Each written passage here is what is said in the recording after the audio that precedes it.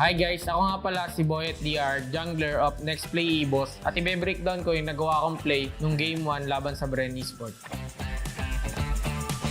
Nandito na rin ang mga players ng ating mga teams para sa kanilang pag-division on this turtle objective. Sisimulan nila to. Alecto, final ball. Petri sa dalawa, kinain agad. Ginagat siya kagad dito ng isang Franco. Brusco DR on point yung pag-abang. Real world manipulation, gagamitin naman dito ng tunay. At si LA's DR nga makapag-control. Kuha pa ng Nexplay EVOS yung turtle. Double kill na, nagwawala kagad dito si Boy DR. Make that a triple kill. Tapos papasok pa sila under the turret. Apat na mapapatumba ng Nexplay EVOS. At agad sila magde-decide na bumasak ng Torres sa gitna. Malinis na execution mula. Anong play talaga na yun, parang, hindi, call na kasi talaga namin na pag humarap talaga si Flap, bibigyan namin. Kasi lagi talaga siyang parang nampopok ng kalaban bago mag-spawn yung turtle. Sinimulan talaga namin yung play na yun. Bigyan muna talaga namin yung harap. Kasi malaki pa naman yung third kaka-spawn lang. Ang main objective ko lang talaga dun is yung turtle and di ko talaga pinansin yung iba dun. Tapos nakita ko na lang din talaga na low, kaya napagawa ko dun sa tatlo. Ang call talaga namin dun, push talaga namin yung mid. Kasi yung play din ng gold lane namin, bumaba talaga siya iniwan niya talaga yung gold lane niya para mabasag namin yung mid lane, which is sobrang sobrang natulong sa amin para mabilis namin din mapanalo yung game 1 namin. Siguro di rin talaga namin magagawa yun kung wala talaga kaming call dun nga. Tulad sa Bening bibigyan namin. Kasi kung di namin nabigyan yun, sure ako na hindi rin ako makakadaan dun eh. Kasi popokin lang talaga ako ng Bene kasi hindi ako makakalapit sa third. Mindset lang talaga namin yung bago ako talaga mag-start parang laruin lang talaga namin kung ano yung nilaro namin with Yelays. Patapang lahat kasi sinasabi naman ni Yelays na siya bahala eh. Kaya ayun lang talaga yung nasa mindset namin, magtapang hanggang magtapang. Siguro yung win condition namin talaga doon yung isang bagay na nga yung nakabasag kami ng turret. Tsaka hindi namin talaga na pigilan namin yung play ng BREN Esports na Digi Melissa, which is sobrang lakas talaga nila sa lane. Ang kagandahan pa lang din kasi sa pag-pick ng Karina is yung para may immune kasi yung first kill niya eh. Number 1 na yun sa Melissa. Hindi makaka-hit sa akin nung makaka-hit yung Melissa, so pwede ako umarap. Then sa objective naman, malakas din talaga yung pang-objective niya kasi dahil sa may skills niya na namamaximize ko yun ng sobra. Tsaka yung Karina kasi pwede mo siya itank plus may damage ka pa. So ayun yung kagandahan talaga sa kanya na pwede pa rin talaga siya i-pick ngayon kahit maraming mas magandang jungle. And salamat din kay Elise kasi parang may natuturo siya na di talaga namin alam eh. Siyempre, hindi naman kami may mga namimiss kami na play na pwede pala yun, ba't di natin gawin? Na ginagawa sa inyo yun, di nyo ba napapansin? Ayun, kaya para sa akin, malaki talaga yung natutulong niya sa team. Simula nung pagpasok niya kasi parang binubus niya yung confidence lalo ng mga kakampi ko. Yung mga medyo nakangapa pa sa stage talaga, yung medyo may kakaba-kaba pa. Sobrang laking tulong talaga ni Yelays lalo na sa inside and outside the game. Ako siguro yung gusto ko lang din talaga makalaban si Renji. Sana paglaruin siya ng ng blacklist pagkalaban kami kasi masyadong mayabang na yun. Masasabi ko lang sa mga kakampi ko parang galingan pa namin kasi unti-unti naman, di naman kami nagmamadali. Siyempre, di talaga sasagi sa isip namin na rookie kami. Siyempre, medyo nakangapa pa sa stage. So, ayun, unti-unti galingan natin and may ilabas din talaga natin yung full potential natin kasi di talaga mawawala sa isipan natin kahit sabihin mong di ka kinakabahan, kakabahan ka talaga eh. Kaya unti-unti lang, di natin kailangan magmadali. And laruin lang, gaya nga ng sinasabi ko lagi kahit sa interview, laruin lang natin kung anong laro natin nung amateur tayo or nung habang nag-i-scrim tayo. No pressure. Sa mga fans ng Nexplay EVOS, sa mga managers, sa mga lahat ng sumusuporta sa start namin ng MPL, yung mga nasa backstage, maraming salamat sa suporta nyo kasi hindi talaga namin parang kakayanin lalo yung pressure kung di nyo kami chinichirap every game, every talo namin, tsaka kada panalo. Lalong-lalo sa boss namin si Boss Banubs, Boss Perds, and Boss Matt. Maraming salamat sa inyo kasi binigyan niyo talaga kami ng opportunity para makadating dito and yun nga, yung pagtutok sa amin everyday na lagi kayong nasa bootcamp. Maraming salamat kasi malaking tulong po yun para sa amin na mga rookie pa lang na nakangapa sa big stage na para matanggal din yung pressure sa amin at mas lalo kami mag-improve. And sa mga fans namin, expect nyo lang na unti-unti darating din tayo talaga sa mananalo tayo. Kakayanin namin para sa inyo. Mas gagalingan pa talaga namin. Promise.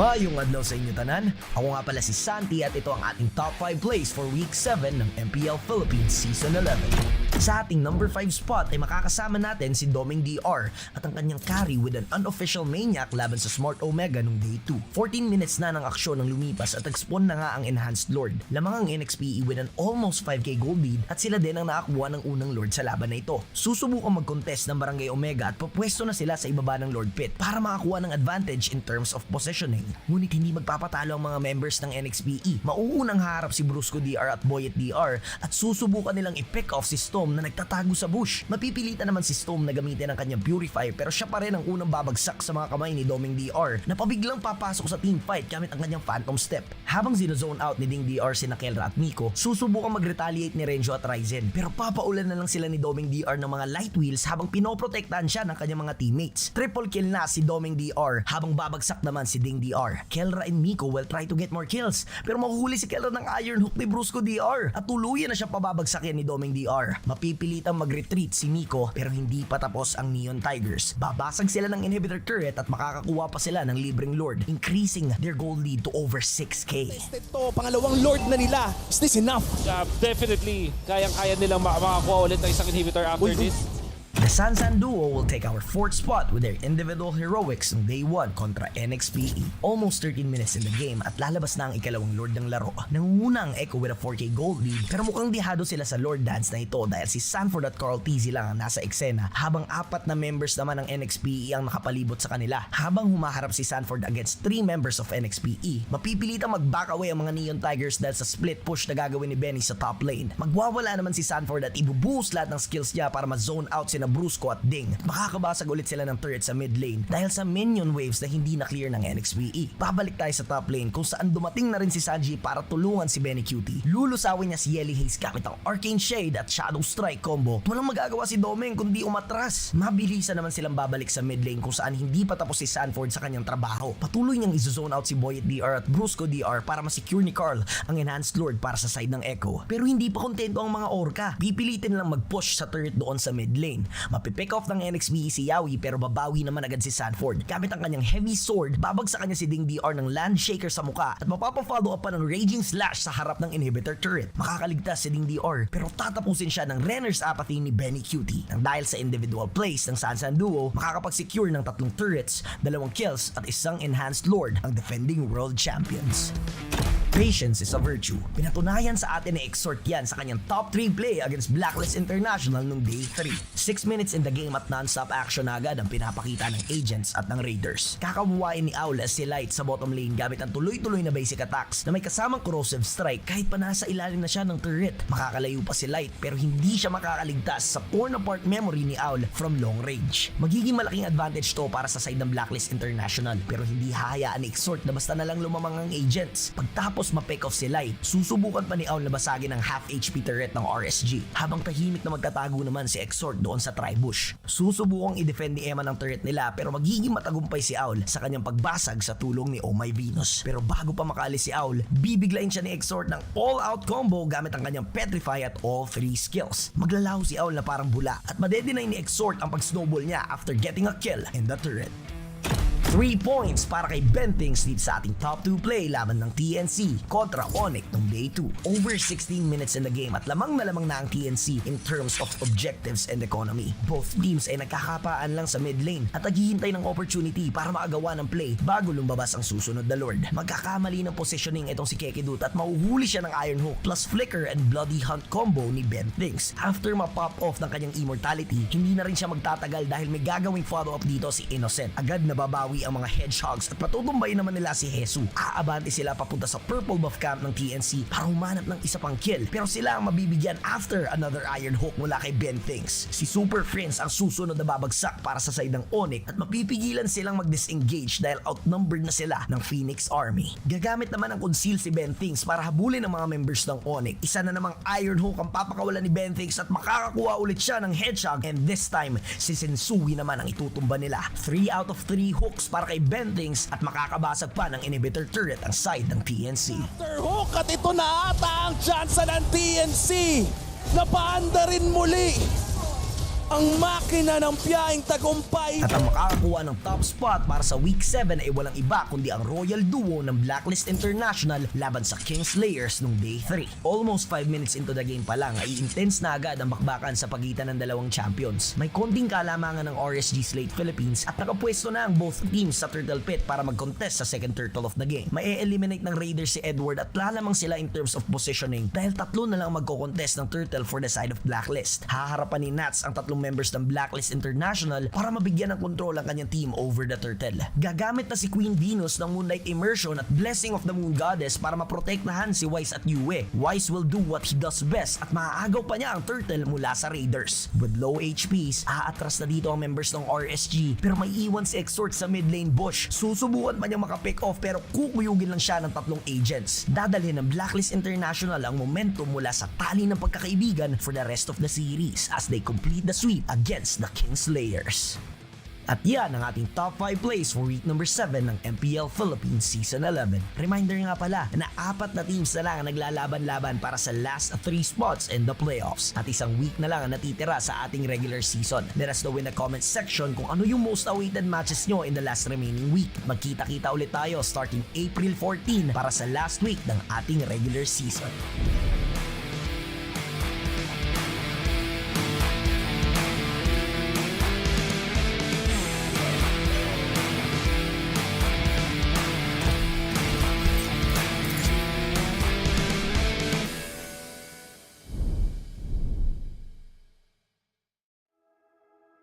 Pala si Renny J, ang role ko dito is fighter from Blacklist International.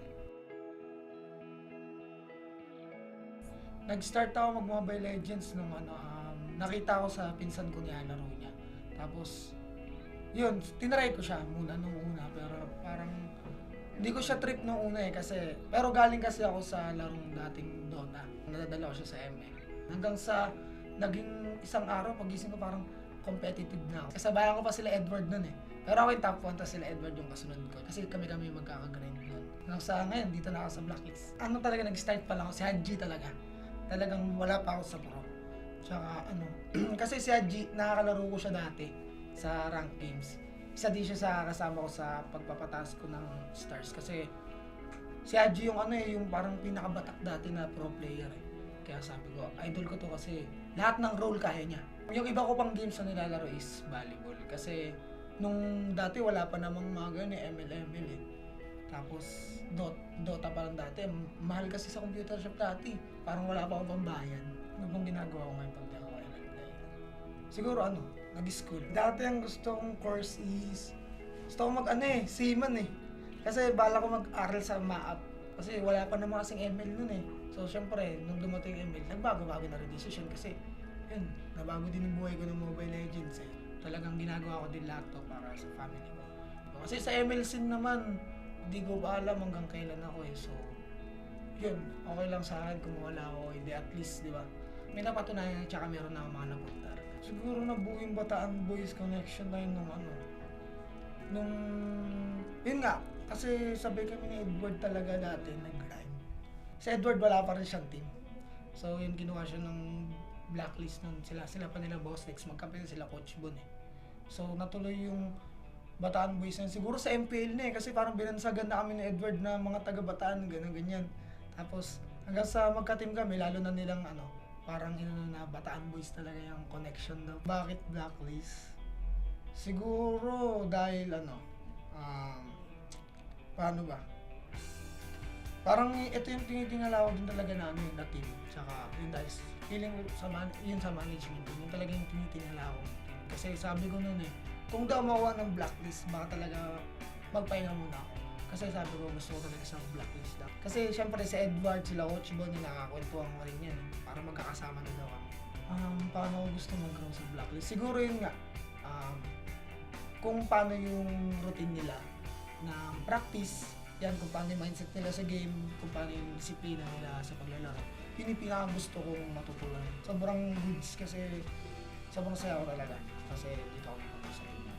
Siguro si Black Renny Jane yung mas focus and mas confident at yun, mas masaya. Yun, shoutout nga pala sa mga agents natin dyan. Iniimbitahan ko nga po pala kayo na supportahan kami sa Season 11 na to. Yung bibigay po namin lahat ng best namin. Thank you sa support. Lahat ng manlalaro, lahat ng teams ngayon ay gustong isemento ang kanilang mga sarili sa kasaysayan ng Mobile Legends sa Pilipinas at talagang uhaw na uhaw para matawag na pinakamalakas sa buong mundo. Sa baluarte ng pinakamalalakas, panigurado, walang ibang daan kundi pataas. Sa gitna ng dismaya, pagdududa, pagkatalo at pagkadapa, bumabangon ng tunay na malakas. Itinatakda ang may sikmurang magpatuloy, pero basang-basa ka na nila. Wala ka nang mailalabas na hindi pa alam ng lahat. Wala ka nang maluloko dito dahil lumilipas rin ang mga alamat. Kumakalat ang kawalang katiyakan. Ito na ang katapusan ng mga nagbabalat kayong Diyos. Umuusbong ang bagong dugo para ibagsak ang nagmamataas. Kaya mo bang sumabay dahil walang naglalakad ng paatras at walang ibang daan kundi pataas?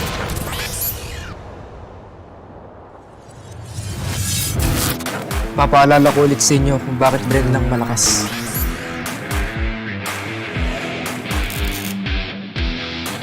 Hindi tatalab sa akin mga bala nyo.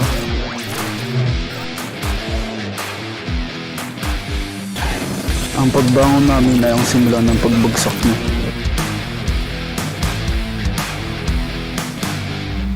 Takbo habang may lupa.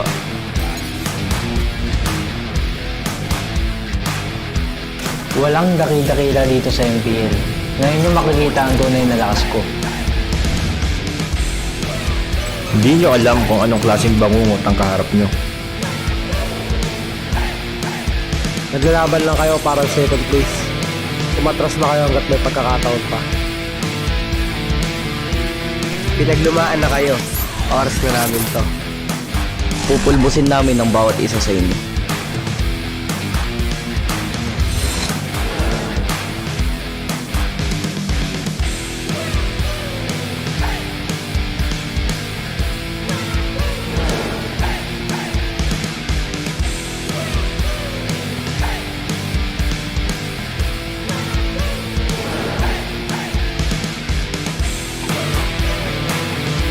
Handa ka na ba?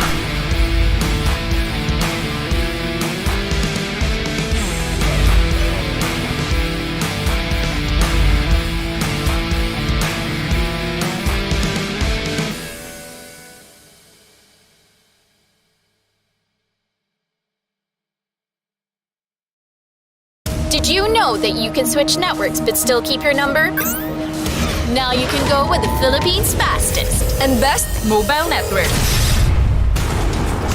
All it takes are 3 easy steps. First, secure your unique subscriber code from your current provider.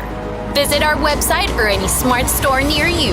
Lastly, activate your smart MNP SIM and you're ready to go. Unleash the power of the Philippines' best mobile network. Switch to the power of smart. When you're in moments that matter most, at last, we time. Live them fully with Smart Power All 99. For 99 pesos, get 8 gigabytes of all-access power. To play. To laugh. To love. Plus, unleash TikTok. And unleash text. Live in the moments that matter most. Today, with Smart Power All 99. Sa 8 gigabytes, ang dami mong masishare. Daming kontenta. Ganyan pagsikat. TNT Double Giga Stories Plus. 8 gig, 50 pesos lang. Load na! Hi friends, hindi na muna ako magpapatawa. Seryoso to. Sa April 26 na ang last day ng SIM registration. Huwag deadmahin ang deadline or your SIM will die. Your number? Dead. Online payments? Dead. Social media? Dead. Tandaan, lahat ng SIM kailangan i-register. Kaya agad-agad mag-SIM reg para hindi SIM dead.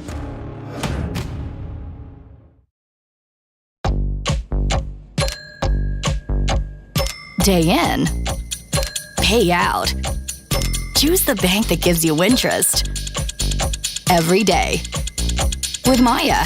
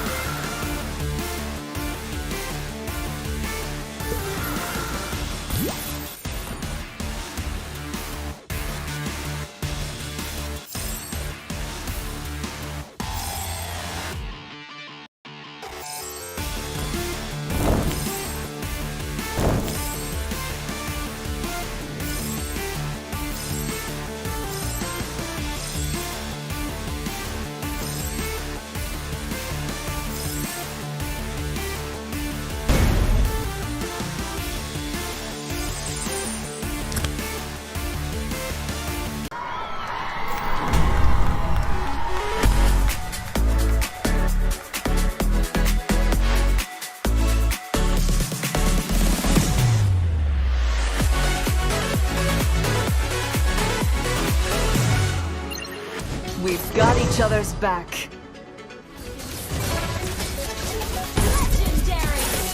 We're the best duet ever.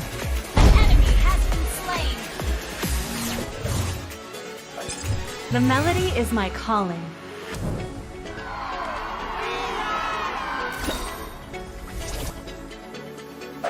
The music of my bow will cleanse their hearts.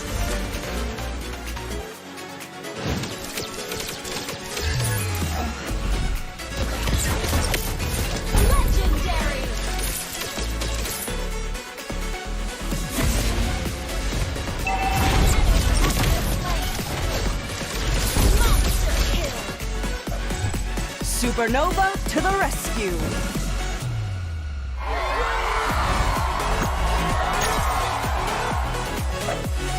Music is the strongest form of magic.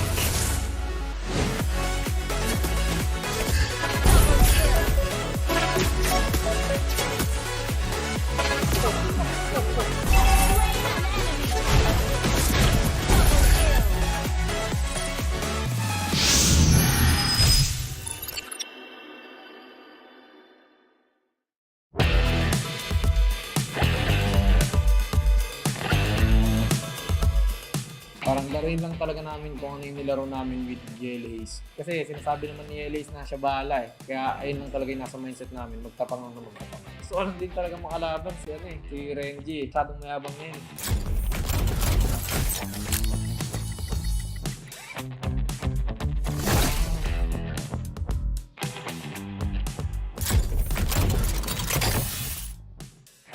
Hi guys! Ako nga pala si Boyet DR, jungler of Nexplay EVOS at i-breakdown ko yung nagawa kong play nung Game 1 laban sa BREN Esports.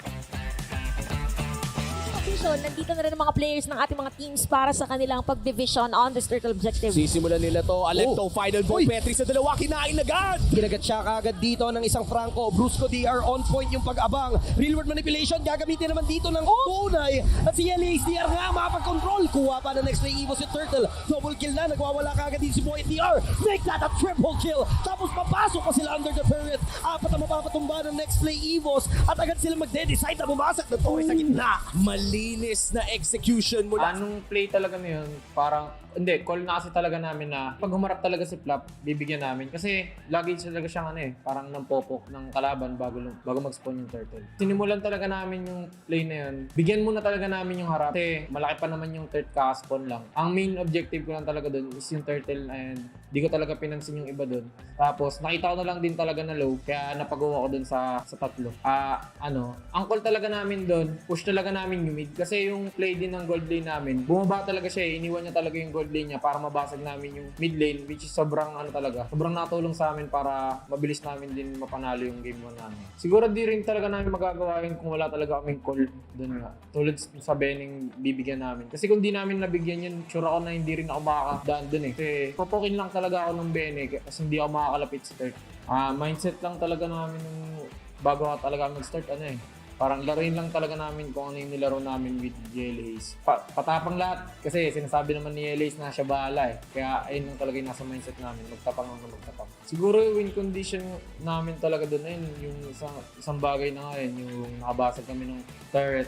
Tsaka hindi namin talaga na pigilan namin yung play ng BREN Esports na Digi Melissa, which is sobrang lakas talaga nila sa lane. Ang kagandahan pa lang din kasi sa pag-pick ng Karina is yung para may immune kasi yung first kill niya eh. Number 1 na yun sa Melissa.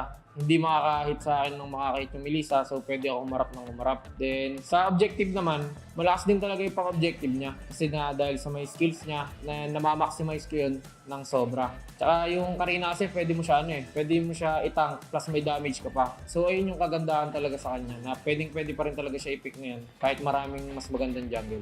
And salamat din kay Lace kasi parang may natuturo siya na di talaga namin alam eh. Siyempre, di naman kami may mga namimiss kami na play na pwede pala yun, ba't di natin gawin? Na ginagawa sa inyo yun, di nyo ba napapansin? Ayun, kaya para sa akin, malaki talaga yung natutulong niya sa team. Simula nung pagpasok niya kasi parang binubos niya yung confidence lalo ng mga kakampi ko. Yung mga medyo nakangapa sa stage talaga, yung medyo may kakaba-kaba pa. Sobrang laking tulong talaga ni Yeleis lalo na sa inside and outside the game. Ako siguro yung gusto ko lang din talaga makalaban si Renji. Sana paglaruin siya ng yun nga, ng blacklist pagkalaban kami kasi masyadong mayabang na yun. Masasabi ko lang sa mga kampi ko, ayun, parang galingan pa namin kasi unti-unti naman, di naman kami nagmamadali. Siyempre, di talaga sasagi sa isip nila namin na rookie kami. Siyempre, medyo nakakapapa sa stage. So, ayun, unti-unti galingan natin and may ilabas din talaga natin yung full potential natin kasi di talaga mawawala sa isipan natin kahit sabihin mong di ka kinakabahan, kakabahan ka talaga eh. Kaya unti-unti lang, di natin kailangan magmadali. And laruin lang, gaya nga ng sinasabi ko lagi kahit sa interview, laruin lang natin kung anong laro natin nung amateur tayo or nung habang nag-scrim tayo. No pressure. Sa mga fans ng Nexplay EVOS, sa mga managers, sa mga lahat ng sumusuporta sa start namin ng MPL, yung mga nasa backstage. Maraming salamat sa suporta nyo kasi hindi talaga namin parang kakayanin lalo yung pressure kung di nyo kami chinichirap. Every game, every talo namin, tsaka kada panalo. Lalang-lalo sa boss namin si Boss Banugs, Boss Perds, and Boss Matt. Maraming salamat sa inyo kasi binigyan niyo talaga kami ng opportunity para makadating dito. And yun nga, yung pagtutok sa amin everyday na lagi kayong nasa bootcamp, maraming salamat kasi malaking tulong po yun para sa amin na mga rookie pa lang na nangangapa sa big stage na para matanggal din yung pressure sa amin at mas lalo kami mag-improve.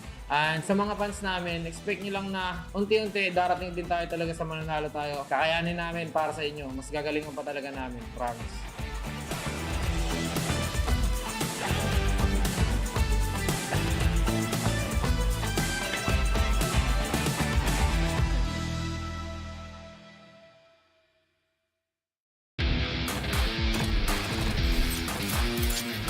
Mayong adlaw sa inyo tanan, ako nga pala si Santi at ito ang ating top 5 plays for Week 7 ng MPL Philippines Season 11.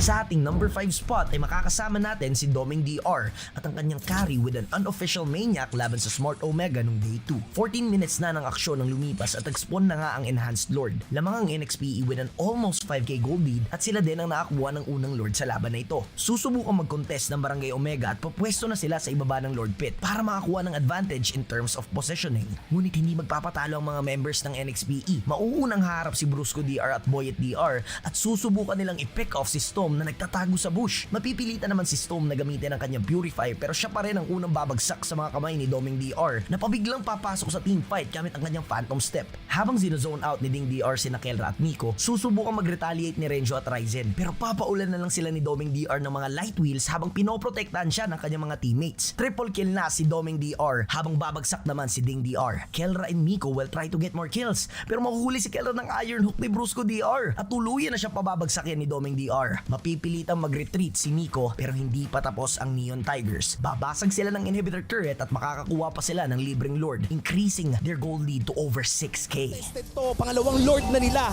Is this enough? Definitely. Kayang-kaya nilang makakuha ulit ng isang inhibitor after this. The Sansan duo will take our 4th spot with their individual heroics on Day 1 kontra NXPE. Almost 13 minutes in the game at lalabas na ang ikalawang Lord ng laro. Nangunguna ang Echo with a 4k gold lead pero mukhang dihado sila sa Lord dance na ito dahil si Sanford at Carl TZ lang ang nasa eksena habang 4 na members naman ng NXPE ang nakapalibot sa kanila. Habang humaharap si Sanford against 3 members of NXPE, mapipilitang mag-back away ang mga Neon Tigers dahil sa split push na gagawin ni Benny sa top lane. Magwawala naman si Sanford at ibubuhos lahat ng skills niya para ma-zone out sina Brusco at Ding. Makakabasag ulit sila ng turret sa mid lane dahil sa minion waves na hindi na clear ng NXPE. Pabalik tayo sa top lane kung saan dumating na rin si Sanji para tulungan si Benny Cutie. Lulusawin niya si Yelly Haze gamit ang Arcane Shade at Shadow Strike combo. Walang magagawa si Doming kundi umatras. Mabilisan naman silang babalik sa mid lane.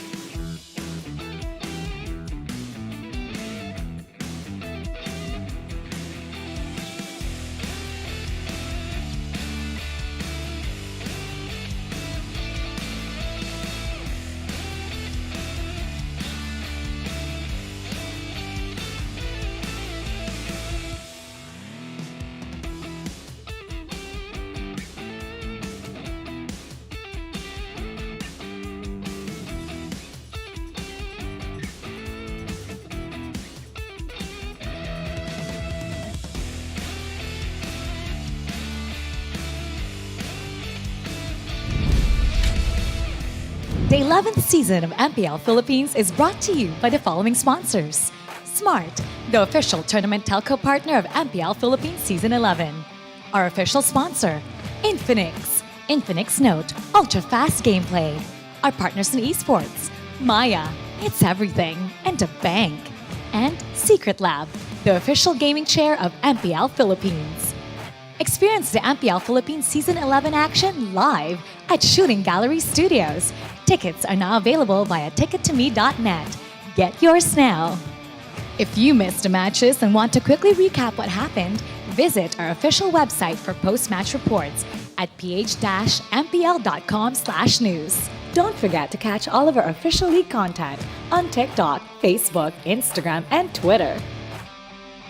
To ensure the quality and fairness of our games, MPL Philippines is also monitored and supervised by the Games and Amusement Board.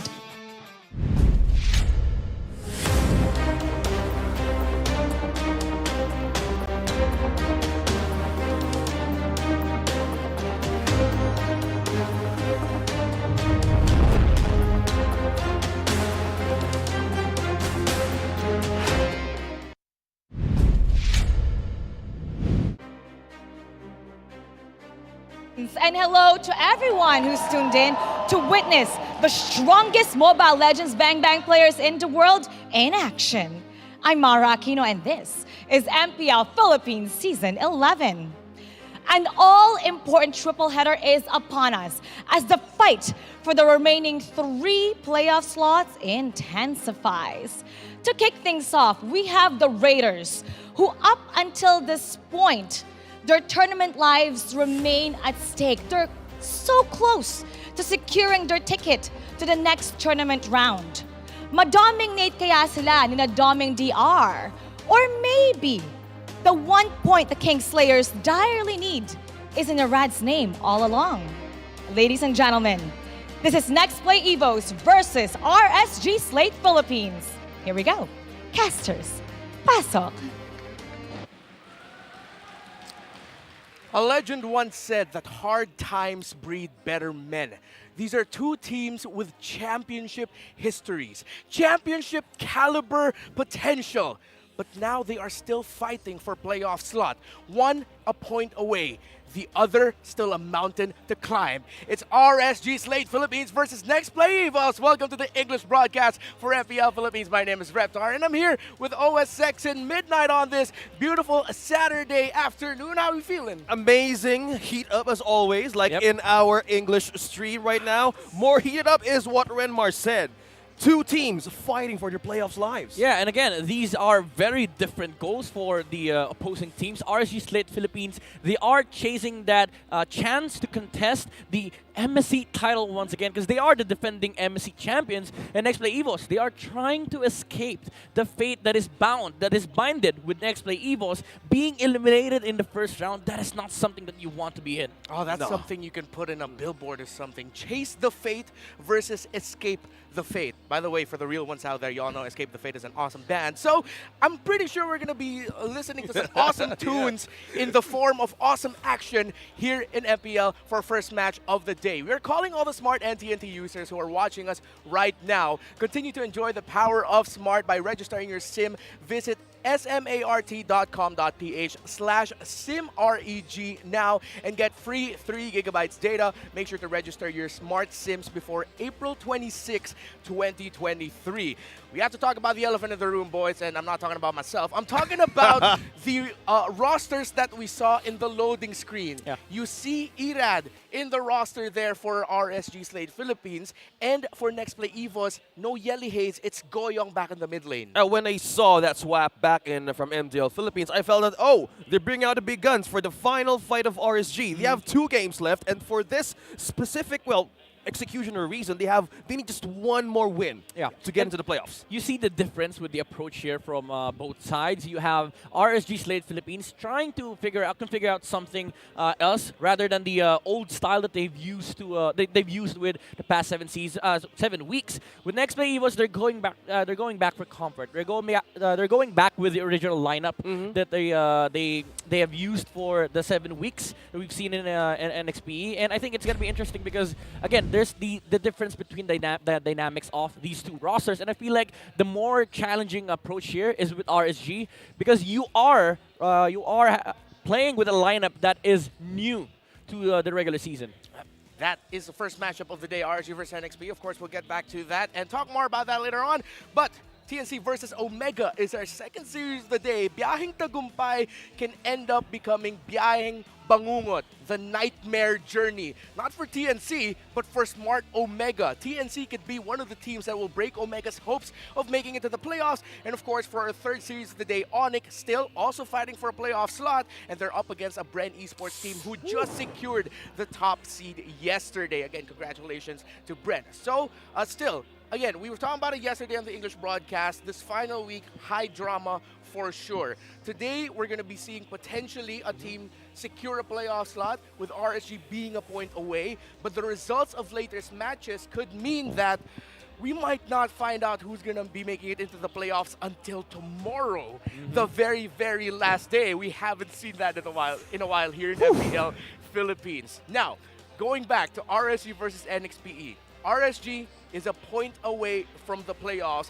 Can Irad secure it? It's kind of poetic, OSX. Irad has a 1 for an eye in his name. Yeah, and and if all the casters know, you know who stands or what stands for the 1 for an eye, right? But for that uniqueness of that name, Irad back in last year on MPL Invitational, he was one of the players who actually gave way for RSG to go into the grand finals. Yeah, it is. It is kind of I would say a flavor that they have tasted already, but there is no precedence when it comes to regular season contention for RSG Slate Philippines. To add to that, this is an entirely different team that Irad will be playing in. Although there are familiar faces in this roster, the thing is, this is still new, especially for the audience. This is something new for us to witness, but I do feel like it is a change that RSG kind of needed, especially with Irad's consistency in his performance in MDL. I feel like it's one of the few things that Panda really intends to show in this match, the consistency of Irad and his flexibility to play various heroes with RSG Slate Philippines. He is an amazing jungler on the assassin and utility roles. Yep, he is diverse in his hero pool. But he is well known for those who watched MPLI before, as OSX mentioned. He was the Martis man. During that tournament, he played a lot of Martis, and he was an absolute menace with it. Now, to contextualize the little bit of pressure that Irad has on his shoulders here, they are 1 point away from securing their playoff slot. RSG is on a 4-game losing streak after suffering back-to-back losses against BREN and Blacklist, which they dominated the first leg. This puts some sense into Coach Panda's frustration about their playstyle. OSX, this point, very tenured here in the MPL. We've seen the journey of RSG Slate, and before still RSG with Coach Panda. Yep. What do you feel about the aura that RSG Slate has now? It seems a little bit different compared to what they felt like as a team in Season 8, 9, and 10. Well, comparing back on season and how they went in the first seed in the playoffs, also in Season 10, now it's a bit of a struggle, RSG. It's a bit of like, they wanted to pull off something, but there was always some of those hurdles that they needed to fix. On some, we talk about chemistry, we talk about playstyle, but on some points, RSG is, even the first year of Coach Panda, he feels that he wants to fix something, and even him expressed that they even perform worst from an MDL team. Yeah, that's heavy. So there seems to be something holding RSG back. If it's something within themselves, only time will tell, and they will tell us maybe one of these days. But all we know is they are 1 point away. With Irad joining in from MDL, will he be able to help RSG Slate secure not only RSG's ticket to the playoffs, but back to MSC as well? Midnight, RSG Slate in MSC, potentially, if they make it. How do you feel about that? Well, it is a contention chance for RSG, and I feel like they have a good chance. They just have to go to the playoffs. All right, so now let's talk to the players behind the scenes and see what they're feeling heading up to this match.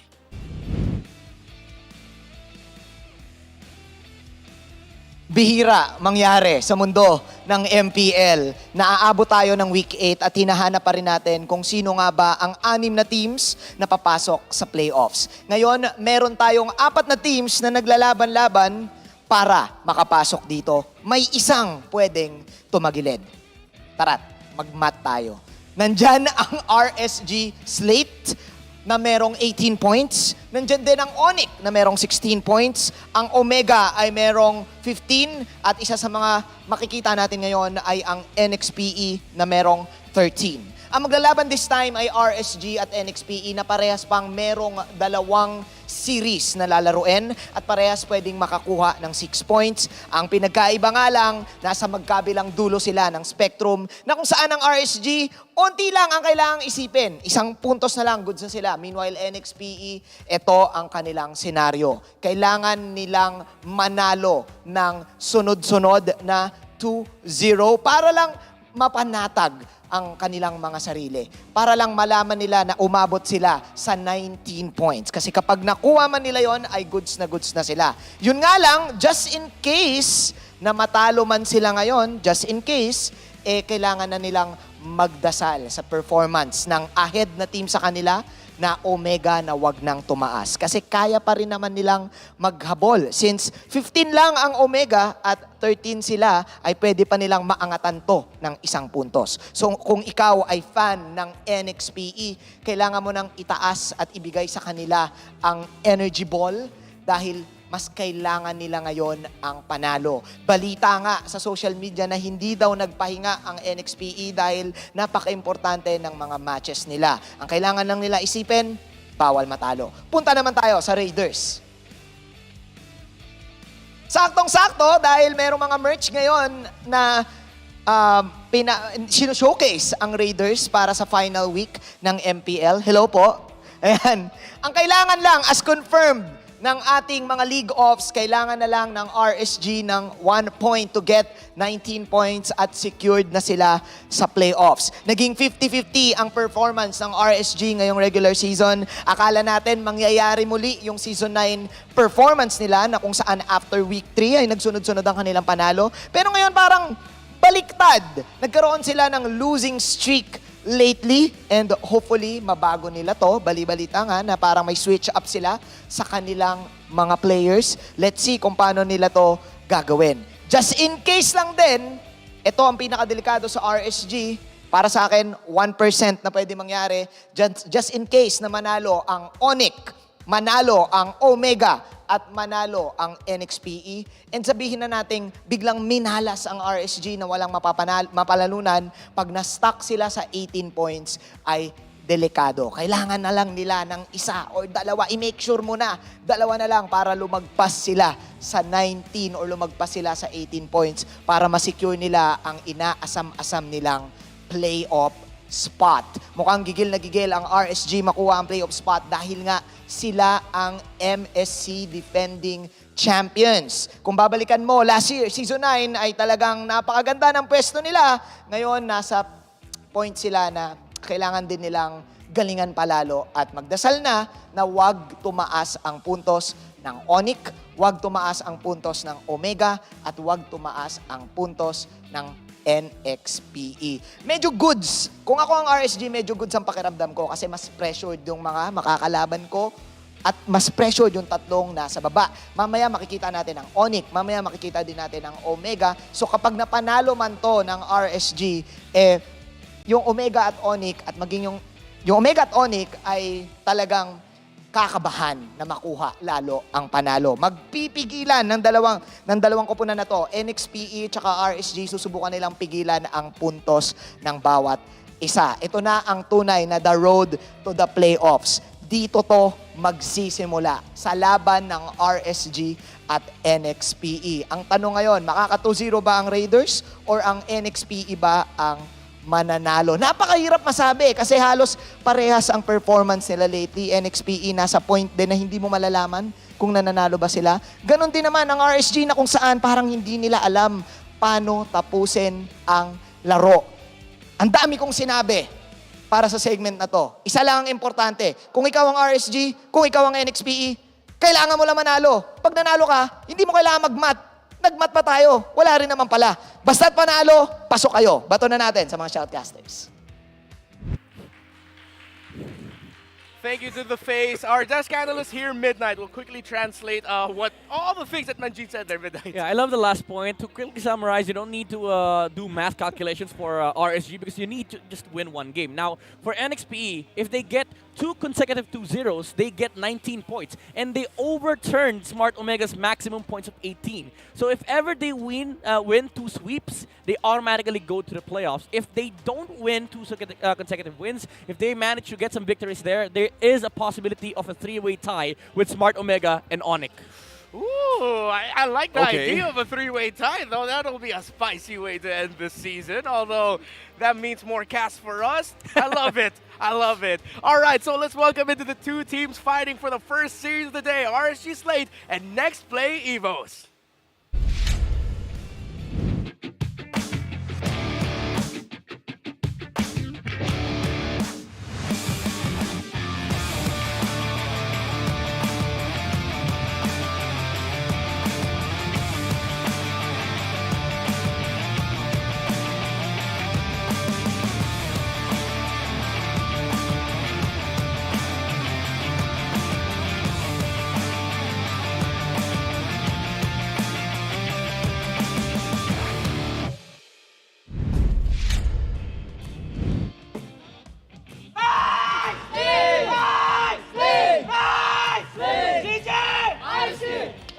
Everyone knows it's easy to lose your way during hard times, but this team has championship blood in their veins. Allow me to remind you that they are still the reigning champions of MSC RSG Slate Philippines.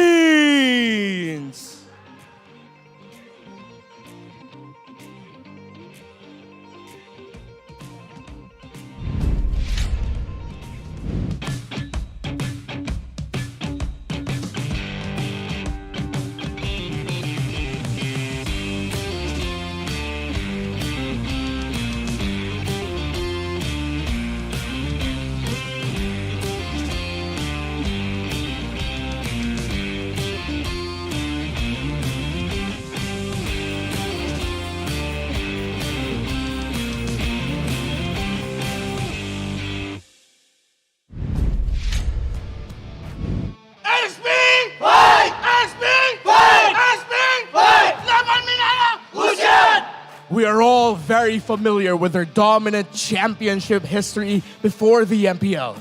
The road here hasn't been easy, but they're getting stronger and getting closer to their playoffs goal. Welcome, Nexplay EVOS!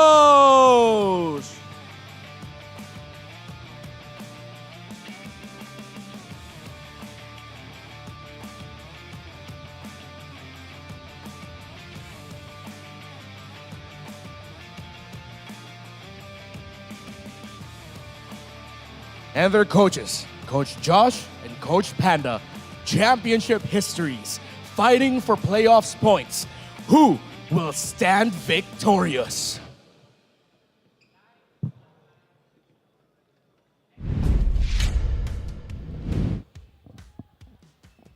Let's take a look at this debut lineup for RSG Slate. All familiar with Emma, Nats, Exord, and Light, but making his debut once again, it's Irad. It's still a surprise right now for RSG that they wanted to take this gamble on the last week of the regular season, maybe to put some possible way of gaining their win this time around. Coming from a loss, Irad has been one heck of a good chemistry player back in their own way on how he managed to have this swap possible for RSG. Without this, HU is not here for this one. Now he's now the jungler for RSG. It's kind of a blind side against NXPE. You know, if you're the Tigers, you don't have anything to expect coming out from the jungler of RSG. Even though you have past performances, it's not enough. Those data does not suffice because MPL playstyle is a different ball game, but I feel like the change coming up from RSG is quite needed, especially with with a precedence of OWL coming to Blacklist International. It is something that changes up and shakes up the things for MPL, and the dynamics and chemistry of RSG Slate Philippines would of course take effect into into the upcoming matchup. For one, jungler heroes will be different here for both sides. Even though for Yeah. NXPE, it will kind of be the same. It's hard to fight into RSG Slate Philippines without having full background as to what are the heroes that Irad has been using with this roster. Because you do have data from MDL, but this is a different team altogether. Yeah. Yeah. Remembering what our friends over in the MDL, our co-talents there in the MDL talks about, Irad is a standout for RSG Ignite, the MDL team of RSG Slate. And it's good to see that he is here in the MPL. And I like that we mentioned playstyle. In terms of the hero pools, you can get the data of that, but it's how does this guy move in the game? How does he rotate? What does he prioritize? Even though you can get a little bit of info from just watching, it's the in-game familiarity that that their opponents here have to get used to. Yeah, with that being said, now all boils down on how he managed to go with the scrims with the current roster of RSG. Yeah, speaking about familiarity, NXPE, they're playing with a very familiar lineup. We've seen Doming, Boyet, Ding, Goyong, and Brusco DR play with each other for a couple of years now. Again, this is the team that is touted as one of the best, if not the best, amateur team to ever grace the MLBB scene with 11 to 14 championships under their belt. This is a different challenge, however. They are up against the current champions of MSC, and Goyong DR will be filling in here for NXPE without Yellow Haze, without that captaincy material. It is kind of a question for the Tigers if they are able to overcome their past challenges of actually closing out these victories, because endgame conditions has been really, really dark for NXPE. Although the chemistry is there, the gameplay is there, the familiarity of playstyle, you still have to convert that into final team fight victories, which is hard to do because, again, you are playing into one of the most fundamentally objective-based gameplay here against RSG, and you're playing blind. Yeah, as we look at the team head-to-head here, we do have to mention a fact about these two teams. There's a certain aura about them where I think it's very unanimous to the community, everyone watching. RSG Slate have put a lot of pressure onto themselves. Nexplay EVOS, in a way, have recently done that. As you all know, here in the Philippines, we went on a Holy Week break. And during that break, Nexplay EVOS did not rest. They scrimmed. They worked. They didn't go home to their families. They worked their butts off because they want to make it to the playoffs. Yeah, I want to be wrong about this because I agree with what Midnight said about how Yellow Haze with a deep experience and how he added so much to the table on how they managed to get a win on those big of a threats here in MPL Season 11. I believe with you, Ranmar, saying the fact that they did not rest, maybe this is something that, hey, let's give them a chance for this one. Yeah, build up the chemistry, get the grooves going, get the familiarity between the individual players of NXPE. But again, you have to convert that onto those endgame conditions, because that has been the problem of NXPE since week 3 to week 5. Like maintaining your balance and actually converting those leads that you have in the early game into endgame victories. Yeah, we've talked about some of the conditions now in the broader sense of it, and some specifics as well from Midnight and OSX, but just a moment, we're going to be hearing the keys of victory that they need to pull off. These are two teams where you look at it from position to position. There's a lot of points that can be made, arguments that can be made that they are going to be the guy to watch out for. The Eman versus Doming matchup, the Light versus Brusco matchup, the mid lane of Exort versus Goyong. You can recite all of that and say that any of these could be the crucial points of focus for us to watch out for here. Again, a little bit more for Nexplay EVOS. They have to do a lot more here to really bring themselves closer to their playoffs hopes. Yeah, as they debut here on MPL Season 11, this is what they can do. I know in the being one of the teams, rookie teams in MPL Philippines Season 11, they got nothing to lose, but if they have something to prove, do it. Because we were talking about conditions. So maybe this time around, they have something to show against RSG. All right, it is time now to hear the Infinix keys to victory. We're going to listen as well here, so you sit down and listen as we hear about it in just a moment. I'm looking forward to know what the keys to victory will be. So, toss you on over to the analyst over on the Filipino broadcast. We'll be back in a bit. Very important match for Nexplay EVOS dahil gusto nila makapasok sa playoffs. Para naman sa RSG, they only need 1 point. At paano nga ba nila maabot yung single point na yun? For RSG, ang kanilang keys to victory brought to us by Infinix is it should be coming from Irad. There's a reason definitely kung bakit nila gamitin si Irad at malaking dynamic change to dun sa kanilang composition. For example, we know na kapag si H yung ginagamit nila, Fred rin yung kanilang typically pinipili at mas pinaprioritize yung playmaking heroes like tank utility junglers for H2. Irad, we know him as a very explosive assassin jungler. Naglalaro din naman siya ng mga tank/utility junglers pero naging sikat talaga siya dun sa mga mas aktibong mga junglers. So, yung change in dynamic, siguro ito yung kailangan talagang ipakita ng side ng RSG. For Nexplay EVOS, who also needs every single point in this series, kailangan nilang i-dominate etong si Eman. Meaning to say, kailangan nilang manalo dun sa may gold lane matchup. Nakita natin in the previous series in this MPL mismo na may mga games na de-decide dahil lang dun sa gold lane versus gold lane differences. At yun ang pwede nating expect dito. If the Nexplay EVOS wants to win, they need to really utilize that. Lastly, para naman sa dalawang teams natin, bigay na talaga ang lahat. Fight for your playoff lives. That is still true for RSG na may chance pa rin mawala sa playoffs, and that is very true for Nexplay EVOS. Yan po ating keys to victory brought us by Infinix. Okay, so there on the side of Nexplay EVOS, it seems to be dominate Eman. Yeah. It seems to be back to basics here for Nexplay EVOS, where put everything you have on Domeng and do what you can to stop the gold laner for RSG's lane. You know what's interesting? Even though NXPE's situation right now is kind of skewed because they have had worse games compared to RSG, Domeng has one of the most consistent stat lines out of all the gold laners. True. Like, he is up there with Super Marco, with Eman, even Kelra. I think by week 6, he was outperforming Kelra by stats alone. And I feel like that is a testament to the skill of the player. Again, look, just looking at the stats, you would not expect this from a team that is currently sitting at the 7th place in the regular season.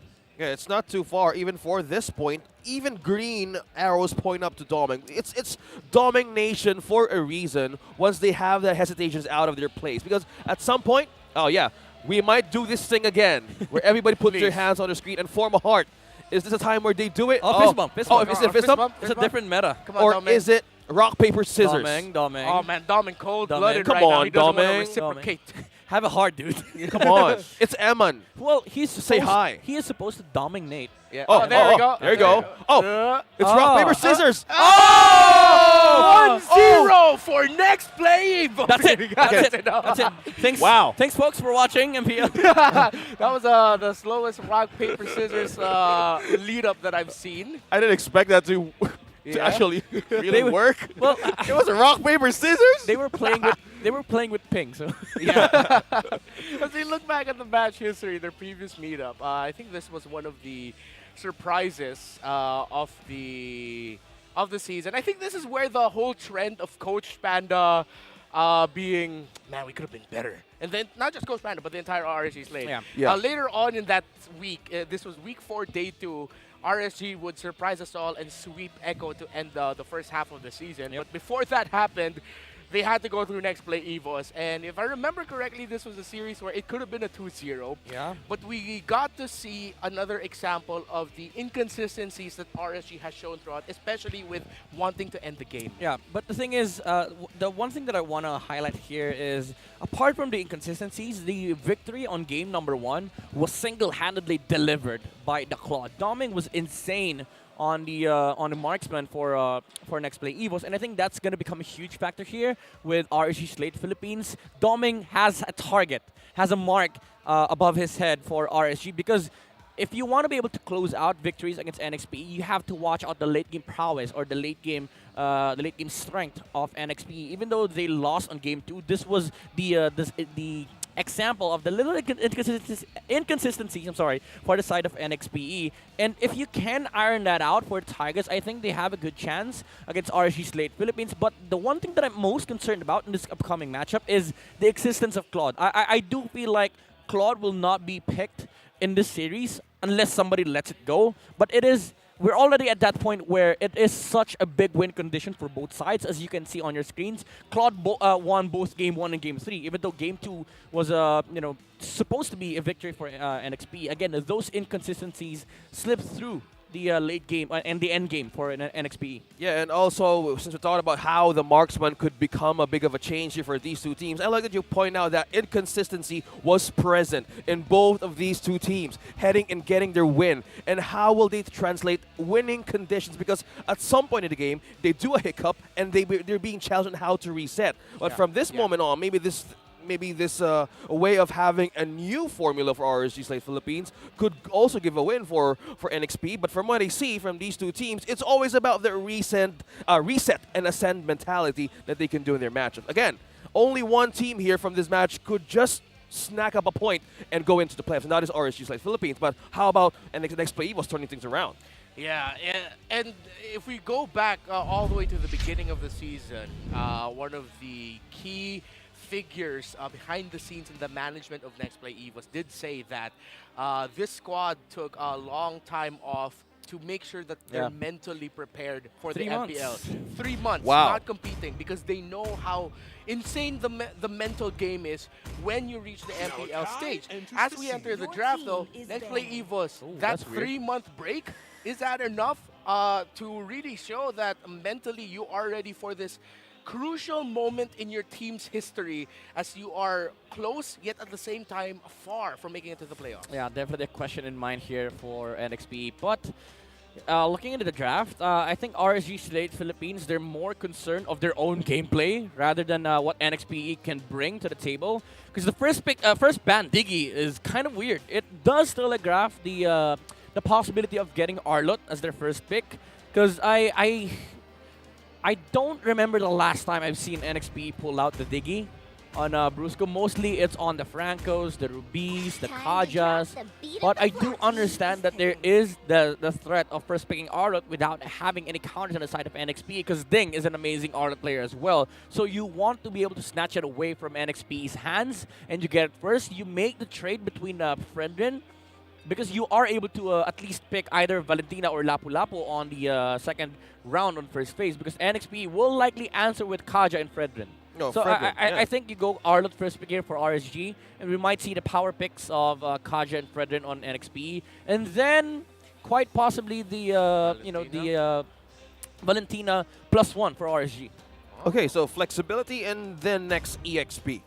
For RSG. So let's see how they goes, because this is a trade that Coach Pandit wanted to do. So will it be for Nats or will it be for Irad? Because right now, as we look upon his hero pool, there you go. Could be a different one. Yes, you're right about the Arl. So it's got XP late. Yeah, it's likely for NXPE to get. It's likely for them to get the Fredrin and Kaja, because it is just tempting as hell. Because you don't want to be losing out on these OP hero picks on first phase, because if you don't pick Kaja, let's say you go Valentina here for the snatch on the final slash, RSU will get Kaja, and light on heroes like this, if you give him heroes that have insane catch and the capability to just take down heroes, you're going to lose out on a lot of team fights. So they did go for Kaja Fredrin, and I feel like you answer up with the Valentina +1. Maybe you consider picking up the Claude here for RSG Slate Philippines, because you are getting that big win condition on the marksman role. Third pick for NXP. How does the glue sound, though? Ooh, it is still open I love for that them. one. So maybe that's a factor that RSG is looking at. That the third pick of Nexplay EVOS could be the glue. I like it. Even though you are up against a Claude, which most teams would try to stay away from if you're the glue player. It's not a fun time playing against a Claude. It does sound decent, because at least you're removing tanky frontliners on the lineup of RSG, because it's hard for you to play against a glue, because you're not going to be able to do your job, which is to zone properly, and you're not going to be able to provide space for the Claude. But they go for the Lancelot and Kadita. It's a big surprise. Yeah, so they trade power picks, and instead they go for comfort picks, which in the hands of RSG are still power picks. They did, however, just give out the Valentina back to NXPE, but I think you prioritize picking Claude here for the Tigers, because it is just a good hero against this matchup. And it can also play against the Arlott and Lancelot. You don't have to worry about being bursted down because you can use the Purify against the Kadita. And you're limiting the options here for RSG because you can ban out the remaining catch against the Claude, like the Francos, even the Grok of Light. To be able to make sure that the Blazing Duet goes through on the team fight. But they go for the Kagura, which is weird because it's kind of too early for NXPE. Yeah. You might have wanted to reserve that up until the last phase, but I do understand the reasoning behind it because you can still pick up the Claude on first pick, second phase. But RSG, they might be eyeing at banning out some marksmen here against NXPE because they can play both the Beatrix and Melissa. Again, I am very surprised as well. I thought if they were gonna, in the back of my head, I was thinking maybe Nexplay EVOS are focusing comforts. I wouldn't be surprised if they pick Kagura later on, maybe even as their last pick in the mid. But with the glue open, the fact that they're red side, if ever, okay, the Claude was taken away, a glue could have been fantastic here. Yeah. But let's see, maybe NXP can still pick that up later on, but RSG might actually have their eyes set on banning that out because now they know that marksman trades are going to be up on the board. Beatrix's, Melissa's will be being fought for here. Yeah, speaking of trades, we're talking about setting up the pace for the EXP laners, both Eman and also Ding, who always makes the pace here for these two teams. So with that, guys, being said on this draft, so the NXP is trying to ban out some comfort heroes for light because as RSG is going for, do you want comfort, do you want strength, do you want power? But on how Nexplay EVOS is doing this, it's much on their own flavor, but on this last part, they're trying to experiment things. Could be very risky. It's more of the identity here for Nexplay EVOS. Now, I don't like the Atlas ban, even though well, it is weird because you have the Kaja, even though it's kind of countered by Atlas. Not direct counter, but it's hard to play Kaja into Atlas. You have a Kagura, so I think they're more scared of the hero pool of light, but I would rather respect other heroes like the Francos, the Groks, because there is that potential for RSG to pull off those stints, especially with you know, a Kadita and Arlott on their side. Light does not need to check bushes because he has a lot of heroes to for him to do that. He has a lot of heroes that can do that for him. Especially with Lancelot being a tank now, you know, Lancelots love checking bushes. Shoutouts to H2 back in Season 8. They removed the glue. Yuzong is open, however, for NXPE, so I think that's gonna be a power pick here for NXPE because you can reserve the marksman on the later part of the draft. The last pick is much more powerful for NXPE. It is a battle between Melissa and Beatrix, though. Who's gonna get that? So NXP take the Melissa instead, up against an Arlott and Lancelot. And so that's why they removed the Atlas. Okay, so that's why your gears are starting to grind now. You need some oil? RSG for sure they're gonna get the Beatrix because they do need the wave clear. I mean, I do understand that Melissa was such a good pick considering that Atlas was banned, but you don't mind playing into it. You have a Kaja, you have a Kagura, you know? You have a Fredrin. Fredrin doesn't mind playing into Melissa. You're basically a normal marksman. Like, there's no difference. Fredrin does not treat Melissa as a counter. A part of me is thinking slightly Galaxy Brain stuff here, but I don't think we'll see any more switches for the Kaja and Fredrin. Last picks there for RSG, Beatrix, Lolita. Oh my goodness, this is a strong lineup for RSG. I think you have to go Benedetta here for Ding. I don't see Yuzong being played here. The Yuzong will have a hard time. So it's all about evades now on you're going to go up against RSG Slate Philippines because I heard this is a strength of the Raiders who have been using their wins throughout the regular season. So now how do you even slip past? I mean, you can still argue that the Yuzong sounds nice, but I would rather have an explainer that can fight for prolonged periods of time because it is going to come into a halt whenever they try to approach for team fights on both sides. And the victor would always be the ones who can be more patient. And I think NXPE has more time on their side if they pick up the Benedetta. And it is. Okay. Right on the money there, Midnight. And some slight surprising decisions here by Nexplay EVOS, to say the least. RSG have drafted a lineup that looks, quite honestly, very RSG. Is this Benedetta going to be enough, though, to sort of counteract what RSG wants to pull off? I would say whoever wins XP lane gets a massive victory and a massive momentum on early game on the first 5 minutes of the game, because this Benedetta can just go wild against the heroes of RSG Slate Philippines. He can roam around the map for NXPE, and you can say the same thing for the other side. Like this Arlot will become a huge burden for NXPE, because the amount of zoning capability that RSG Slate Philippines has, if they don't have the firepower on NXPE, you might lose out on early game resource control. Yeah, Arlot's been a complete player favorite, and in terms of how we're looking at the Nexplay EVOS composition, it's more like a team invade. And what if all else fails? What are you gonna do? Yeah. So to put it simply, it seems like the RSG lineup here, they have a much shorter checklist of what they need to do to get this victory, while the lineup of Nexplay EVOS a little bit more, how do I say this, not on paper, it doesn't gel as well as the RSG lineup, hence why their checklist is much longer. It's much more difficult to pull off. Yep. RSG's lineup is more tamed compared to NXPE, because for NXPE, you are strong when it comes to pickoffs, but against a fundamentally based gameplay, you have to do a lot of things. And you have to go wild, you have to go crazy, you have to be creative, because RSG Slate Philippines will not be isolated. They will group up for team fights. At some point in the game, a poll will show up. You only have until the timer runs out to comment your prediction with the hashtag SmartPowers MPL-S11. One lucky commenter who guesses correctly will win a redeemable in-game code. Remember, keep an eye out for the poll. So, we've set up the early game conditions. How are mid-game power spikes looking now for these two teams? I love the power spike of RSG. You know, it's Akadita and Beatrix. It's still leaning towards them. How do you manage the catch? Yeah, you have this divine judgment from the Kaja, but how you evade the rough waves, right? Yeah. And here's the thing. There is a setter for RSG Slate Philippines. If you look at the lineup of NXPE, the way you imagine the team fights breaking out for them is it can only go two ways. It's either a complete zone out from both the Fredrin and the Benedetta, or they get pickoffs, constant pickoffs with either Kagura, the Kaja, to be able to make space for the Melissas to farm up. All right, quick look at the heroes. Conditions discussed. RSG Slate look like they have drafted themselves a lineup much easier to pull off. And I mean, you are 1 point away. Might as well do it. Nexplay EVOS need to do a lot more to make this work. RSG Slate, Nexplay EVOS. The word of the day is win. 4 teams fighting for the tournament lives, but now we've seen how Nexplay EVOS would want to have guardians or guidance for a Boyet for this one.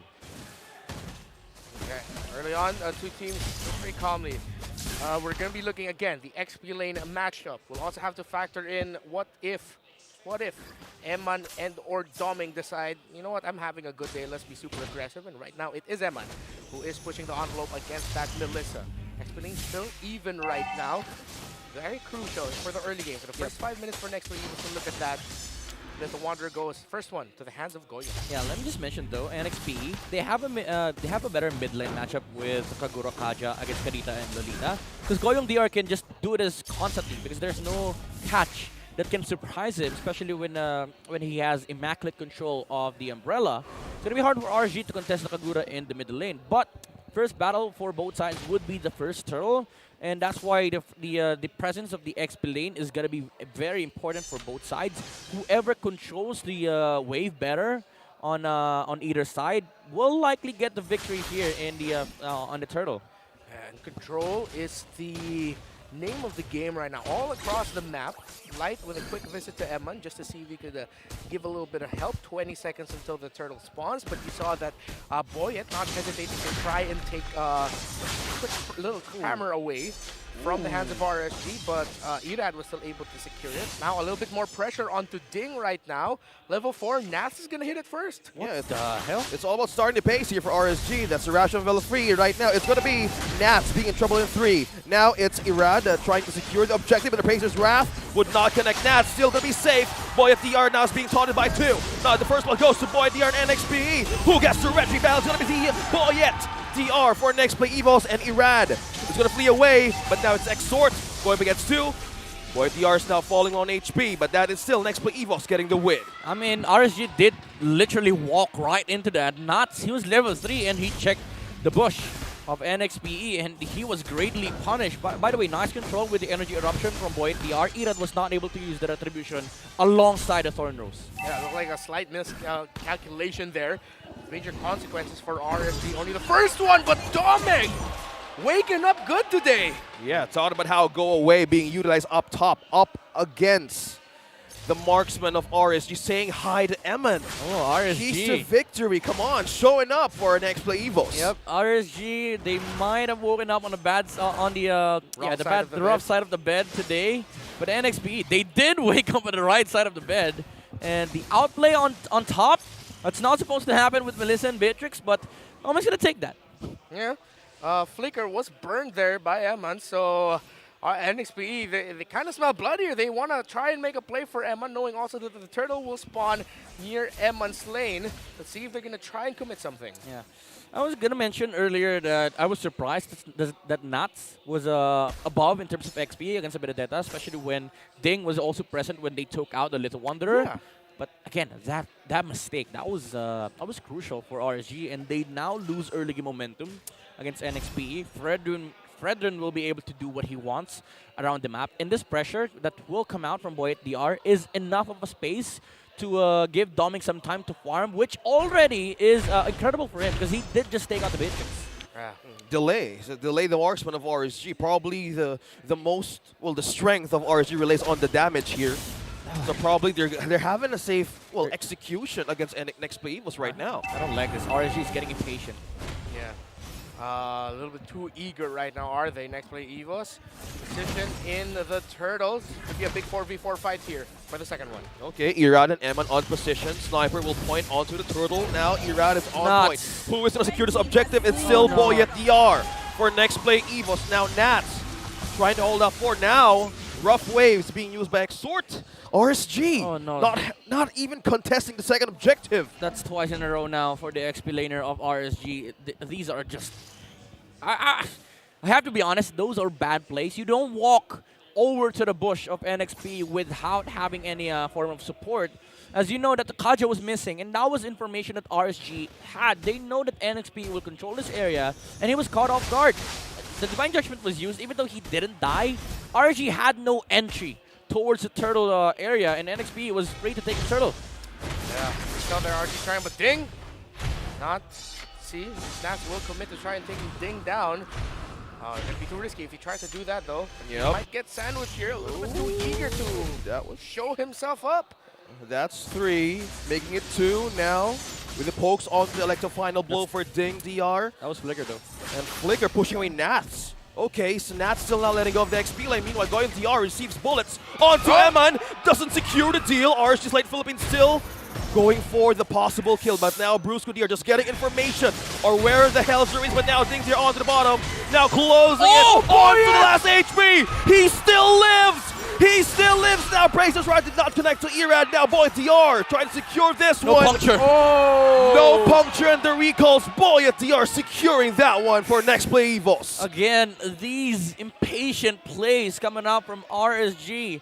There was no need for the Lancehook to follow up on that. They could have just taken out some minions, put some damage to the tower. And NXPE, they're outplaying RSG at the moment. Yeah, RSG showing impatience. Nexplay EVOS showing a lot of patience, very calculated. Boyet has had now 2 very epic goals. Okay, now the judgment. 2. Lumen Blast connecting to 1. Brusco DR is the next target of RSG now. Boyet DR being zoning out 1, but Nats evading in enemy lines now. Trapped. Doming secures the kill, and now Irad as well trying to be behind of Nexplay EVOS, but now what are they gonna do? Irad is now dropping low, but Boyet DR is still not letting him go. Light trying to hold on for 2. And now it's still Nexplay EVOS gaining the 3rd turtle now. Yep, so this was what I was talking about earlier when it comes to momentum. Both sides can equally get their own momentum, and now NXP were the victors of the early game. That's why you're seeing this. But I want to highlight the trigger discipline coming out from Doming. He waited for the Arlo to lose all the stacks with the Vengeance before he popped the Go Away. And Nuts didn't have any form of access towards Doming DR, and he was sitting at pretty low HP, and NXP, again, outplays after outplays. That Divine Judgment over to the Kadita. They were caught off guard with the Petrify, but he was not able to follow it up with Rough Waves. Yeah, trigger discipline. A great way to put it. That's what Nexplay EVOS has in spades right now. It's a team with trigger discipline going up against a team knowing that they're just a point away. They're just spraying and praying right now is RSG. You know, they need to pray harder, louder, and prouder, but now it's still going to be YTR, the casualty of Nexplay EVOS. On the side of RSG Slate Philippines, how will Ding manage to secure up against 4? Look at the damage. Oh my God, but now it's all mayhem in the side of RSG. Now what's the turn back? What's the counter punch? Oh, Nuts! Now Nuts is going to be the one going in the front of Nexplay right now, but Irat secures the kill, and that is still Nexplay was holding the line, but Doming is not going to be on to the point of going back, but Brusco is now falling back, but Irad, what a trade, who won? Yeah, Irad popped off. The Lancelot had so many punctures there, the stacks, the amount of passive, and the damage that he outputs for RSG Slate Philippines. It doesn't even feel like it's a tank slot, you know? He was able to nuke down the heroes of NXPE, but Ding?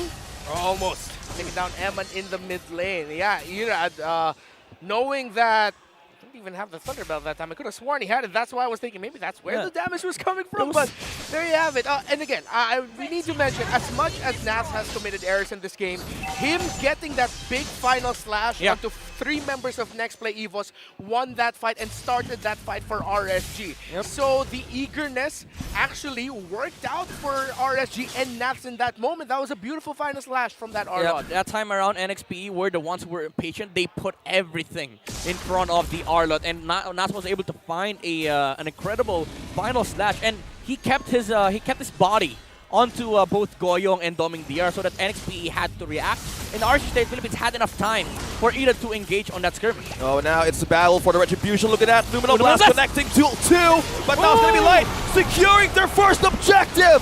RSG Slate Philippines not backing down now. It's going to be YTR securing up. Doming has sliced out 1 against RSG Slate Philippines. Ding knocking in with that one way of entry with that Electro final blow. But Iran is not stopping. He has 2 targets on NXPE now. They decided to just retreat back. Oh, I think that was a critical error from Ding. He could have gotten so many heroes on that Electro final blow, but he messed up the timing with the Petrify. And NXPE, they are able to find some answers in the team fight. They have the damage now with Doming DR, but Nats is becoming a problem. He is just throwing his body towards the Melissa. Yeah, and it wasn't working out early on, but with Nats getting a few more items and RSG getting damage, it seems like it's finally, you feel that spike. Suddenly we're, okay, we just didn't have items that time. That was the problem. And here's the thing, Doming had to adjust. He bought the DHS just to be able to deal with the Arlot, but there is just so much physical defense on this guy. Thunderbelt, late armor, look at Light. Light being out of position. Now Goyon here wants to hold back, but now it's going to be Nats again throwing his body, but now final slash dictates everything for RSG Slate Philippines, now holding the line. RSG has eyes, but that sacrifice from Light, a good help from Nats. I mean, you could have been more coordinated here for RSG Slate Philippines, but it's short though. Still look pretty, that play. That hurt the burst. Snipe. Not gonna land. Is this a tank slot? I'm not sure. I'm not sure about that. His first item was actually the War Axe.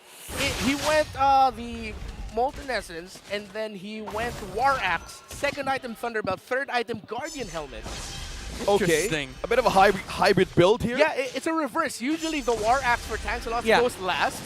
He decided to prioritize it first. He understood the assignment. This is not a late game battle. I need to be able to fight for my Beatrix for us to establish some foothold against NXPE's momentum. And I love the adjustments coming down from RSG Slate Philippines. And now they are at equal footing against NXPE. Even though there is a slight gold lead on the side of RSG, which is 2.7k, in front of a Melissa, it's not going to matter if you don't have enough bodies that are covering the damage output from the gold laner of NXPE. If you are able to put Nats on the Doming DR, then that's where the gold lead makes sense, because the Beatrix is able to fight against the frontliners of NXPE. That tank slot just took down Brusco to half with a Phantom Execution in a Thorned Rose. And look at the last item. He's going for the Rose Gold. Wow. He doesn't want to be nuked out by both the Kaja and the Kagura, and Irad can just continuously do this. And I want to reference Coach Aldo here from BTR. Lancelot is one of the dirtiest junglers he's ever seen, because he is a jungler that can poke you, and you can't do anything about it. Well, speaking of pokes, right now it's RSG setting up the border here for RSG Slate Philippines. Now they have gotten the first objective. Now they need to find an angle. It's all about the access for RSG Slate Philippines. Now they're trying to ring on the bell for NXPE EVOS. All right. NXPE EVOS in good position, but Nats has them checked out. Here comes Light, Emma the next sword. Now it's the pull coming in from that Kaja. Now Light, half HP. Now Nats responds in. Now the Lord has been reset. Nuts. Oh, Numinal Blast. Will it connect? That's too early. Oh, missed an ultimate. Now it's go time for NXPE EVOS. Look at the damage on Sting. Now it's Light being troubled down here with a retreat back to the boy at TR. Now they have full advantage of the objective as the Lord. Now Nats falling back, but Goyong the burst from the umbrella right in for the Yin Yang overturn. It's Nexplay EVOS. No tank setter for RSG. Now they have another objective to have full control of. This impatience on both sides are causing them so much trouble in RSG. Oh, Brusco with a pull, Divine Judgment. Now it's Goyong. TR secures the kill onto Nats. Just like that. Eagerness, but Irad has to go for Goyong. Oh no, he's now backing down now. Irad secures another kill. That's the comeback, that's the scratch onto NXPE EVOS. Now the Lord is still open. We'll go for Reggie. No! It's Boy at DR secures that objective, and they just retreat back to the base. Yep, there was no retribution on the Lancelot at that point. He used it to take out Goyong on the Kagura, but NXPE, they're getting the major objective victories. And again, if you don't have these resources on your side for RSG, gold lead does not matter, because NXPE, they are able to play their own game. Light committed the Numinal Blast at such an early timing. Lord was not even half HP. Yeah, that was a bit of a head scratcher there. You could argue that maybe it was zoned out, but the moment that Nexplay EVOS saw the Numenon Blast was used, that was their go signal. That's why they were able to get positioning in that Lord advantage for them, is because they knew that the Numenon Blast was gone. Yeah, they were like, walk strong. Yeah. Lakad matatag. Yeah, it was go time. All five players, right? All 5 players just walked it. Oh, no ultimate onto Light, because one winning condition we have for RSG Slate Philippines is the setup. It's the deadly setup of the Raiders up against NXPE EVOS. Yep, and this is again the strength of the last pick coming out from NXPE. They have a prolonged team fight with the Metadata. You cannot do this with the Yuzong, because you might lose a lot of resources on both sides, and then you'd end up waiting for the next set of skills. But with NXPE, if they can engage with Ding DR with the amount of dashes, he can reach the backline much faster than Nuts. However, there is a difference between the initiation of the Arlot and the Benedetta, but when it comes to clashes like that, if one team messes up, NXPE is happier because they can fight for longer periods. Well, we are questioning how their lineup would probably work in this game. Now, this is just ABC going to different parts of the alphabet and doing all the right answers against RSG. I mean, at this point, you might as well go damage Lancelot, you know? Yeah. you just have Guardian's Helmet and Thunderbolt. It's not even Tanksalot anymore. It's like, Tanksalot. Yeah, it's a whisper. It's Tanksalot. Attack tanks a lot. A tank. A Tanksalot. Yeah, I like it. We got to workshop it. I like it, though. I like where we're heading with this. But yeah, Cursed Helmet was actually traded out by Irad in favor of the Bloodlust Axe. So it's like, there's a spirit whispering to Irad, hey man, just go for the damage, bro. It's tanks a lot of damage. Tanks a lots of damage. I like that. Okay. And you're going to thank me a lot. All right. So welcome to the live workshopping session on coming up with nicknames again for a new Lancelot build. But that is, we are giving it focus because it is a unique approach that is giving RSG a slight edge. It is a rad build from Irad. Here's a call. Let's conceal onto Brusco. Now, final slash has been used by the Numenon Blast. Connecting to 2. What's the clapback now? Nexplay EVOS. Now they're on to Brusco. No way of their countering the setup. Now look at the damage. Doming TR secures the kill onto RSG. Light is down. Now what's the answer for the Raiders? Now Nexplay with a major. Another one. Vengeance connecting onto Boy at TR, but that backs away with full confidence damage. Now connecting ultimate onto 1, but the immortality saves him this time. RSG pushing Nexplay EVOS back to their base, and we're getting this Lord. I mean, that is for RSG, but NXP, they want to contest. There's no sets anymore for the Raiders, and I feel like this is a possibility for NXP. They didn't commit anything, even though there's a lot of things burned out on Doming DR, but they are capable of contesting his Lord. They're contesting. Brusco has to still. The immortality will be the one to fall down. Now who's going to secure it? It's still going to be Nexplay EVOS now. It's go time for RSG. Look at Ding! Look at that Ding. It's still going for the damage. Iran being trapped in 2. Will he be able to escape this now one more time? Still, Nexplay EVOS not still escaping this fight, but look at that. Oh, the dodge! Oh, the dodge! The dodge! Still connecting the final flash. Nat secures this one for the Raiders. Doming for the save. Go away, he says. Oh, Domeng walked into the bush at just the right time or got out of range of light. The basic attack stun of the Lolita went into the siege minion, but here's RSG sieging up top. Oh my. Counterblaze after counterblaze. Ouch! Ouch! That hurts, but Boyd. Boyd right now targets onto 2. Two-man taunt and a pull from Divine Judgment onto Brusco. Now it's going to be Light, the first one to drop HP bars, but now it's still Nats being the front line, the body, the sacrifice, whatever you call him. He's still buying time for RSG Slate Philippines. Doming now, you feel the damage. 6, 1, and 3. So this is why they picked up the Melissa as early as that. It's just comfort at this point. Doming moving around the fights. Like he was waiting for the skills coming up from RSG, and RSG thought they could take out the Melissa, but he danced around the Numenon Blast, and even against the Lancelot after the puncture. He moved into the puncture, and after that it was like, what now, bro? You can't use the ultimate on me. I have Wind of Nature. If you do that, you don't have puncture out, and I can chase you, by the way. Yeah, talk about Melissa being in Mean Girls, right? That's how you do it. Yep, this is a big problem for RSG Slate Philippines, and it has been causing them a lot of issues. Even though they've gotten themselves a good team fight earlier on, they are able to look for openings like that from Light where they get the catch onto Boyd DR, but they didn't put all the things that they needed to put there. Like the burst damage was absent, like the sniper was not there from Eman, and they were not able to take out the Melissa as much as they wanted. The Inspire and Haslett combination makes it so that the Melissa can have so many rounds of lives in the skirmish.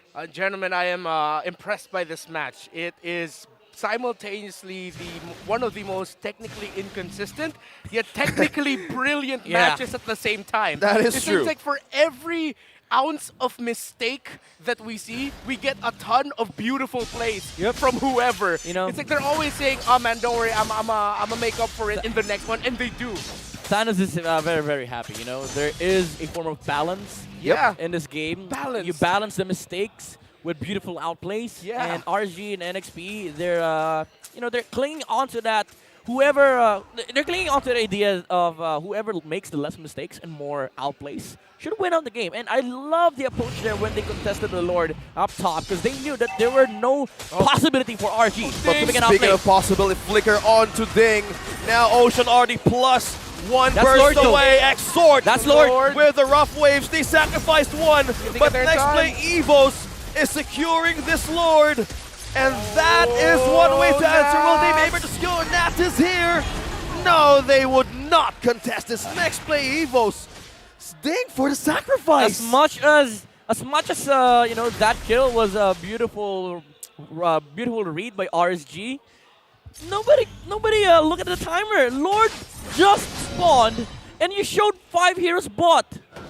I mean 4, but Arlott against the entirety of NXPE cannot contest that Lord. But again, that is a crucial mistake.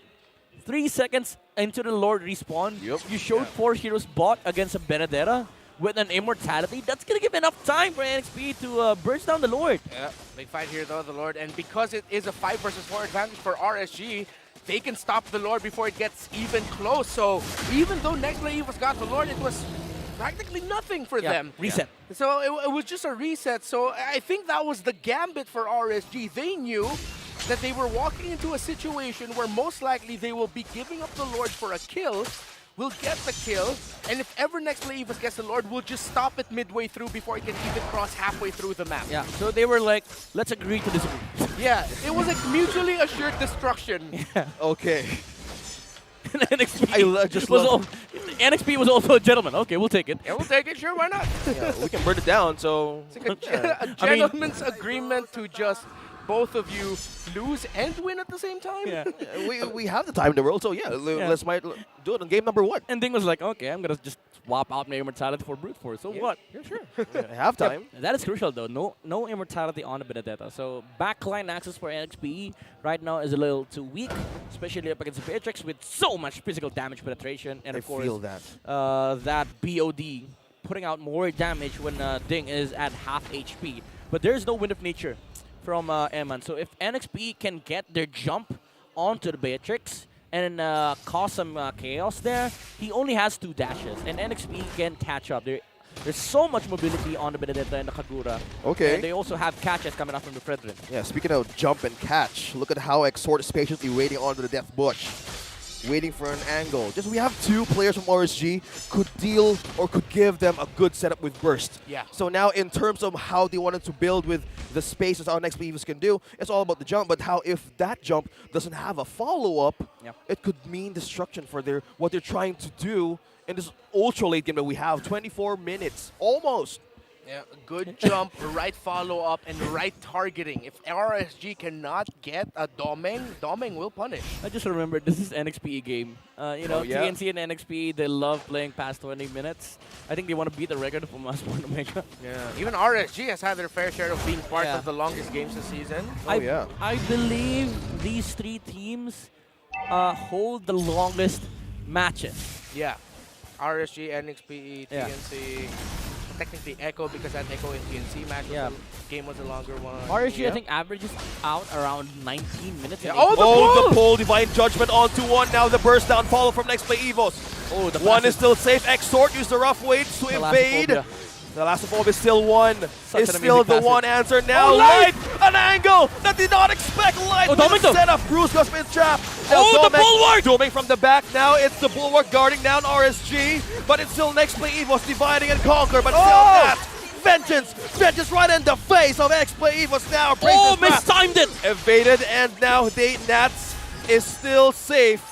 A casualty of 1 for Nexplay EVOS. That could have been terrible for Nexplay EVOS, but Ding holding back RSG gave NXPE the space. And you talked about Death Bushes earlier, OSX for Exort. It was Exort who got caught out there, but he was able to survive thanks to the pass of the Kadita. Again, that team fight perfectly summarizes this game. A lot of mistakes, but also a lot of outplays. Would love to come in light with the bulwark. Domeng had a fantastic set with the cuddles. 4 heroes were attached to it, but in front of him was the Lolita with the bulwark. He negated a lot of damage. Oh, look at that, trapping onto that final slash, but look at how... Oh, the go away! Oh the my go goodness! Away! It's crashing down on RSG, but how they're managing to do this, they're now punishing. Nexplay EVOS go away was the answer, but now it's still... Ding falling down! RSG now taking on Boyet. From that objective, they're letting him go. Kagura's up. Kagura's up. They have Lord though. They have Lord 4v2 RSG. Can they end it here? 2-man defense for Nexplay EVOS. Can the Lord still do it? Oh, Lord walked bottom. The Lord walked away. Lord responds down bottom 2. Final slash connected into 2. Oh, the recipe is there. Receives damage now. Goyoung being bursted down. Eman. He's too big of a problem now for Nexplay EVOS. Can they still defend? Lord pushing down bottom. 18 seconds. 4 members down. What's the call for the Raiders? They do it. Emma's still close by. Oh, final slash. Boyet still buying time. Razor's Wrath. Connecting the damage. He's still strong. Nexplay EVOS is saying not today. Oh my goodness. Wow. Lot of outplays again. That go away against the Numinum Blast, but RSG again nuts. Delivering fantastic final slashes for RSG, but at the end of the day, that Lord secure by Boyet DR, he was able to delay it so that RSG cannot push, and it might end up to another reset for both sides. And also Boyet holding the door of Nexplay EVOS against the Raider army. Him alongside Goyoung. At one point, it was another member of NXPE. A defense of a lifetime. RSG and Nexplay EVOS stalemate yet again. Yep. For me, I am trying to see this boy at DR, boy at the door. Boy at the door. The door, bro. And he did it. That's what DR means, okay? Yep. That's what that's what DR means today. Door. Boy at door. Just for that moment, No he back door. defended. No back door against boy at door. But closed it on their faces. But Oh, the next boy. play, EVOS, is a different version. Again, we were talking about how Yelly Hayes not being present in this game, but not having a break through that Holy Week season. Well, next play, EVOS are showing, hey, hi, we can still do it, and the playoffs dream still is going to live. Yep, again, it's netting them results, you know. These individual micro decisions that they've output in this game ends up being critical plays. Again, you have to commend Doming there with the mindset of just zoning out the Lolita by himself, mind you. A marksman that zones out a freaking roamer on the other side. That knockback from the go away, big time right now for Nexplay EVOS. And again, if you're RSG, think about what you're up against. A team that is still fighting for playoffs positioning, and a team that hasn't seen their families probably in weeks. Oh! Side step by Ding Ding Ding. Talking about the doorbell. Eye for an eye. Evaded by Ding DR. I don't even know that you can use eye for an eye against Petrify. That was crazy. Oh, Fast hands there. And elapsed daytime connecting, evading that possible burst. Now 2 ultimates are out. Petrify was used, right? Petrify was used against Petrify was Benedetta. used, yeah. Oh my god, that's gonna give NXP a lot of working space here. They know that the Kadita cannot catch anybody on their side. There are flickers on critical targets for RSG as well as NXPE, but you know, again, front line is much more massive on the side of NXP because they do have the Kaja. A pull back. A pull back far away from the clutches of RSG. I like this Irad one. watching it. Lord Dance, here we go. I like this handoff. There's no, I think there's no Molten-Essence to the side of Boy at DR. So he does not deal damage against the Lord. Both sides are just waiting for opportunities. This is very high level stuff, you know? I know. Look at the patience. Patience, trigger discipline now. They just keep on spamming now the attack. Nats. First move onto Irad and Nats. Now flicker out. Goyong. Okay, resources used. Now still NXP holding the line. Watch out for Ding. Ding. Where is Ding? Oh, it's getting close. Who's gonna win? Who's gonna win this retry battle?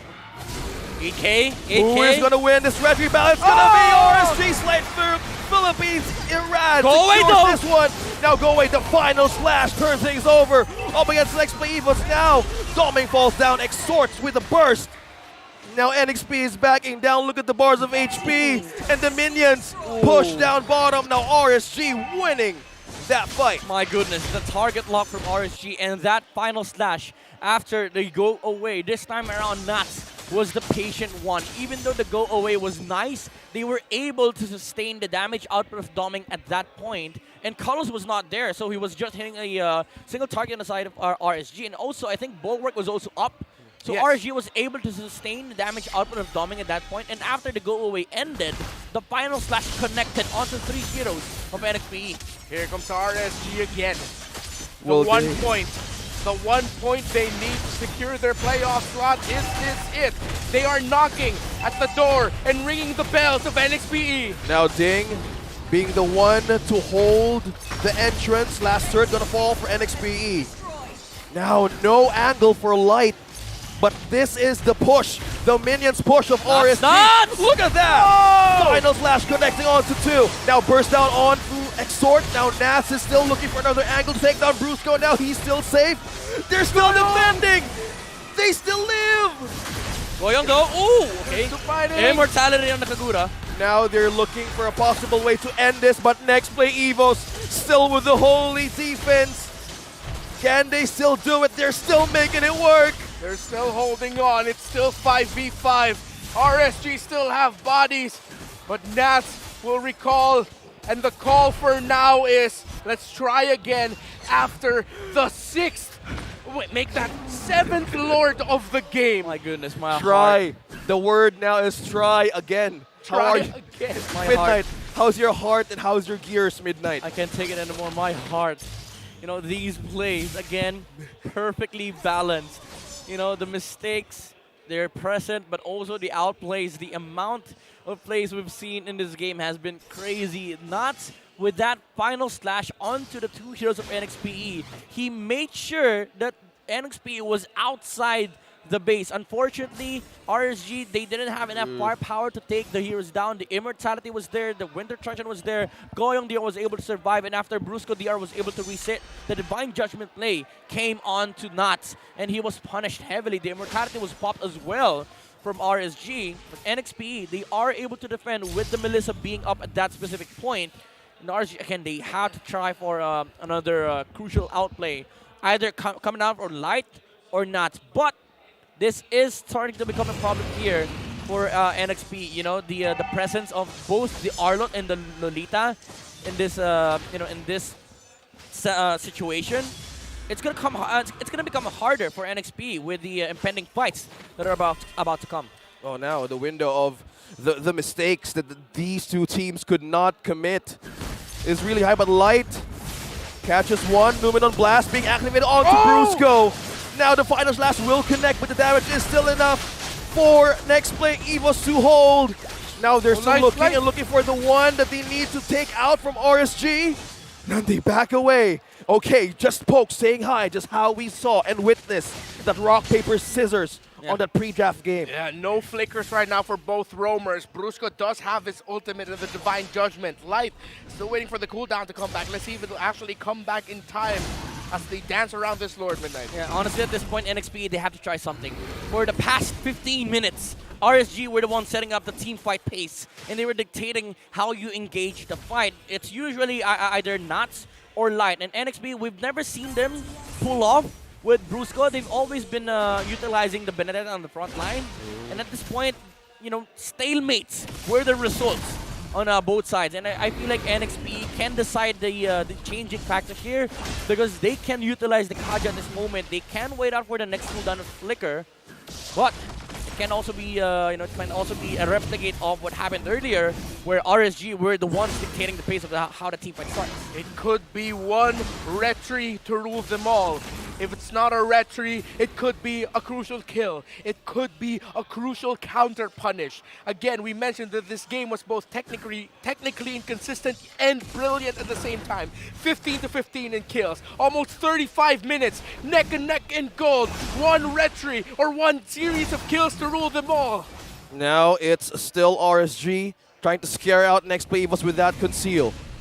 Still looking forward though. It's again from 15 kills, 19K, whatever you call it, it's still 50-50. Oh, Brusco. Brusco, they have a spot Brusco. Now they have set high from Light to Brusco. Now who is gonna get this Lord? Who is gonna get this? Who's gonna be? It's Emman who secures the objective. Now Brusco being the first one to go down, but the Immortality will be used. Whoa! Light with the Numenon Blast, securing the setup that they need. Now Goyong DR using the chance to take another one, but RSG going down, and it's still not stopping. They're still going for Ding. Ding runs for the hills, and with a beautiful Numenon Blast by Light, Nexplay EVOS were blinded by the light.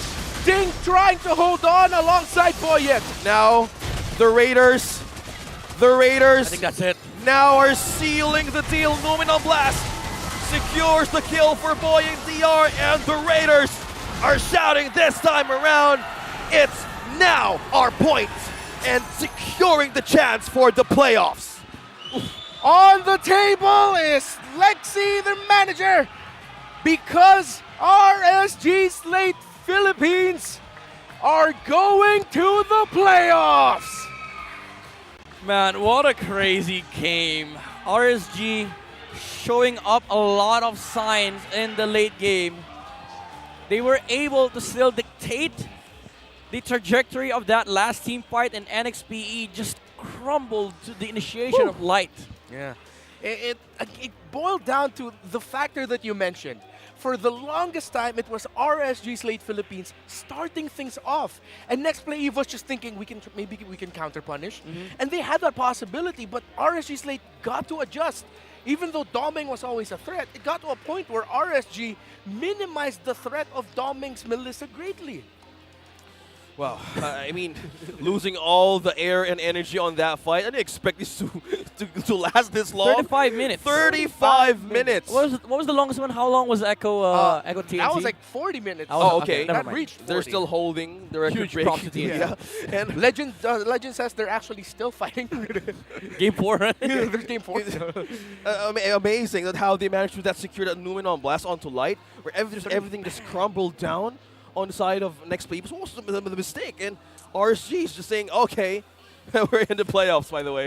Again, I think it boils down to NXPE's decision to just react and their inability to make movements on the map. And RSG, this is a good example of just try again. Yeah. At some point you'll hit that. You'll hit the jackpot. You'll win the condition. You'll hit some boxes on the checklist. And NXPE, they were just waiting for RSG to again hit that sweet spot.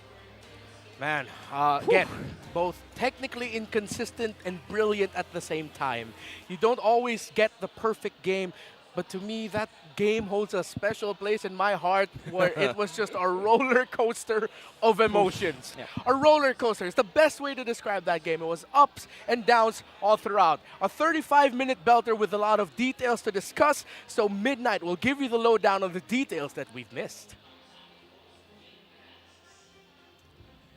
Well, before that, I want to highlight the ups and downs here for NXPE. They go downhill with their loss against RSG, but RSG moves up to the playoffs with this victory on game number 1. Again, it was a roller coaster of outplays, the mistakes, and emotions for both sides. But I just want to point out that RSG, their consistency with just attempting to try again, it was what netted them this victory against NXPE. Now, a lot of weird things happened in this game. Again, I have to point out the mistake of Knots just walking towards the bush of NXPE when he was still level 3. It gave enough of a momentum for the Tigers to establish control in the mid-game, and it looked like NXPE were supposed to be the victors here, but Irat's adjustment on the Lancelot, prioritizing damage first over sustain, gave enough of a fighting chance for RSG Slate in the mid-game, and Irat was able to somehow flip the tables against NXPE as they overturned the momentum that the Tigers have gotten, and RSG were the leaders from that point on. And when I mean the leaders, even when it comes to leading the fights, they were always the first ones to initiate. And again, Knots,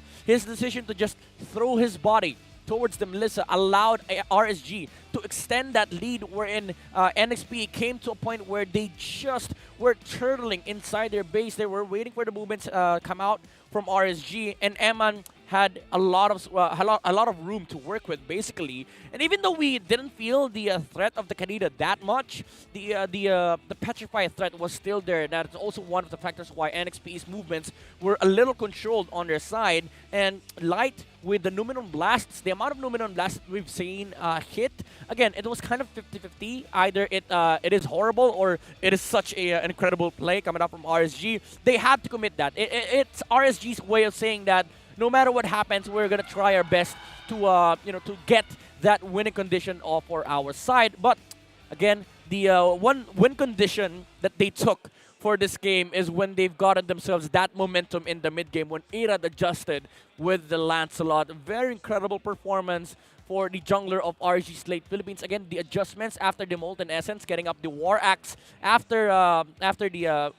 before the Thunder Belt, it netted RSG's damage output increase in the mid game, and he was able to duke it out against the likes of a Fredrin, the likes of the Melissa, and it looked like NXPE were the ones lacking damage because the sole damage dealer that they had on the mid game was just the Melissa. And Irad was walking all over the fights, using Thorn Rose on proper targets, and he was able to zone NXPE as well when NXPE felt like the Lancelot walking towards them was a huge threat. Because if Irad is able to poke out the heroes of NXPE, you also have to think about the threats of the Numenon Blasts, the Final Slashes, and of course, the Rough Waves coming out from the Kaneda. So the insane pressure that came out from a jungler of RSG Slate Philippines allowed RSG to literally flip the tables against NXPE, and it gave enough of a room for RSG to extend what is supposed to be a very good early game momentum from NXPE into a end game converting problem for them.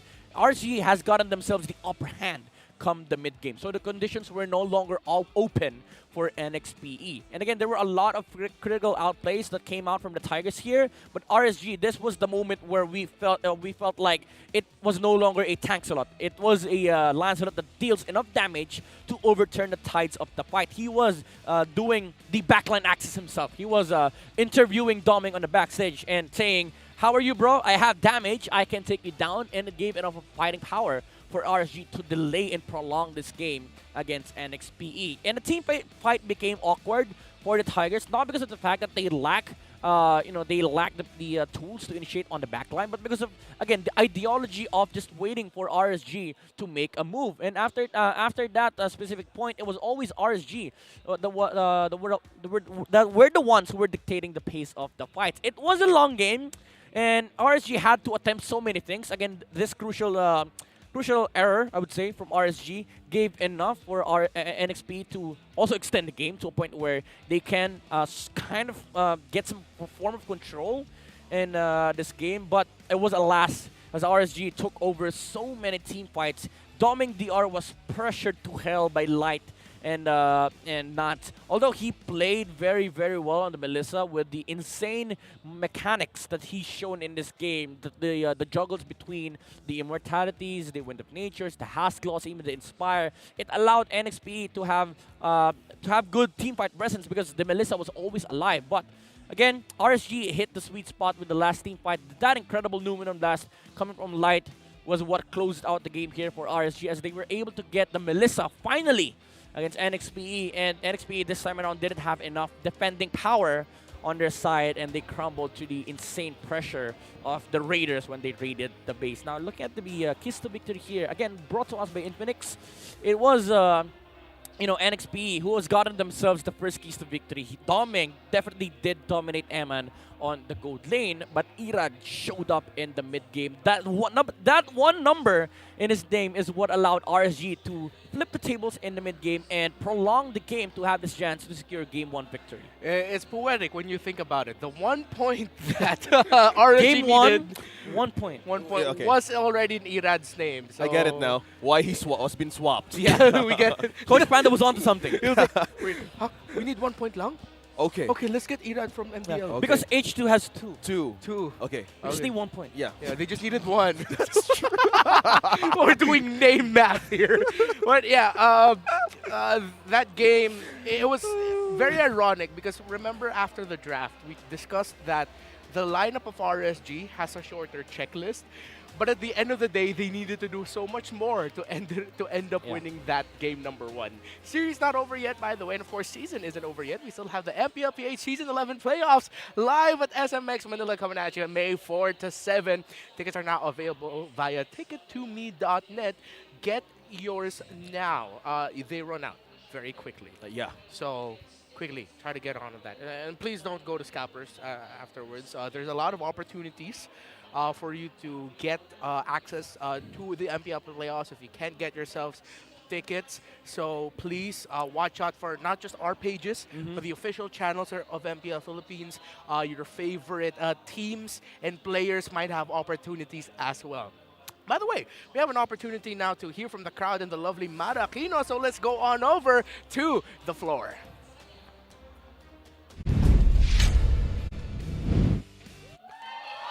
Oh! From NXPE, and we have a super fan, Ali. Ali, okay, bakit ka super fan? Ba't ka na natawag yung super fan? Ikaw daw eh. Kasi po simula nung amateur pa lang po talaga sila, nakatutok na po talaga ako. And super nagiging proud po ako every time na nagkakaroon sila ng match. Sobrang siyang pagkasalita mo. Ganun ako. Okay, sino ang bias mo sa NXPE? Si Ding DR po. Si Ding! Okay, anong meron kay Ding? Ano po, nakikita ko po kasi na parang hindi nila na-appreciate yung ginagawa ni Ding, which is nakikita ko po. Ano pa ang nakikita mo sa kanya? Pogi! Pogi! Okay, mini-message mo ba siya? Nag-uusap ba kayo? Opo. Ano to? Ano yan? May nakita ko. Ano yan? Ay! Pakita nga natin! Pakita natin! Ay, nag-meet na kayo! Ano yan? Ay, ito. Ay, may picture! Kilala ka ba niya? Nasaan ba yung camera? Ayan. Ano kayo? May communication kayo? Opo. Nag-reply siya sa'yo? Oo naman po. Sa mabait, ano yung mga sinasabi niya sa'yo? Ano po, thank you, Lods. Tapos, gagawin daw po nila yung best nila as team. Na in-ask out ka ba niya? Hindi naman po. Hindi pa. May, ikaw, Sinusuportahan ko po si Brusco DR. si Brusco. Okay, eto palit tayo. Si Brusco, bakit si Brusco? Kasi po, nakikita ko po sa effort niya yung mga ginagawa niya araw-araw. Nag-uusap kayo? Yes, Sila nag-uusap? Ay, may nag-uusap din Nag-uusap kayo. din po Patingin ng phone mo, may ganyan din? May ganyan, may picture kayo? Hindi po, ganito lang po. Ay, hindi pa. Okay. Ay, sino to? Ayan. Oh my gosh. So, ito, tinititigan mo bago mo. Sino ang mas super fan sa inyong dalawa? Both po kami. Magkakalala ba kayo? Yes po. Okay, how far would you go for Brusco? Ano yung mga willing mong gawin to show your support? Ano pa ba yung mga, ano ba ginagawa mo for the team? Pagpapalakas po sa kanya and sa buong team po. Anong ginagawa mo for the team? Ano po, chinicheer ko po sila araw-araw. Okay, tapos active ka din ba sa group nila? Yes po, active Ayun, po. si Brusco, ayan! Anong message mo kay Brusco? Huwag ka muna maglagay ng headset, pakinggan mo! Okay, anong message mo sa kanya? Galingan niya po palagi and ayun, support lang po ako sa kanya. Okay. Ikaw. Ngayon, magpapapansin ka kay Ding, okay? Pakita natin kay Ding. Kailangan ipakita mo yung personality mo. Parang pag napanood niya ito, mapapansin ka, may message ka niya, uy, thank you, Lods. Okay, ano ang masasabi mo kay Ding? I'm always here to support you. And lagi akong proud, matalo o manalo, lagi akong nandito sa inyo. Ano bang meron sa NXPE na dapat sila supportahan? What is it that you're so amazed by? Siguro po the way kung paano sila umact dito and hindi naman po, parang humble po kasi sila eh. Humble? Okay, ikaw. Anong meron sa NXPE? Ano po, yung lakas po ng loob nila na nakikita po sa laro. Siguro Ayun, para silang super fan! Kumuha para ng silang mic. pamilya, lalo na sa bootcamp, as in, sobrang close nila sa isa't isa. Paano mong alam kung paano sila sa bootcamp? Kasi nakapunta ako sa bootcamp. Ay, nakapunta ka na? O, kwento, kamusta dun sa bootcamp? How are they like pamilya? Sobrang close nila, lalo na sa gabi, yung sabay-sabay sila magbabalot. Ganun. Hanggang gabi nandun ka? Minsan lang. Ano ka ba what's your role for the team? One time kasi nagsalita ako sa bootcamp para i-motivate sila. Oh, sige nga, kunyari. Gusto namin marinig, kinuha mo na yung mic, pag bumibalik. Paano mo sila may motivate? Paano? Sinabi ko sa kanila yung kailangan gawin para makabawi sa pagkatalo, na yung mindset dapat is laging growth mindset. Ayun. Yung mindset, okay, paano ba sila makakabawi ngayon? Grabe yung laban kanina, ha? Bigay niyo yung best niyo, may tiwala kami sa inyo. Okay. Alright. Babato na natin sa ating casters. Ikaw naman, kunyari, ikaw ako, go ahead. Anong line ko? Casters, pasok. Casters, pasok! I seen there the fans and supporters of Nexplay EVOS, and they all mentioned that one of the reasons why they love the team is because of their strength of character, what we call lakas ng loob. The strength of character for Nexplay EVOS, their will, their desire to keep fighting, and they're going to need to show that if they're going to want to secure a point here, or maybe even 2 points to turn it around if they can against RSG Philippines. Because that game one was, again, a roller coaster. You think we're going to get more roller coasters for the series? Yeah, if we did the roller coaster back there, I think we could do another one with a jungle splash roller coaster. Oh, this time with water. Yeah, with water. So We did have water game one. There was Kadita there. yeah, okay. So So what advancing. do you want in this roller coaster? Midnight? I've never experienced a unique roller coaster ride, but I want more. I want more action. I want more outside factors. Really? Like a fire. wrestling? Like more fire? I'm not sure. All right. You're putting me in a tight spot here. So it's we want to see, I feel like what Midnight would want to see, or maybe what a lot of us would want to see, is a roller coaster with not as many twists and turns and ups and downs. Yeah, but more of external factors. Yeah, with more external factors. Okay, so Valir, fire. Valir, oh, okay. Oh, so that's what. Okay, so that's the fire he's talking about. So we want the Okay. same action from game one, maybe a little bit cleaner this time around. Okay. More Maybe. entertainment factor. More Okay. entertainment factor. I mean, game 1 was already even more. Are you not entertained? Yeah. Game 1 was already very entertaining. To answer that, well, week 8, who would have thought that all of people are still fighting for their playoffs lives? Yep. That is our story now this time around. And it's the same bans by Yep. RSG Slate on the blue side, on the Diggy for Ramblers. I mean, me? Well, you should. Okay, we're going to have to rectify a statement that we mentioned earlier. It's not going to be... It's not yet fully secured, actually, for the playoffs for RSG. They need one more win. wait, sorry. NXP's max points is 18. RSG is at 19. Think... let's get back to that thought. Yeah. We're gonna have Okay. to double check the numbers, but right now let's look at the bans. Also, one thing that I'm concerned about is first pick Diggy. I understand it's the same, but Arlott can be banned out. And that strat might work against you because you did just ban out Fredrin. Most of the times, teams that want to repeat a draft pattern change up the sequence of bans. Like, if you want to pick up Arlott first pick, you might want to put Diggy as third ban. But NXP is not going to yield. Like, they just gave out, again, another free Arlott for RSG. Maybe this time around they have an answer for it, but the Predator is not going to be there for for Boyd DR. So this looks like an Arlott Valentina trade with a possibility of Joy. Actually, never mind. Joy was open for RSG. So Arlott and Valentina could be picked up for NXP, but I would rather see Arlott, Valentina Kaja, because Kaja works wonders against Joy, and then you get that Valentina lineup that you that is just generally strong because he can get a lot of ultimates from the side of RSG, and you're not rushing into picking an Nexplay here for NXP because you did just see RSG pick up the Joy, but no, you're still gonna go for an Arlott on the side of NXPE. You did just lose out on the possibility of getting the Valentina, so RSG, I think they might be eyeing at picking up the Valentina for Exhort. Either that or another set of rounds for the Kadita. Another round for the Kadita, and maybe a Lancelot again.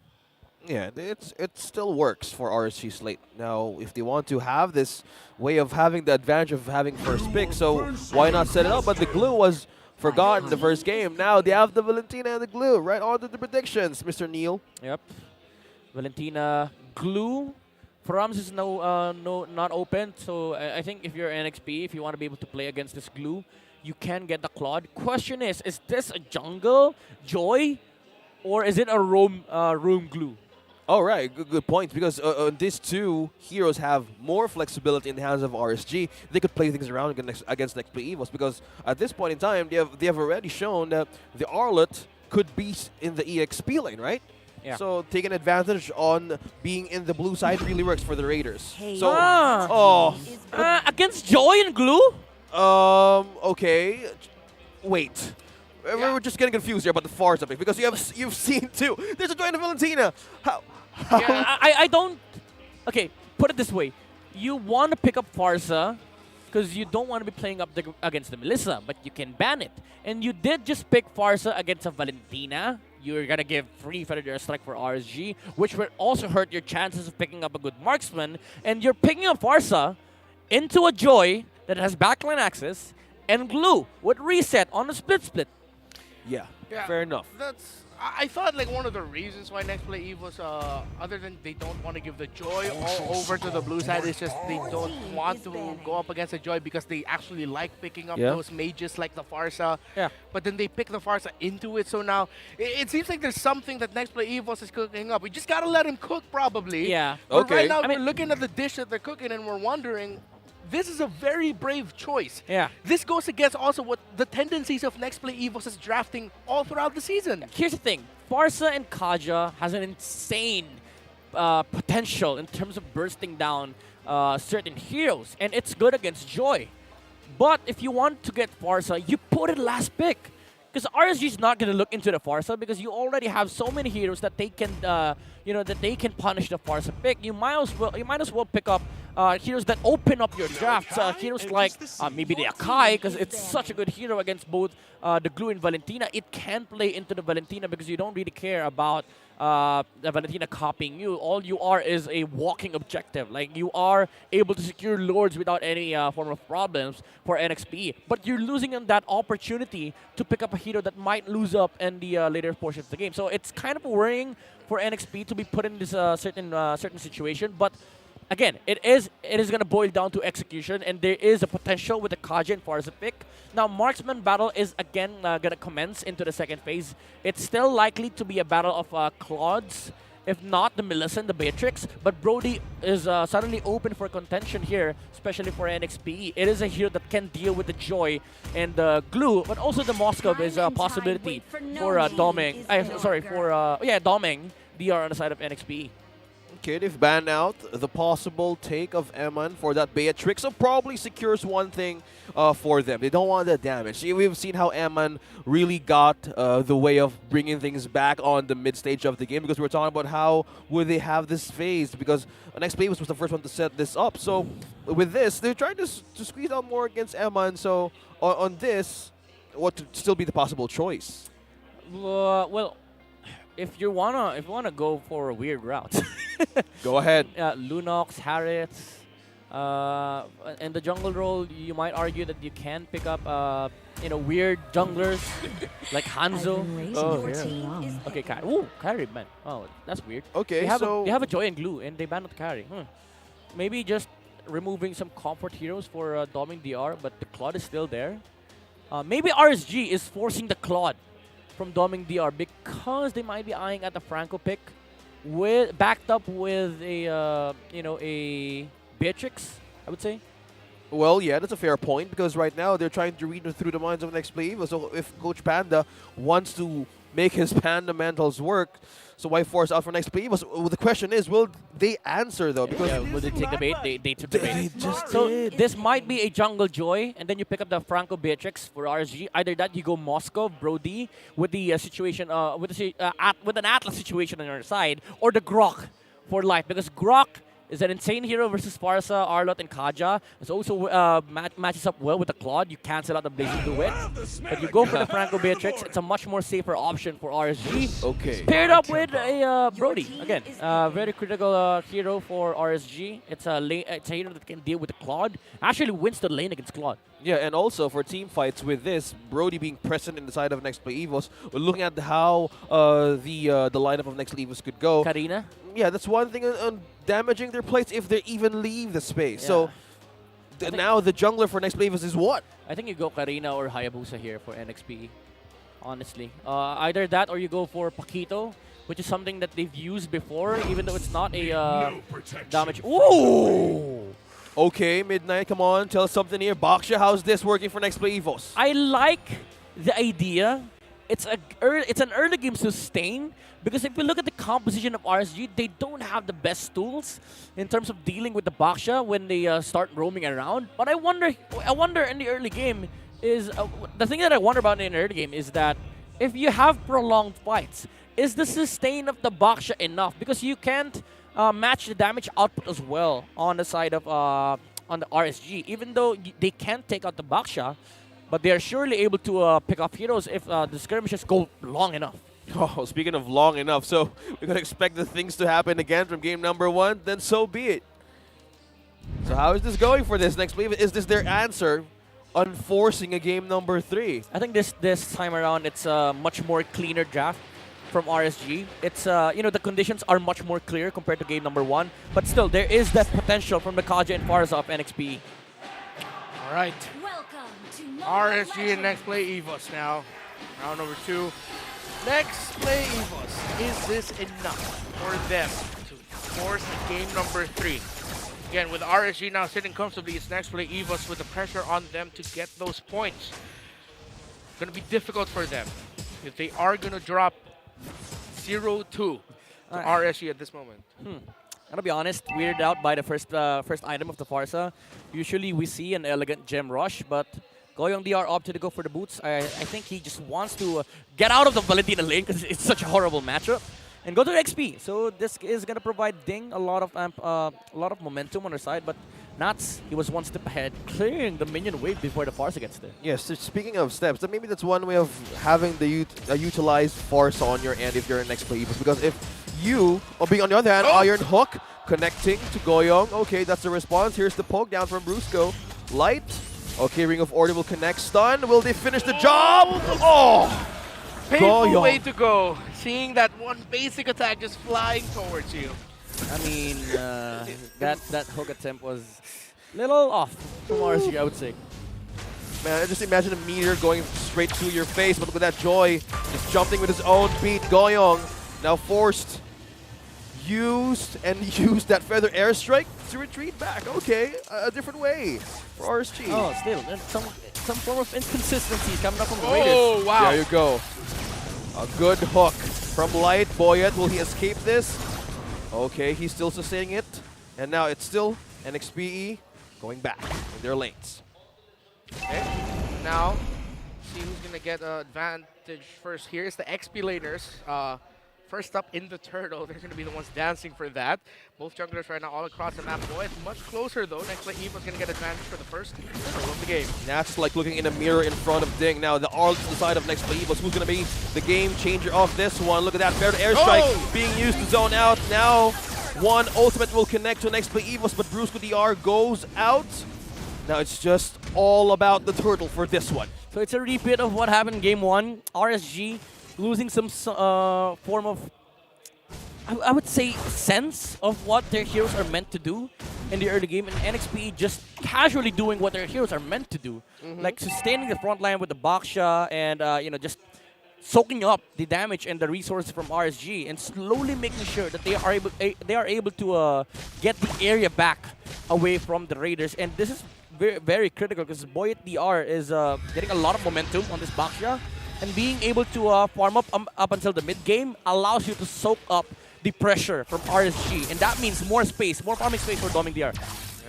Orange buff of Blue going to be taken away by Irad, stolen under the hands of Nexplay EVOS. So it's going to be Boyet with also has an orange buff, so it was just a trade. They needed to steal that as well, as Boyet stole the orange on the side of RSG. Yep. Now RSG trying to make a play here in the mid. Aggressive positioning by them. Okay, Bush of Death now. First initiation goes to Nexplay EVOS. Look at that, suppressed. Onto 2, RSG takes the burst. Now Eman using that ultimate, connecting to 1. Now Feather Airstrike being used as the last mercy for the team, but RSG Slate Philippines is taken down 3. So there goes the draft difference. Again, the firepower of RSG is just much higher compared to NXPE. But Doming DR, again, consistently getting some trades in the map. He was able to get some gold out of the shields from the turrets. But this does net RSG a win out of the skirmish. Yeah, and a good win at that. They had to call that Eman rotation from the gold lane to the mid for them to secure that. But still ranked first in gold per game with 14,800. That's 3-week streak now, so RG's Emma's a rich man. Huh. I thought Super Marco held the record. Okay, it's all about the record break and who's going to get the gold on the graph, but who's going to get this turtle in is still going to be Nexplay EVOS. No way of their touching the members of RSG, just purely objective. A different flavor for NXPE. Yeah. Actually, it's if I'm not mistaken, it's the GPM is Super Marco, so the gold per minute. But because RSG have played monstrously long games, it's more gold from maybe because of the game 1 factor. Yeah, and what happened in game 1 as well. Yeah. That's true. But definitely, if I'm not mistaken, in terms of GPM, that is Super Marco, so gold per minute. Yeah. Okay, that's one way. Look at that. Bloody Hunt will connect to Brusco. Now they're trying to punish him. Oh, look at that. Will the ultimate beat? Eman on a killing spree. RSG Slate Philippines. Looking for mispositioned members of NXPE. Right now he goes in. Extort, Nats, Light, and Eman fighting it out. Domeng holding back. No full engage there. Okay, still gonna be slowly, but look at the power right now of RSG. The out of position members, another one for a Light. Okay, that's just an Iron Hook. Yeah, he is the fisherman, you know. Oof. Yeah, that felt more like a threat. It was just like, hey man, I'm still landing these. Now going back to what happened earlier. Yep, Brusco getting shut down by the damage output of Eman. Again, the firepower of RSG is insane, And NXPE, the only situation where you can fight is if RSG makes a misplay like this one. So is this the misplay that NXP is looking for now? They have taken one. Extort is down. Now RSG decides to retreat back in their turret. Meanwhile, NXPE still eyeing to have a push with this wave. Oh, Hook did not connect onto Doming DR. That's the flicker used as well by Light. Okay, Feathered Airstrike, bursting down to one. Now being pulled by Brusco DR. Goyong secures the kill. Now under the turret, Nexplay EVOS is pushing the Raiders away. Yep. And they take this turret. I like this. I like the way that NXPE is playing at the moment. Compared to game number 1, they were just waiting for RSG to do something. Now they were the ones who forced out the issue against RSG. Ooh, boy, though. Ooh, okay. Being out of the map there, Goyong receiving the dash. Oh, wow. He's really quick. Look at that little Joy under turret, no matter for him. Oh, Light forcing the flicker out of Ding with just the threat of the hooks. And RSG will get this turtle. It's going to be the first one for them actually in this game. So he was on the test. I mean, RSG, they might be happy with the things that are going on for them. Still have to be worried about the Claude of NXPE. Oh, Brusco pulled one. Now who's going to be the casualties? Brusco still safe, but you're not safe from Eman's hit. Now damage will connect onto the turret of Nexplay EVOS. Now forcing one. BMI, Possibilation Duet, who's going to be? Now making Eman bleed was only the answer, but where is Ding? Ding is right down bottom. Off camera now, they want to take one. Ding, the damage is 3. Oh! It's 3. Now 2 members of RSG is crashing down. Now look at that, HP going down on Goyong. Making it a triple, but Ear spawns in with the killing spree now. How do you catch someone who's nimble and quick? Now Ding and Boyd are trying to hold off and just clear this minion out. Yeah, RSG, they are getting kills, but it's away from the Claude, and NXPE has been doing a fantastic job of putting the pressure away from Doming DR. Even though these kills matter for Eman, he is getting a lot of damage with the items that he is picking up with the Fury Hammer, Malefic Roar, and the impending BOD.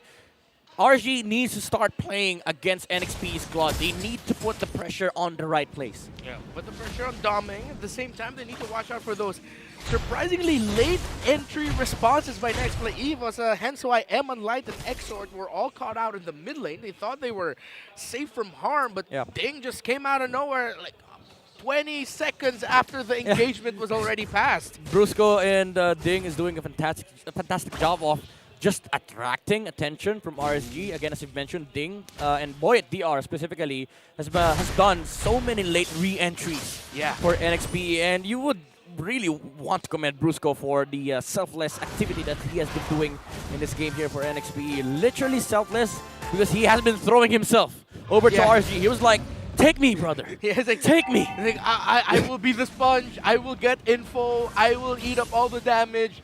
But I've already done my job. Y'all just follow up. And NXP, credit to them. They've been following it up. Yeah, the Divine Judgment comes later. Yeah, the Divine Judgment comes later. Sponge Bruce.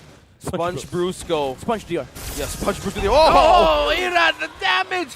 There's the focus onto Doming you were looking for, Midnight. Sorry, how we're just talking about things. How does that happen? Like a Joy? Chasing a Claw with a sprint? I mean...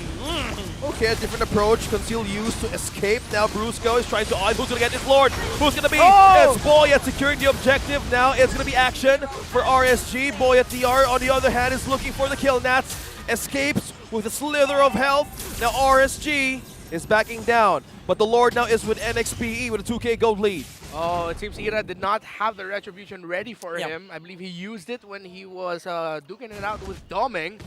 And with that information, Nexplay EVOS just went ahead and got that Lord. Yeah, and welcome to the Claude land, wherein come the late game, he just farms much faster than anybody. He is now richer, officially richer than Eman. And I would like to point out that RSG, even though this draft is inherently good against Farsa, nobody is playing like it. Because Goyong DR has been able to use Feathered Airstrike 3 times in a row now, wherein nobody is attempting to at least close the gap against the Farsa. So that is what is breaking the game here for RSG. All the focus are on Boyd DR during that Lord take with Doming. Oh my gosh, look at the damage from Ira.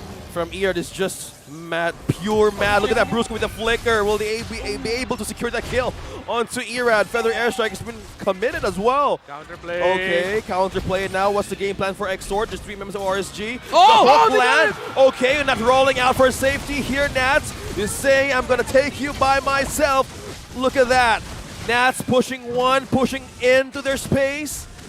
And Nexplay EVOS, another one says like, but he catches Ding. Oh, look at that, finally just connecting when there's no Feather Airstrike to defend or to burst down, but Nexplay EVOS doming, taking down 1, and Ding making it 2. I think the hesitation was there from RSG. They did not feel like they have enough damage to take out Ding. So it was kind of half-assed from RSG. Yeah, I couldn't fully commit onto that one. But ouch. Damage what? Erad, what is happening?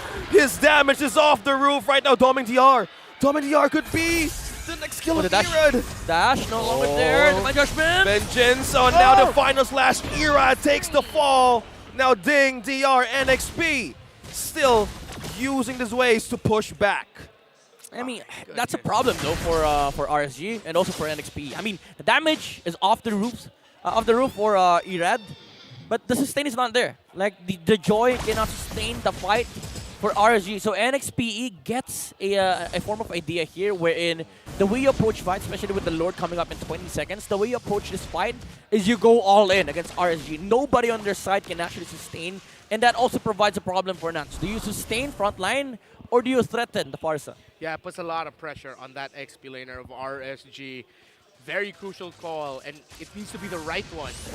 It'll be rare that in any scenario both decisions made would be the right one. It's either or. Yeah.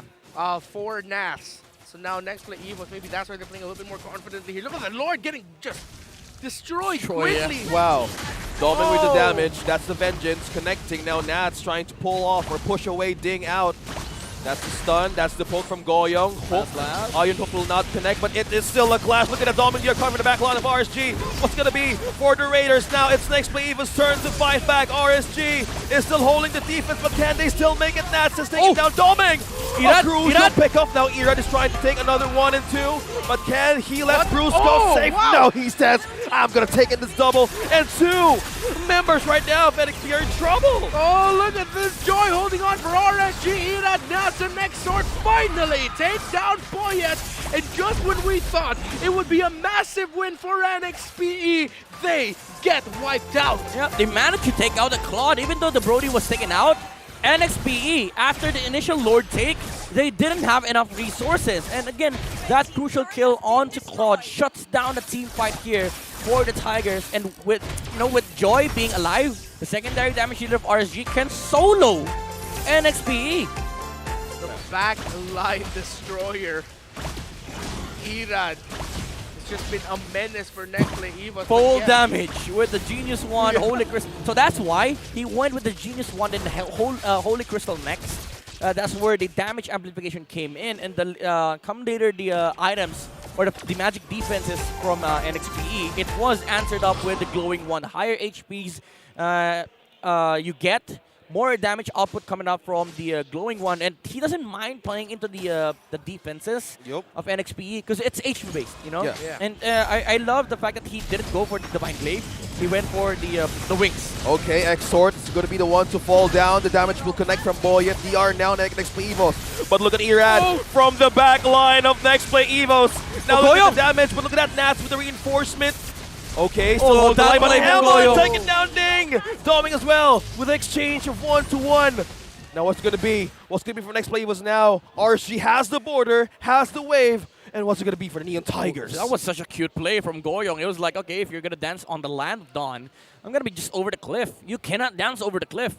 And very clutch that Brusco actually got the Divine Judgment onto Erad. Because you saw he was waiting for that perfect moment as Boyet goes in. They committed live with a hook. Ouch! Ouch! What? Talk about outplay. That is tag team right on to RSG. They were trying to chase down. Torn apart memory. Tears apart Boyet. Ow.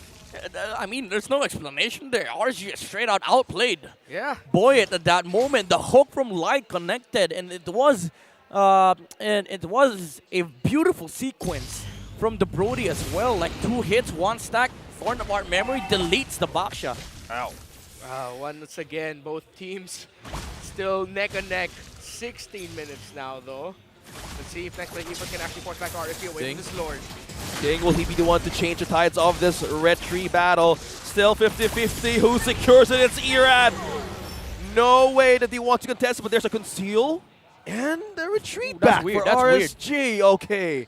Well, give merits to RSG. They knew that they didn't have Feathered Airstrike, but it's kind of a greedy play coming up from the Raiders. Like, they've gotten themselves the Lord, and they still want to fight. And NXPE, they had the tools to disengage with the wheels just turning for Boyet DR, the wings by wings of Goyong, and of course the flickers are also there for NXPE. But it could have been an awesome play from RSG if they managed to close the gap against NXPE. But they still have the Lord to work with, so it is a possibility that NXPE just delays the game all throughout the year. But Boyet! Okay, that's a good hook onto the Chaos, but Irad is here. But Nats nuts. onto the stick. Now he's taken down Boyet. Eman connecting the torn apart memory. That damage onto RSG. Final slash, buying time for NXPE. Look at that Divine Judgment trying to just kill. stolen! Look at that, stolen right away. Ding, DR still sustaining this fight. And they're falling back to get that regen in. RSG trade of 1-1 against Nexplay EVOS. That is a jungler for a roam. I mean, if you're RSG, you take a W. Yeah, DJ for DJ. Ding able to get away though just in time. But trades all throughout, very favorable for RSG. 2 base turrets destroyed. Only 2 turrets remain on the side of Nexplay EVOS, both of them on the bottom side.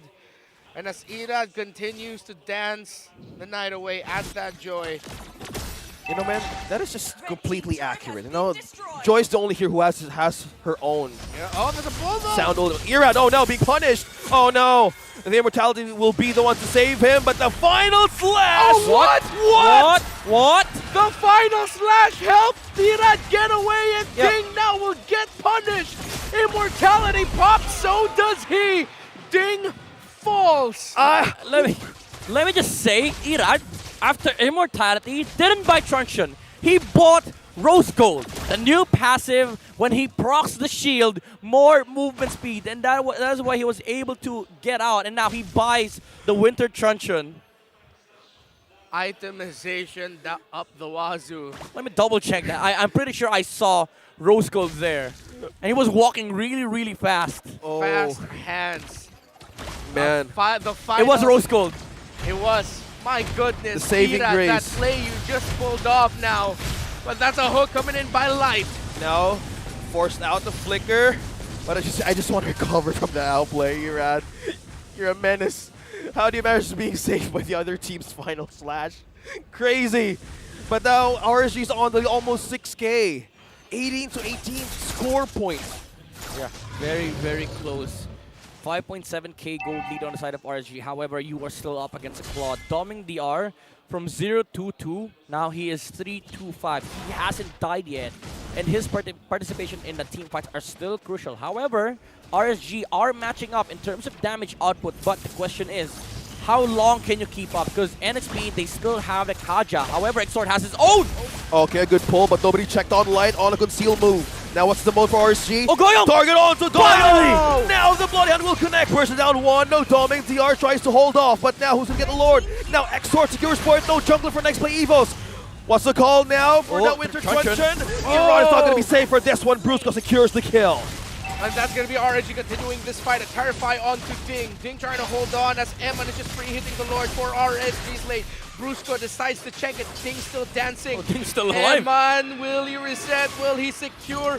Who gets this? Close enough. It goes to the hands of RSG. And now, Brusco, Ding, and Domeng will try to run, but here comes Domeng. Will he? Can he? He does! Blazing to win! Wind of Nature! Can he turn it around with a Wind of Nature? Keeps Eman alive! Eman, Immortality pop! Eman is holding on for dear life for the side of RSG! It's Domeng who falls, and it's just Brusco and Boyet and Goyong who is left for NXPE to defend and hold on. They got outnumbered here for NXPE, and RSG rushing towards the Farsa. Again, as I mentioned, OSX, nobody checked the movement of Light. And taking down the Farsa was a big win condition with NXPE. They can still defend, however. Torn apart memories, just getting to the nerves of Nexplay EVOS. Look at that nuts. Popping out the immortality. He's still safe. He's still safe, but Irad on the other hand, right on the middle of 3 of Nexplay EVOS now onto the base. Eman!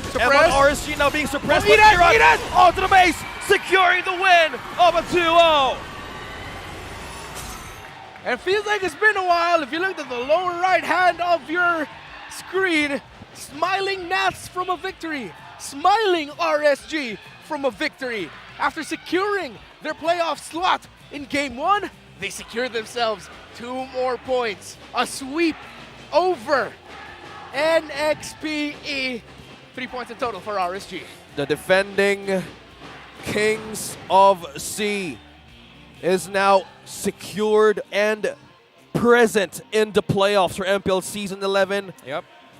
And with the dominating comeback, now Nexplay EVOS needs another strong one to have for clutch for this season. Oh my, what a story for these two teams. RSG, they are alongside champions as well on the playoffs. But NXPE, they are in a very dire position right now. They need a sweep on their next series, but that doesn't even mean that they secure playoffs, because their fate is on the hands of both ONIC and Omega. A difficult position to find yourself in as a team looking to secure a playoff slot where it's not all in your hands. As you mentioned, their fate is no longer just alone in their hands. Guess what? What? Dangerous. The next matchup, Blacklist. Oh, for Nexplay EVOS? Yeah. That's tomorrow. All right. That's going to be a tough one.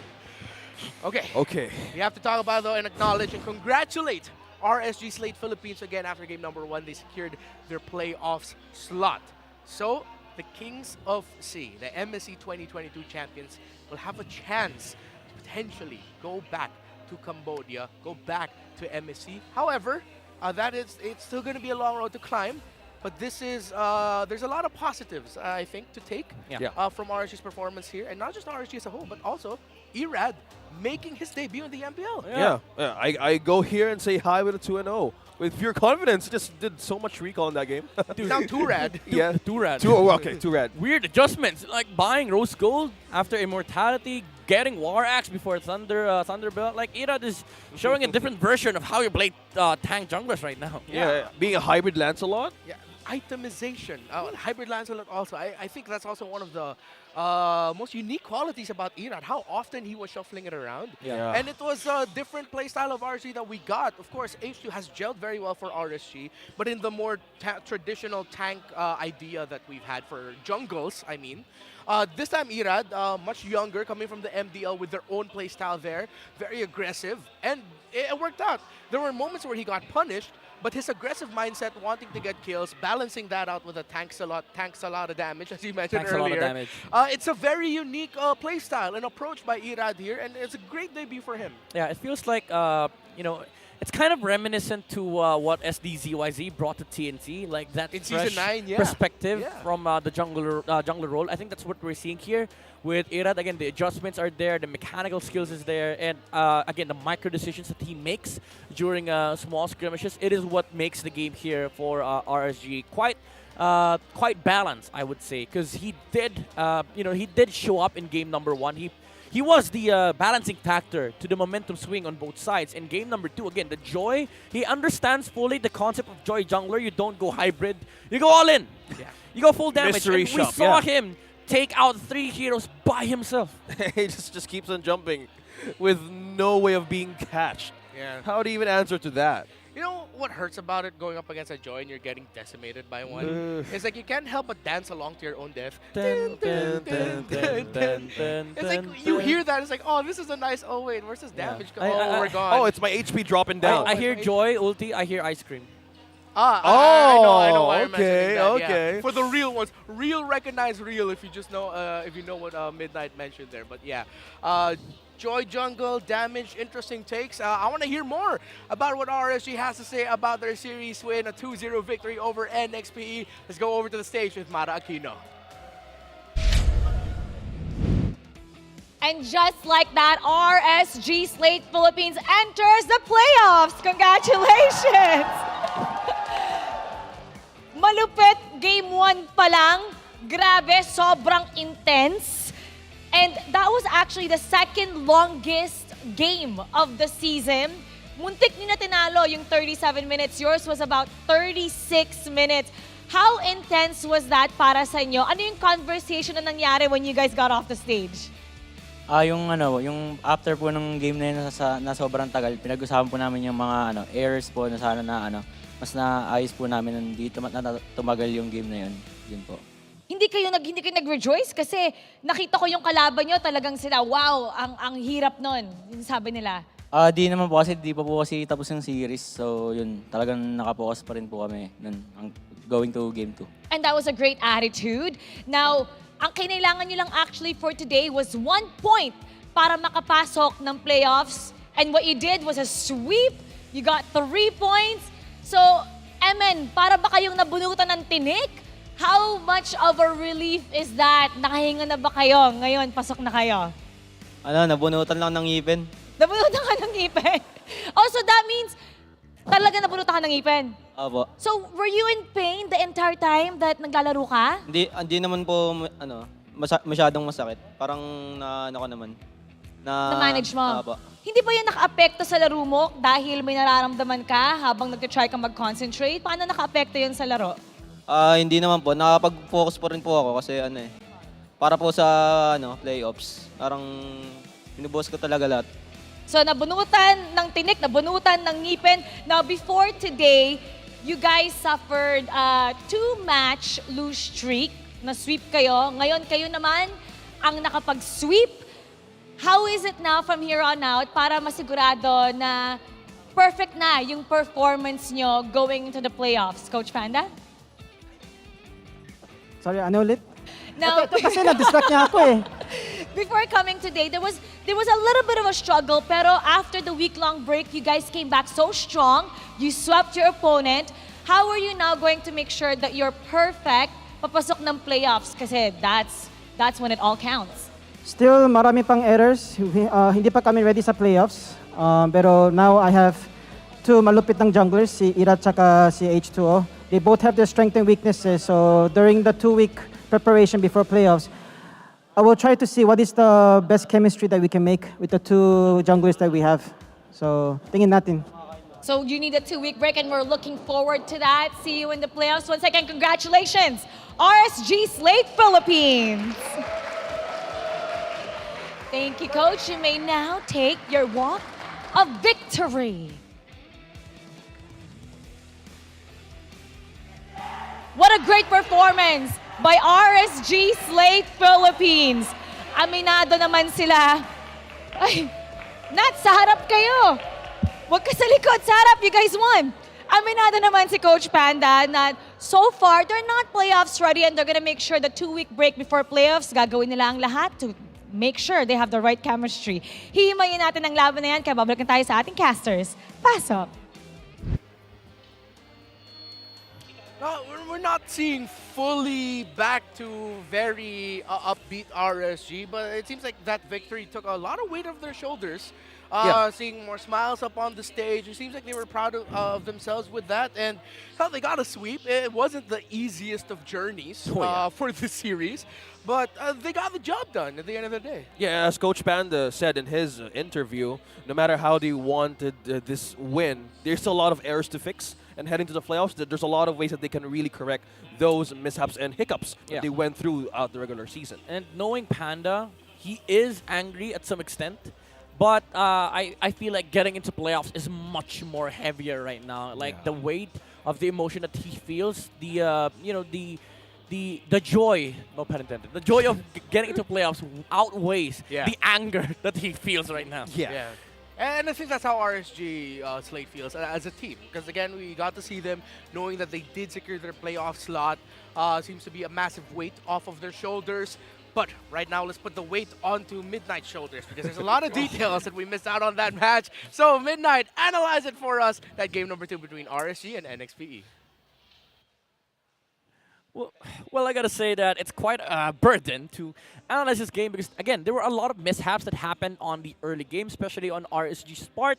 And NXPE, we all know them to be a really aggressive team, and they did capitalize on the mistake that RSG committed on the early parts of the game. But unfortunately for them, RSG, as the game goes later, they are much more refined, they are much more fundamental with their approach, and the blades are getting sharper on the Raiders' side because they are the knights of the end game conversions for the side of RSG. Again, this is the fundamental approach, but I do love that there were some switches that happened on on the side of RSG with Irad again playing the Joy full damage jungler.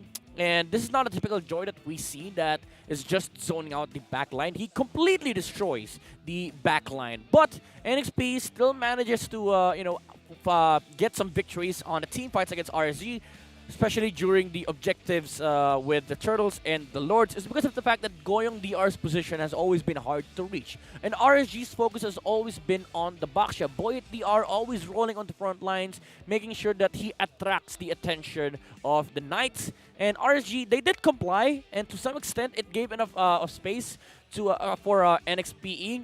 But we did see the difference when it comes to the team fight factor during the drafting stage that we've mentioned earlier, that RSG just outputs more damage, especially with the secondary damage dealer being Irad. Even if NXPE manages to take out the Brody, they also have to deal with the Joy. And with the Joy alone, you have to focus so much resources, the Divine Judgment. You also have to utilize the Farsa because Irad has always been going over to the backlines come the later parts of the game because they know that the Farsa is a very important target for RSG to take down. That is why the attention has always been divided for NXPE. As you can see, even the stats tells us a story that Eman and Irad was the problem here for NXPE. Irad actually farmed more for RSG in comparison to Eman, who dealt more damage as the Brody because he did have more room in the later stages of the game because he was more present in the team fight. But second time in a row, Irad gets the MVP spot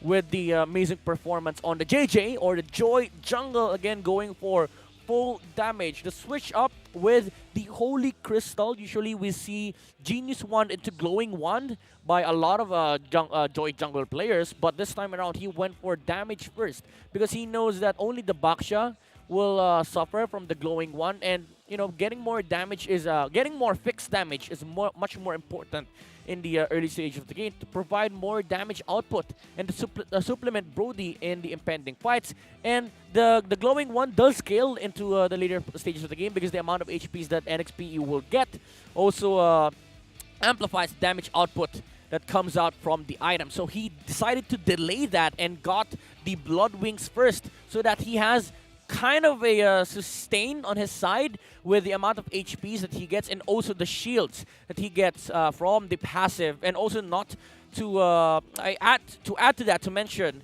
the the adjustments after he died. When he bought the immortality, he went for a rose gold to get the movement speed coming out from the passive, the recently reworked item, and that allowed him to survive against the initiation of Ding with the final slash, who ended up actually saving the Joy of RSG. But again, the main story of this game is that NXPE were the ones who were dictating the tempo of the game from the start, and RSG were the ones who were trying to find some sort of playing room against the frontliners of NXPE. But they did caught up in terms of finding the right targets here after some few skirmishes, as Doming became the sole target of the backline here for RSG. NXPE, they still have had enough firepower to deal with the team fight here of RSG, but the positioning of the important heroes of RSG meant the change here of how you approach a team fight, because Irad in the later stages of the game has always been on the backline. It was problematic for Goyong DR as well as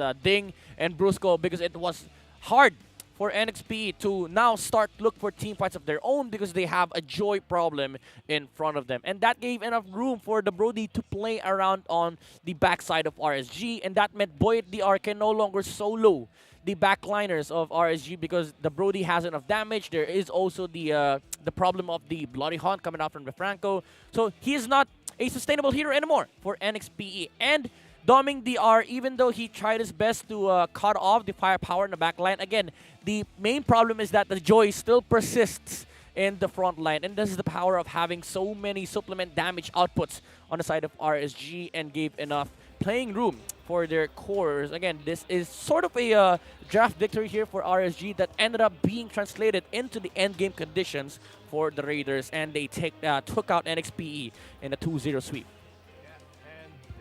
There we have it then. For these two teams, great way to open up the day. Roller coaster, a lot of trading kills there all throughout, but RSG still got the job done at the end of it. 2-0, securing those 3 points, that coveted playoff slot. Now, with the result of this one, though, there may be some developments concerning who else has secured playoff slots. But if you want to find out more about that, then you gotta keep tuning into MPL Philippines. We're just gonna be crunching some stuff behind the scenes because it's a doozy what might have happened because of the result of that last series with Nexplay EVOS not even being able to get 1 point away from RSG Slate PH. But that was only the first one.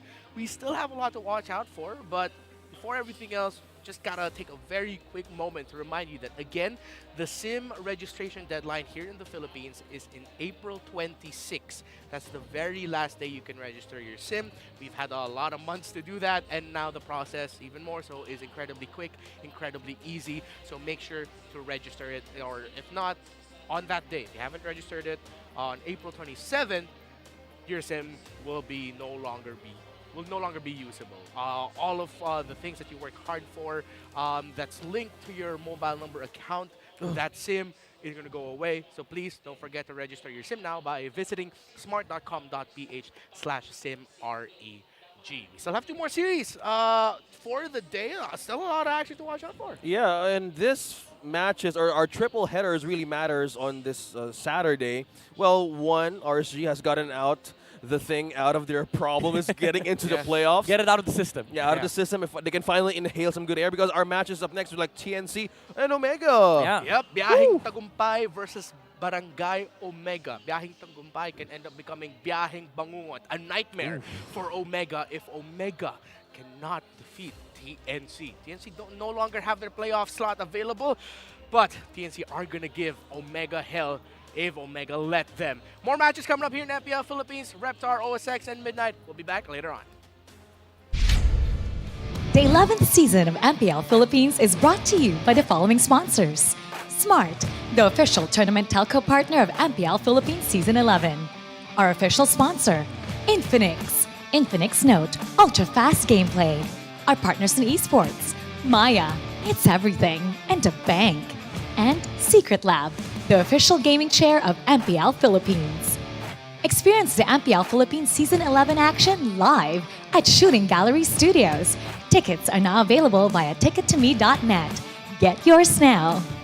If you missed the matches and want to quickly recap what happened, visit our official website for post-match reports at ph-mpl.com/news. Don't forget to catch all of our official league content on TikTok, Facebook, Instagram, and Twitter. To ensure the quality and fairness of our games, MPL Philippines is also monitored and supervised by the Games and Amusement Board.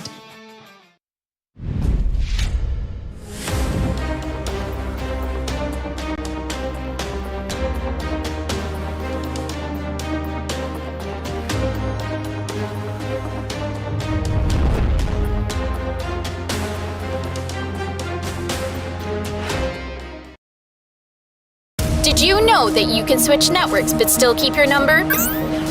Now you can go with the Philippines' fastest and best mobile network. All it takes are 3 easy steps. First, secure your unique subscriber code from your current provider. Visit our website or any smart store near you. Lastly, activate your smart MNP SIM and you're ready to go. Unleash the power of the Philippines' best mobile network. Switch to the power of smart. When you're in moments that matter most, At last, we time. Live them fully with Smart Power All 99. for 99 pesos, get 8 gigabytes of all-access power. To play, To laugh. to love, Plus, unleash TikTok. and only text. Live in the moments that matter most. Today, with Smart Power All 99. Sa 8 gigabytes, ang dami mong masashare. Daming kontenta. Ganyan pagsikat. TNT Double Giga Stories Plus. 8 gig, 50 pesos lang. Load na! Hi friends, hindi na muna ako magpapatawa. Seryoso to. Sa April 26 na ang last day ng SIM registration. Huwag deadmahin ang deadline or your SIM will die. Your number? Dead. Online payments? Dead. Social media? Dead. Tandaan, lahat ng SIM kailangan i-register. Kaya agad-agad mag-SIM reg para hindi SIM dead.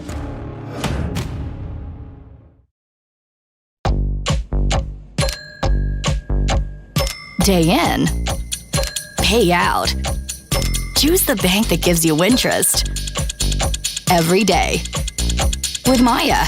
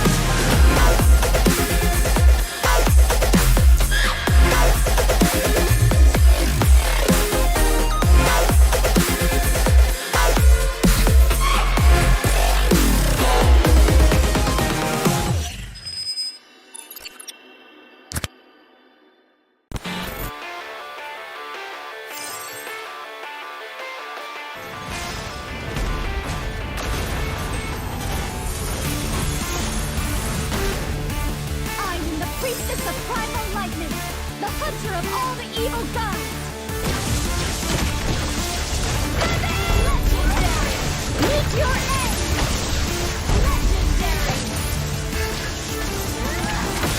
Double kill!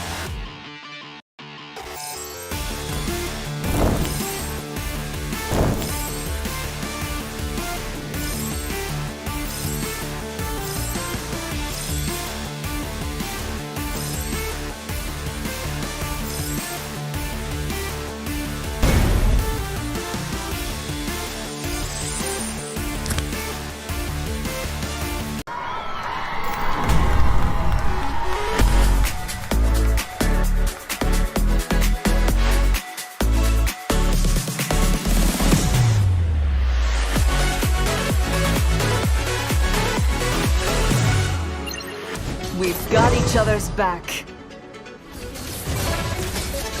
Legendary! We're the best duet ever. An enemy has been slain! The melody is my calling.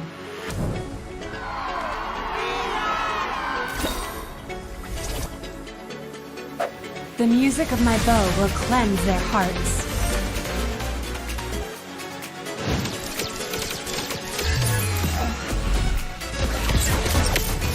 Legendary!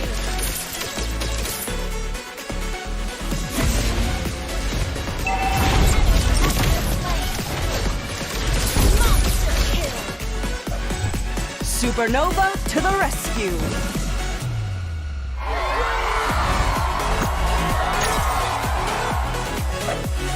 Music is the strongest form of magic.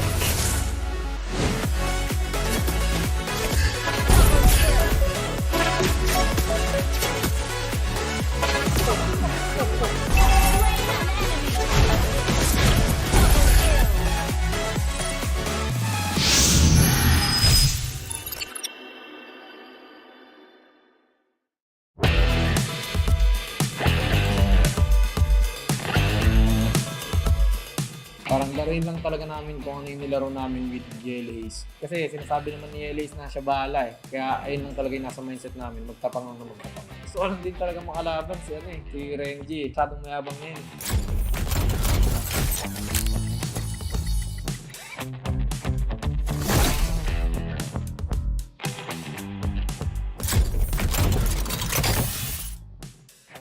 Hi guys! Ako nga pala si Boyet DR, jungler of Nexplay EVOS at i-breakdown ko yung nagawa kong play nung Game 1 laban sa BREN Esports. Official, nandito na rin ang mga players ng ating mga teams para sa kanilang pag-division on this turtle objective. Sisimulan nila to. Alecto, final ball, Petri sa dalawa, kinain agad! Ginagat siya kagad dito ng isang Franco. Brusco DR on point yung pag-abang. Real world manipulation, gagamitin naman dito ng tunay. At si LA's DR nga makapag-control. Kuha pa ng Nexplay EVOS yung turtle. Double kill na, nagwawala kagad dito si Boy DR. Make that a triple kill. Tapos papasok pa sila under the turret. Apat na mapapatumba ng Nexplay EVOS. At agad sila magde-decide na bumasak na toy sa gitna. Malinis na execution mula. Anong play talaga na yun, parang, hindi, call na kasi talaga namin na pag humarap talaga si Flap, bibigyan namin. Kasi lagi talaga siyang parang nampopok ng kalaban bago mag-spawn yung turtle. Sinimulan talaga namin yung play na yun. Bigyan muna talaga namin yung harap. Kasi malaki pa naman yung threat ka-spawn lang. Ang main objective ko lang talaga dun is yung turtle and di ko talaga pinansin yung iba dun. Tapos nakita ko na lang din talaga na low, kaya napagawa ko dun sa tatlo. Ang call talaga namin dun, push talaga namin yung mid. Kasi yung play din ng gold lane namin, bumaba talaga siya iniwan niya talaga yung gold lane niya para mabasag namin yung mid lane, which is sobrang sobrang natulong sa amin para mabilis namin din mapanalo yung game 1 namin. Siguro di rin talaga namin magagawa yun kung wala talaga kaming call dun nga. Tulad sa Bening bibigyan namin. Kasi kung di namin nabigyan yun, sure ako na hindi rin ako makakadaan dun eh. Kasi popokin lang talaga ako ng Bene kasi hindi ako makakalapit sa third.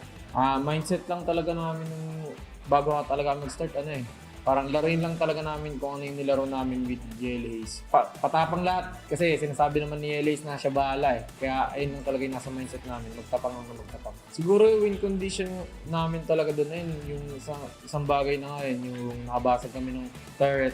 Tsaka hindi namin talaga na pigilan namin yung play ng BREN Esports na Digi Melissa, which is sobrang lakas talaga nila sa lane. Ang kagandahan pa lang din kasi sa pag-pick ng Karina is yung para may immune kasi yung first kill niya eh. Number 1 na yun sa Melissa. Hindi makakahit sa akin nung makakahit yung Melissa, so pwede ako umarap. Then sa objective naman, malakas din talaga yung pang-objective niya. Kasi dahil sa may skills niya, na namamaximize ko yun ng sobra. Tsaka yung Karina kasi pwede mo siya pwede mo siya itank plus may damage ka pa. So ayun yung kagandahan talaga sa kanya, na pwede pa rin talaga siya i-pick ngayon kahit maraming mas magandang jungle. And salamat din kay Lace kasi parang may natuturo siya na di talaga namin alam eh. Siyempre, di naman kami may mga namimiss kami na play na pwede pala yun, ba't di natin gawin? Na ginagawa sa inyo yun, di nyo ba napapansin? Ayun, kaya para sa akin, malaki talaga yung natutulong niya sa team. Simula nung pagpasok niya kasi parang binubus niya yung confidence lalo ng mga kakampi ko. Yung mga medyo nakangapa pa sa stage talaga, yung medyo may kakaba-kaba pa. Sobrang laking tulong talaga ni Yelays, lalo na sa inside and outside the game.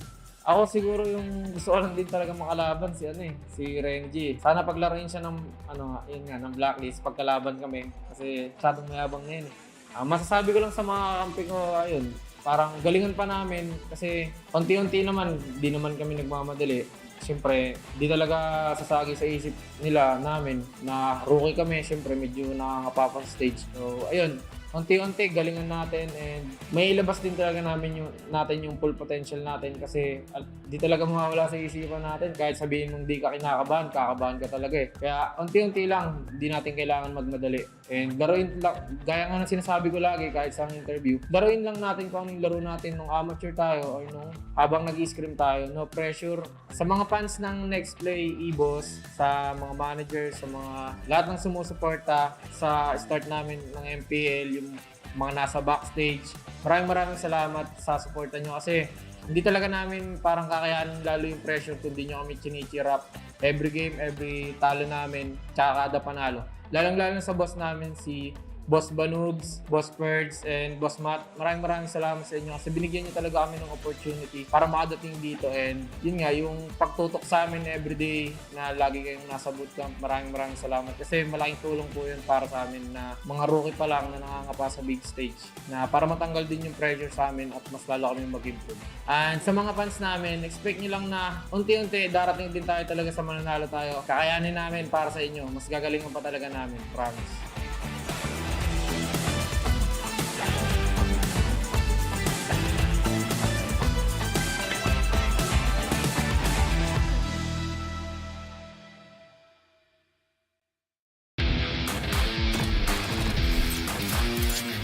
Maayong adlaw sa inyo tanan. Ako nga pala si Santi at ito ang ating top 5 plays for Week 7 ng MPL Philippines Season 11.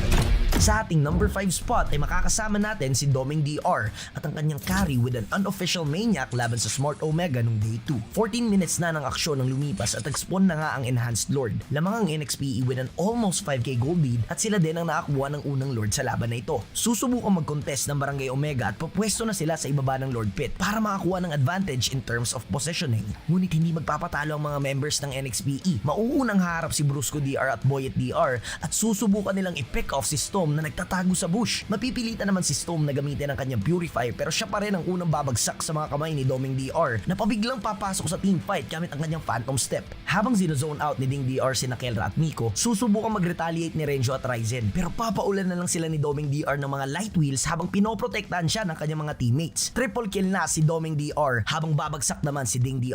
Kelra and Miko will try to get more kills pero mahuhuli si Kelra ng Iron Hook ni Brusco DR at tuluyan na siya pababagsakin ni Doming DR. Mapipilitang mag-retreat si Miko pero hindi pa tapos ang Neon Tigers. Babasag sila ng inhibitor turret at makakakuha pa sila ng libreng Lord, increasing their gold lead to over 6k. Ito, pangalawang Lord na nila. Is this enough?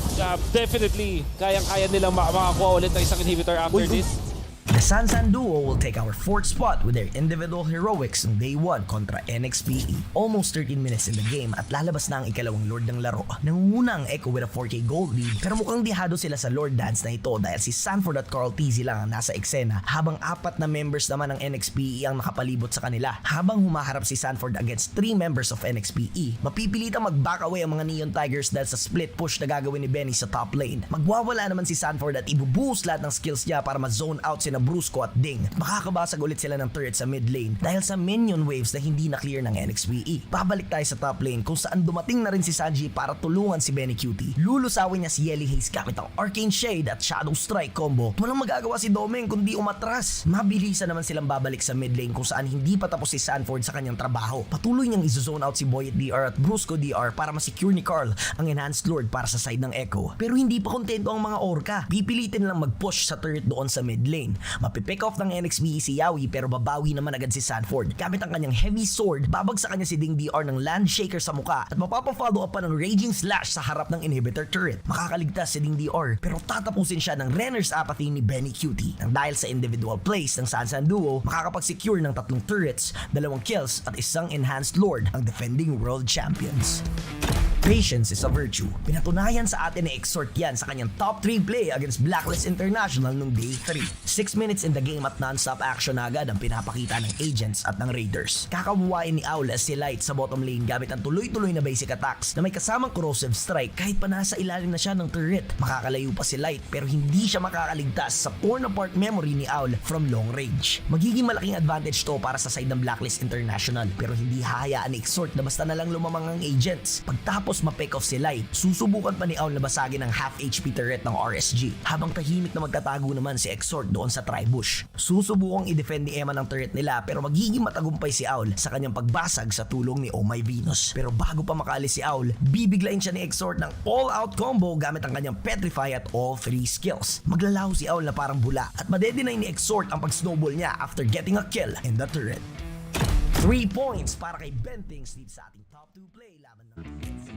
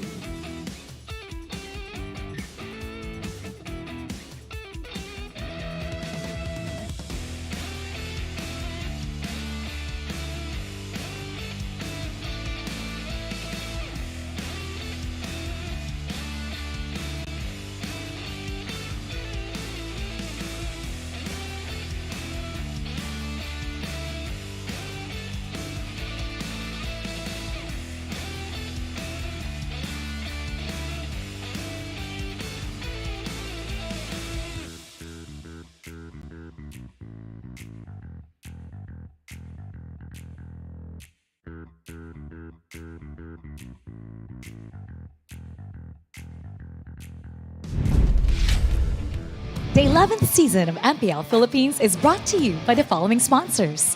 Smart, the official tournament telco partner of MPL Philippines Season 11.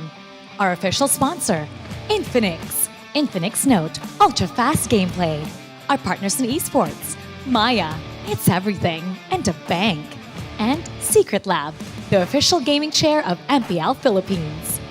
Experience the MPL Philippines Season 11 action live at Shooting Gallery Studios. Tickets are now available via tickettome.net. Get yours now.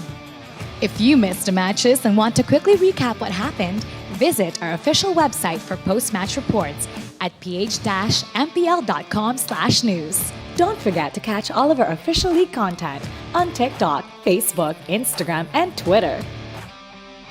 To ensure the quality and fairness of our games, MPL Philippines is also monitored and supervised by the Games and Amusement Board.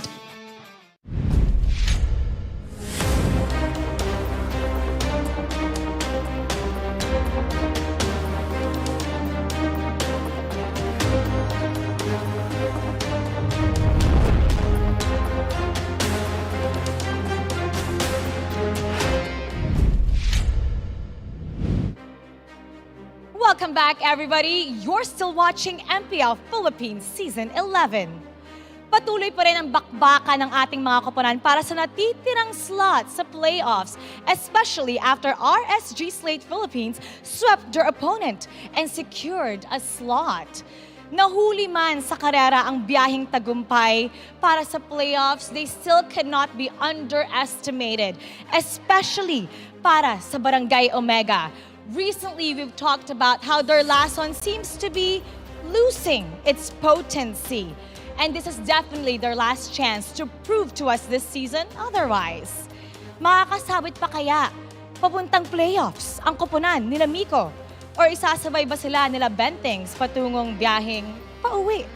Ladies and gentlemen, this is Smart Omega versus TNC Pro Team. Casters, paso. Dreams are a fickle thing. On one side, you have a team who's had their playoffs dreams dashed before their eyes. Yet they've won so many hearts and fans with unforgettable performances this season. That's TNC. On another side, you have a team with an army of fans and countless memories throughout the years. Barangay Omega, yet their dreams of a playoff slot is slowly fading before their eyes. Points much needed. A team out of the playoffs versus a team still clawing their way into it. It's TNC Pro Team versus Barangay Smart Omega. My name is Reptar, joined here by Naisu and Chantel. Welcome to the English broadcast. Welcome back. And how are we feeling today for the second series of the day? I'm feeling great. You know, it's week 8, man, and day 2 at this point. It's always tense. I feel like we've seen a lot of great matches up to this point, but I can't wait to see what unfolds today because things are falling into place, to say the least. To be fair, I'm feeling electrified today because of the storyline for these teams. Again, for TNC, this is a team that is having that statement for the next season as they will play. And for Omega, they're still fighting for their tournament life, or the playoff spot. Yeah, it's a slightly awkward position because you have a team trying to prove that their foundation for their future looks good, while on the other side, you have a team who wants to say, don't count us yet. We're still here. We still have a present in the playoffs to watch out for. By the way, you yourself can enjoy the power of Smart when you switch to Smart without changing your number via mobile number portability or MNP. Visit smrt.ph/switch to Smart to know more. Speaking of, I think Barangay Smart Omega needs to switch things up here.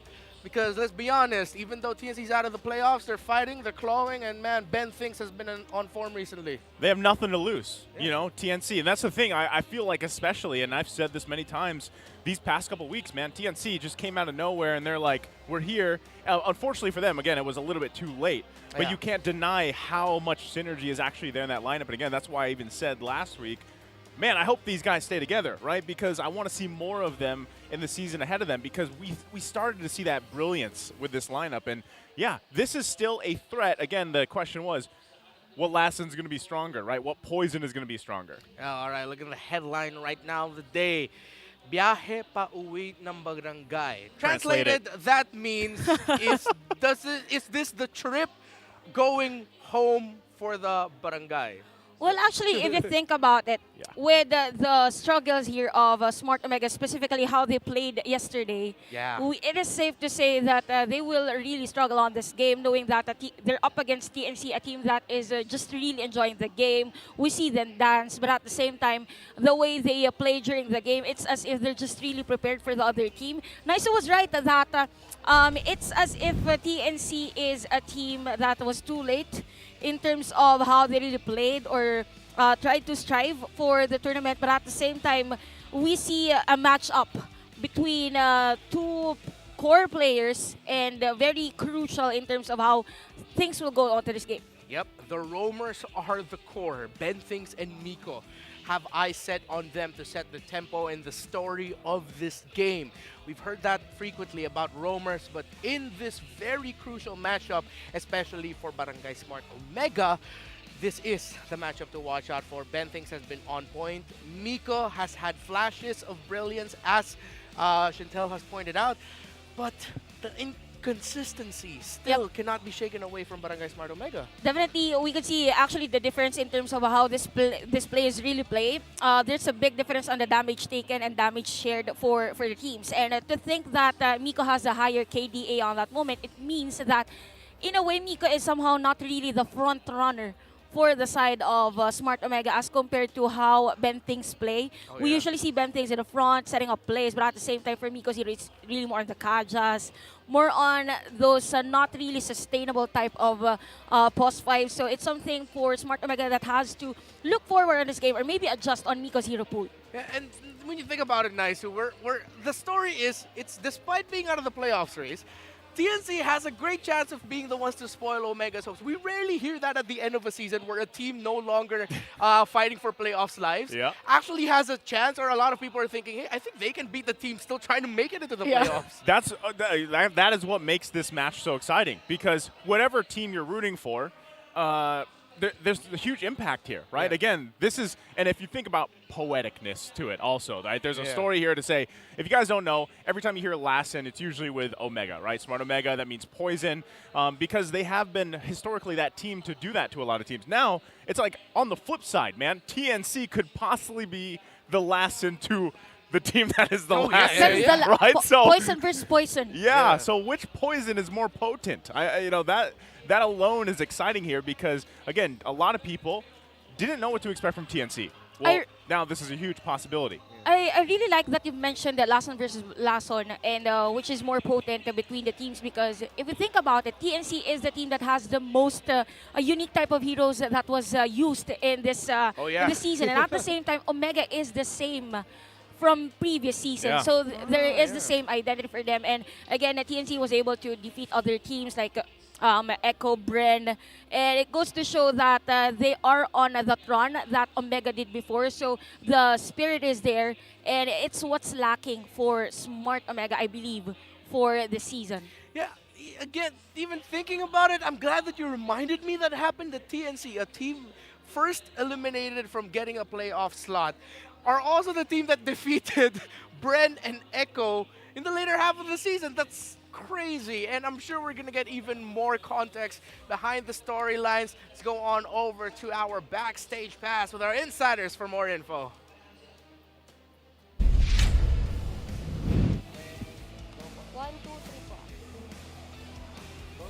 At eto na nga ang huling biyahe ngayong season ng TNC Pro Team!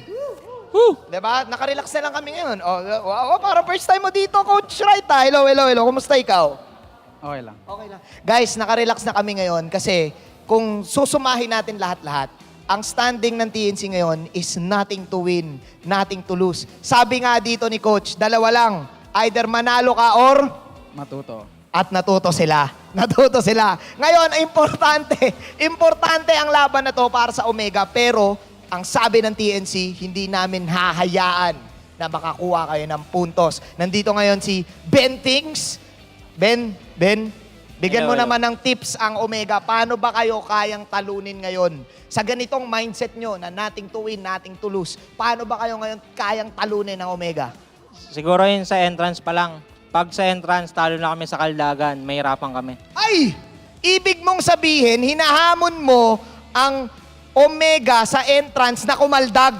Parang gano'n na rin Parang ganon. Ay, nako, kaabang-abang. Kung hindi nyo na itatanong, ang TNC ay pumunta na rin ng Baguio. Nag-contemplate na sila doon. Ang kausapin natin ang pumunta sa Baguio ay si Ninja Kila at si Goyo. Kumusta naman ang Baguio trip nyo, guys?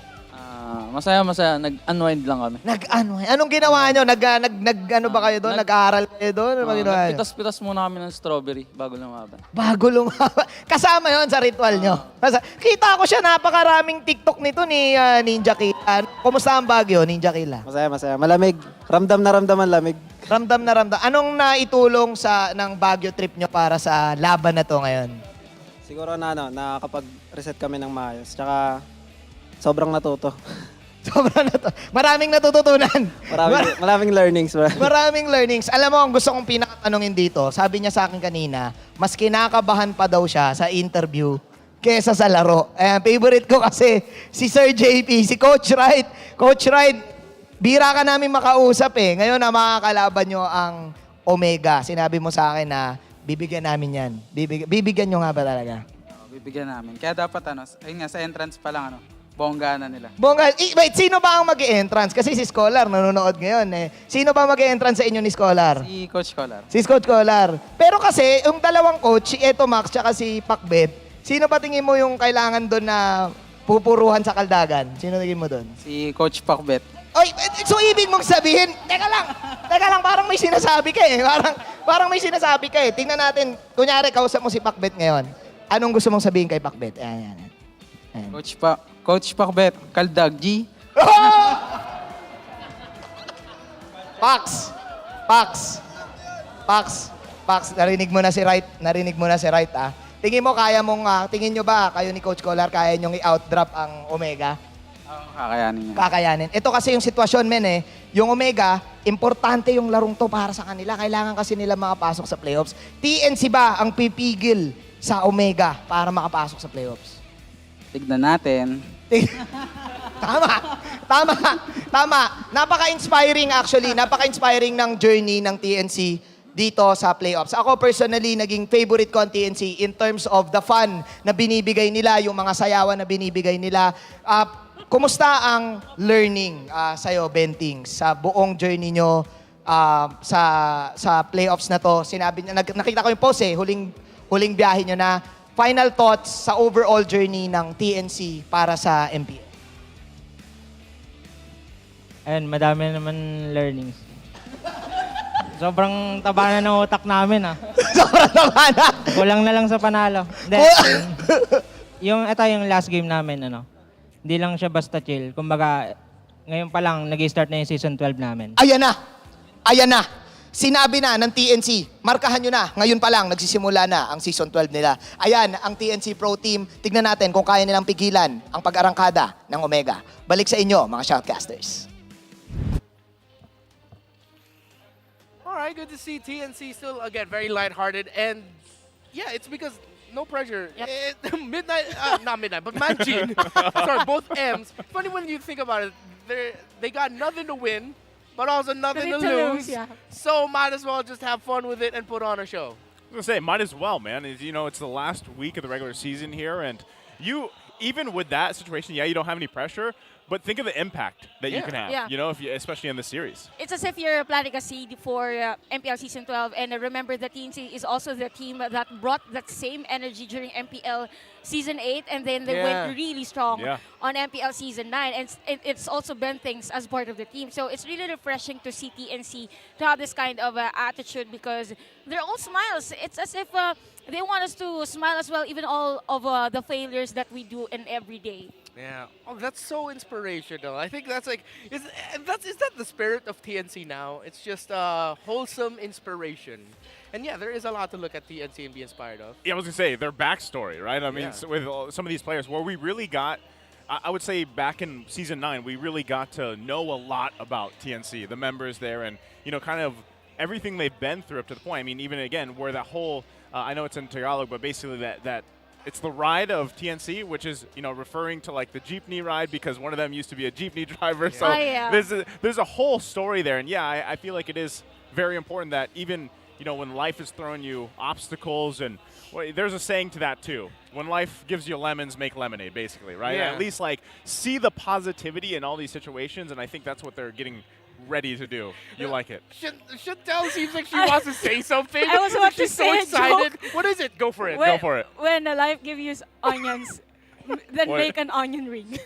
That's all. I was actually craving for onion ring. When life gives you lemons, make lemonade. Welcome to the English desk. When life gives you onions, make onion rings. Yeah. All right, yeah, then welcome to the English desk. Again, our streak of food references still perfect. Even Fitting right in. Fitting right in very, very well. Just a moment. Again, a very inspiring TNC Pro team has the potential to be the nightmare of Barangay Omega, the dream shatterers for the barangay. Will the jeepney crash into Barangay Omega, or will the barangay's defenses hold up, secure crucial points, and get closer to securing a playoff slot? Let's welcome to the stage, it's TNC Pro Team and Smart Omega.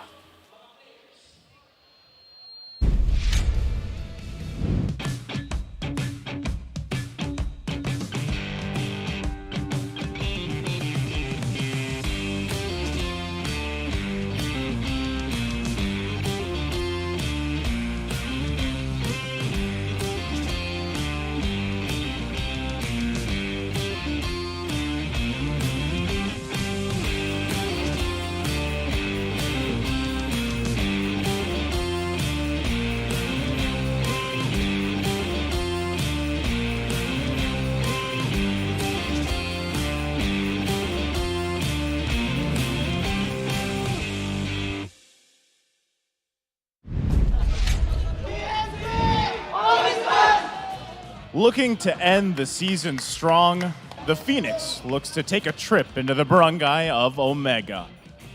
Will they take them along for the ride? Give it up for TNC Pro Team!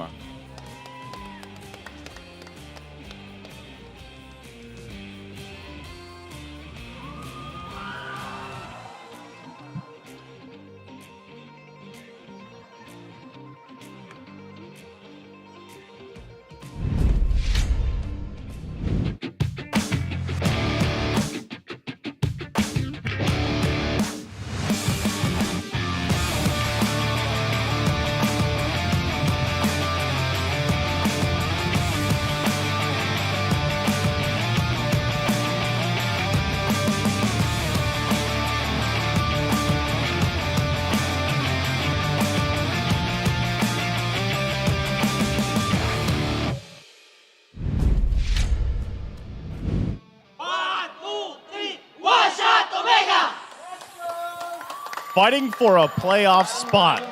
It's time for the barangay to make it happen. Can they fend off the Phoenix's own poison and strike true? Let's welcome to the stage, Smart Omega!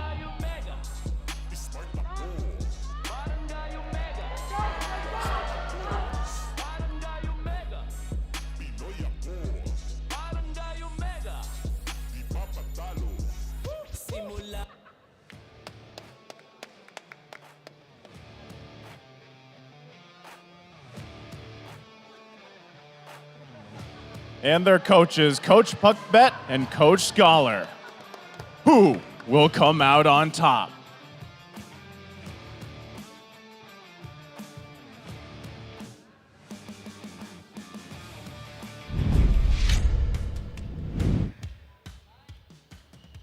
Walking out, bringing back the Dougie, the Cat Daddy, and the Kaldag all rolled into one. TNC Pro Team, Ninja Killa, King Kong, Cram, Goyo, and Ben Things. So, you know, this is a little variation to what we've seen, but of course we've seen all these boys play throughout the season here. And, you know, still, it's going to be true, right? Because we compared Ben Things in the Rome against Miko, still going to be leading the charge here. And at the same time, yeah, Cram, the familiar face, King Kong, man, has been dominant in the jungle. And I think that's something that that's exactly the sound he makes, you know, running across. That was Chantel, by the way. Great sound effects here. But yeah, there's a lot here on the line still, given the situation that Omega has to deal with, and this is who they have to deal with. Ninja Killa as well. Might have been a name change, but still a familiar face here. There you have it. Smart, Omega, Keller, Ryzen, Renjo, Storm, and Miko. No Luis. So back to the Ren show for this one. Again, for this starting lineup for Smart Omega, I believe that they really want that veterans from Renjo as their X-Lane, knowing that X-Lane has been really critical in terms of team fight and initiations on this season. And at the same time, we really have to look forward on Miko's stepping up on his game because, again, he's up against Bentings of TNC. With this kill participation of 69%, I doubt that it would be easy for him to keep up with these stats. And at the same time, we might see Storm on a different level in terms of how he really plays. Again, Smart Omega is struggling for their playoff spot. They really have to step up on the drafting and at the same time how they initiate a play. So when we see on this team head-to-head, yes, the game win rate is relatively high for Smart Omega because of the wins that they had. But we have to remember the wins that TNC was able to secure before this matchup. They were able to secure the Giants in this tournament. And before this matchup, the first matchup of TNC and Smart Omega, it was Omega, yes, but at the same time, it was before those wins of TNC. Yeah, before TNC just started surprising us all and made it look like they were going to make a run for the playoffs. It's a different version of these two teams. But the question now is for Omega, what version of Omega are we going to get today? Are we going to get an on-point Omega that looks just as terrifyingly good as their old form when Chakto and Ito Max were playing? Are we gonna get an inconsistent Omega? That's always been the theme and question for Smart Omega all throughout the season. Did they wake up good today? Did they eat breakfast? Did they eat breakfast? Did they take a bath? Did they take a bath? All those factors. Did they make onion rings, Chantel? I don't know. I guess onion rings and lemonade. Why Oh, not? we're gonna That's find a good out. combo. You know, that sounds like a terrible combo, guys. I will eat that. Hey, onion rings don't and hate. lemonade. Someone out there is watching right now, and that's what they're eating right now, or that's what they love. You All right. can't. You should try. Fine. I won't spoil I'll the make you party some. up until I tried it. Fine. I'm gonna try it one of these days. Speaking of, though, I wonder what these two teams are gonna be cooking up and what they need to cook up for this series. What do they need to do? What are their conditions? Who do we watch out for? All that will be answered by the Infinix Keys to Victory. Well, marami talagang kailangan gawin ang parehas na koperan. Kaya tignan natin ang kanilang mga keys to victory na hatid sa atin ng Infinix now for TNC. Go out with a bang. Again, huling biyahe na ng TNC ito and mayroon silang tsansa na guluhin yung standings ng regular season. And ang kinagandaan sa TNC is pwedeng iba't ibang flavor yung patakboy nila. Nakita na natin kanina sa roster, sa in-game, pwede pa magbago to. Pwede sila na magdala ng mga kakaibang lason against Smart Omega. Lalo pat nandito rin si Ninja Killa. Pakamalay natin, makita natin yung renaissance ng kanyang Zilong Gold Lane on the side of TNC. Now, for the side of Smart Omega, beware of TNC's YOLO picks. Directly countering yung point number 1 na hinatid ni TNC rito. Kailangan aware ang Smart Omega sa mga pwedeng lason or yung mga kakaibang picks, yung mga unorthodox meta heroes na pwedeng ilabas ng TNC. Baka ito yung maging dahilan nila sa downfall ng kanilang game dahil kapag hindi ka talaga handa harapin itong mga bagong heroes ito, ay lalasunin ka talaga pagdating sa paglalaro. Now, sa both sides naman, kills must be converted to objectives. Medyo seryoso yung third point natin dahil ang problema ng dalawang team na to is talagang translation pagdating sa endgame objectives. And alam naman natin, very crucial yung mga tower takes and especially yung mga lords dahil ito yung ginagamit ng mga teams upang manalo. Yung mga pick-offs ay nagsisimula sa mga lord dances kaya naman napaka-importante niyan for both TNC and Smart Omega. Very interesting yung magiging huling laban ng TNC and for Omega, ito ang kanilang magiging tournament life. Yan ating keys to victory, hatid sa atin ng Infinix. You know what, Chantel, I'm glad that you mentioned earlier the fact that the wins of TNC seem to be more high profile. These are two teams coming off of heartbreaking 0-2 losses yesterday, Omega versus Echo. The 2 weeks beforehand, it was TNC dropping to ONIC. And now that we have the keys to victory up, what stood out there for you or what are you giving special focus to for this one? Well, actually, for the specific for Smart Omega that they really have to look forward on a TNC's YOLO picks, I mean, it's also their territory. So if they are able to really pull off something or counter out those YOLO picks, why not the Hanzos, maybe the Silang? Okay, they're confused. Yeah, they're trying to get it. Okay, you'll get there. Okay. Wrong side of the road, dude. Come on, guys. This is why we work on synergy. I know they're on different teams. You know what? Sometimes it just doesn't pan out. You know, even though both of you seem interested, and then you do everything you can to make it work, it just doesn't work. You know. That sounds deep. We're talking about the heart. Yep. Split screen hearts. Hey, let's look at the player head to head. Oh, look, green arrows for Stone. Yep, actually for the side of TNC, we also have to remember that there were switches in terms of the roster starting players actually during this season. So that is as to why there are differences and mostly are leaning towards Stone. And again, Stone is a type of player that is really centric in terms of team fights and really deals the damage for the team. And we have other players to secure the kills for Smart Omega. Now, remember that again, Omega won with a 2-0 on their first game. But during those moments, it's as if TNC is a team that is trying to find that perfect formula, perfect roster to fill in for this season. And this is somehow a new discovery for Smart Omega as well, knowing that there is going to be a different player that instead of Hesu, they will use Cram. Oh yeah, it's good to see Cram Time back, by the way. Hopefully he's well recovered, but he is looking healthy and good and strong, so good for him. For TNC, looking back at the match history, if I recall correctly, this was a series where it really felt like TNC had that shot. Yeah. But things would just happen. Either it would be one error or two. And hence why I agree, I resonate strongly with that third key to victory where kills need to lead to objectives. Yeah. These are two teams who, for me, have had the tendency all throughout the season where they get pickoffs, they get kills, but it doesn't necessarily translate into a major conversion. Yeah. Conversion seems to be the big thing that these two teams need to make sure they get. Yeah, actually, and that is the main reason as to why they don't also get to secure the win, even though they're up against the other team. So again, for this, maybe for this game, we might see those heroes again, more on the comfy picks I'm expecting for Smart Omega on the early part. Remember yesterday, they tried to go for the Minsithar, Kadita, and Leslie, and it's not a good story for them. It's not a good start for that game.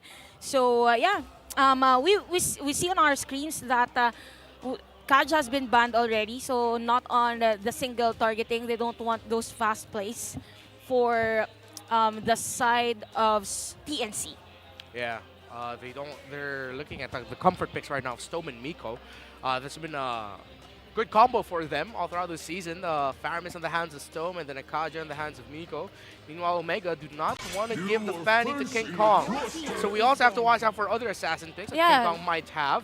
And I wouldn't be surprised if Omega might even think about prioritizing a Lancelot on the red side just because they don't want it on the hands of King Kong. Yeah, actually, on that last game from King Kong, it was really nice on that Lancelot Tankslot play. So we will be seeing a 1-1 ban here by Smart Omega. So many heroes are open, actually. Valentino could be one, Fredrin could be one, even Arlot, actually, for Ninja Cram, rather, on this game. Oh, yeah, Ninja Killa. So I believe for TNC, they might want to go for that hero that could be converted on 2 possible rows. Maybe an XP lane that can be used as the jungle as well. So Fredrin is a good contention. But again, both teams has their junglers that can use assassins. So Valentina, Arlot could be one. Even Joy actually is an option here for this game. Yeah, at this point, there's a lot left open. We're going to find out here in a couple seconds so what TNC kind of decides to go with. And this is probably the safest choice, right? I mean, this has been the trend the entire season so far, pretty much globally. He has, I would say, the past couple weeks, you don't see that Fredrin picked up as soon as you used to. Like right away, you're just kind of betting on it because there's so many options, now that we've seen a slight shift in the way the meta has developed here. Oh, yeah. But response, we could probably see that Valentino response being picked up. Like you mentioned, Joy is actually still available too. And really, this is going to kind of paint that picture already with what Omega wants to do. One of the biggest things, though, is that they secure themselves also a great roam option in this first phase if they can. Otherwise, it's going to be banned out. But the Arlot, the Beatrix, are both solid picks for now. But by the way, Omega are really going back to comforts here. Yep. They pick up the Beatrix, and no, I'm not talking about a comfort for Kelra. That's a favorite pick of Ninja Killa back in Season 10 when TNC were still trying to find their stride. It was Ninja Killa on the Beatrix who would pull off some great plays and looking like the light of hope for TNC then. So immediately Omega says, you know what, we don't want to give that comfort to him. As much as possible. And yes, actually for Smart Omega, I think it's a bit early though to pick the Beatrix because you have a lot of heroes that could be the counter on the next heroes that TNC will pick on this game. Now, TNC, they have the option to take that Valentina that we've been mentioning, but it's going to be Lancelot. We've been mentioning this earlier, so the Fredrin is going to be used as the XP lane as to why so if we think about it, there's no trade actually with the open heroes for Smart Omega. It's only the Arlot that they got. They gave the Franco of Miko. They gave the Lancelot for supposed to be for Ryzen, but it's gonna be Cho here. More the comforts really for Smart Omega. It's crazy the swerve TNC did with their first pick. We're expecting Jungle Fred. Suddenly in 2 picks that Fredrin became an XP laner. Here comes a Tanksalot, and here comes a Franco as well for Ben things. But that's actually what's crazy though, is the fact that, you know, naturally everybody's instinct when they see that Fredrin pop up is jungle. Yeah. Because that's literally what we've seen. Now we have seen him flex in XP lane before, you know, and I know some, you know, people that love Fredrin like to play him in Roam, you know, in solo queue. But the thing is in competitive play, we see him parked in 2 places. XP lane, it still can work. It still is I would say, a rather safe pick.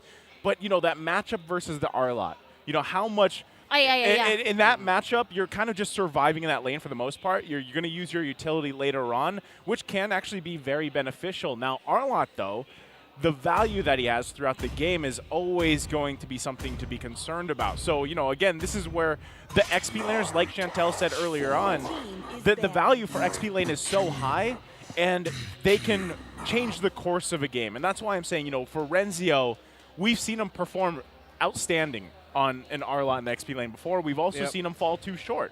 So now this is, again, coming down to, I know we lined up the roamers, and they have their importance and everything, but even the XP lane. And so you have the Arlot, you got to be way more proactive than I feel like you do on a Fredrin XP lane here. Yeah, we're talking about mobility here of the heroes. Arlot definitely has the easier route in terms of backing up on those team fights. And for Smart Omega, I feel like the ban that they have is not really specific, having to ban that Leslie. Out of nowhere, we see a Valentina ban. So I believe Smart Omega just really wants to open up those heroes that are available after TNC will pick up their heroes. So they're trying to counter out, although TNC is also countering them.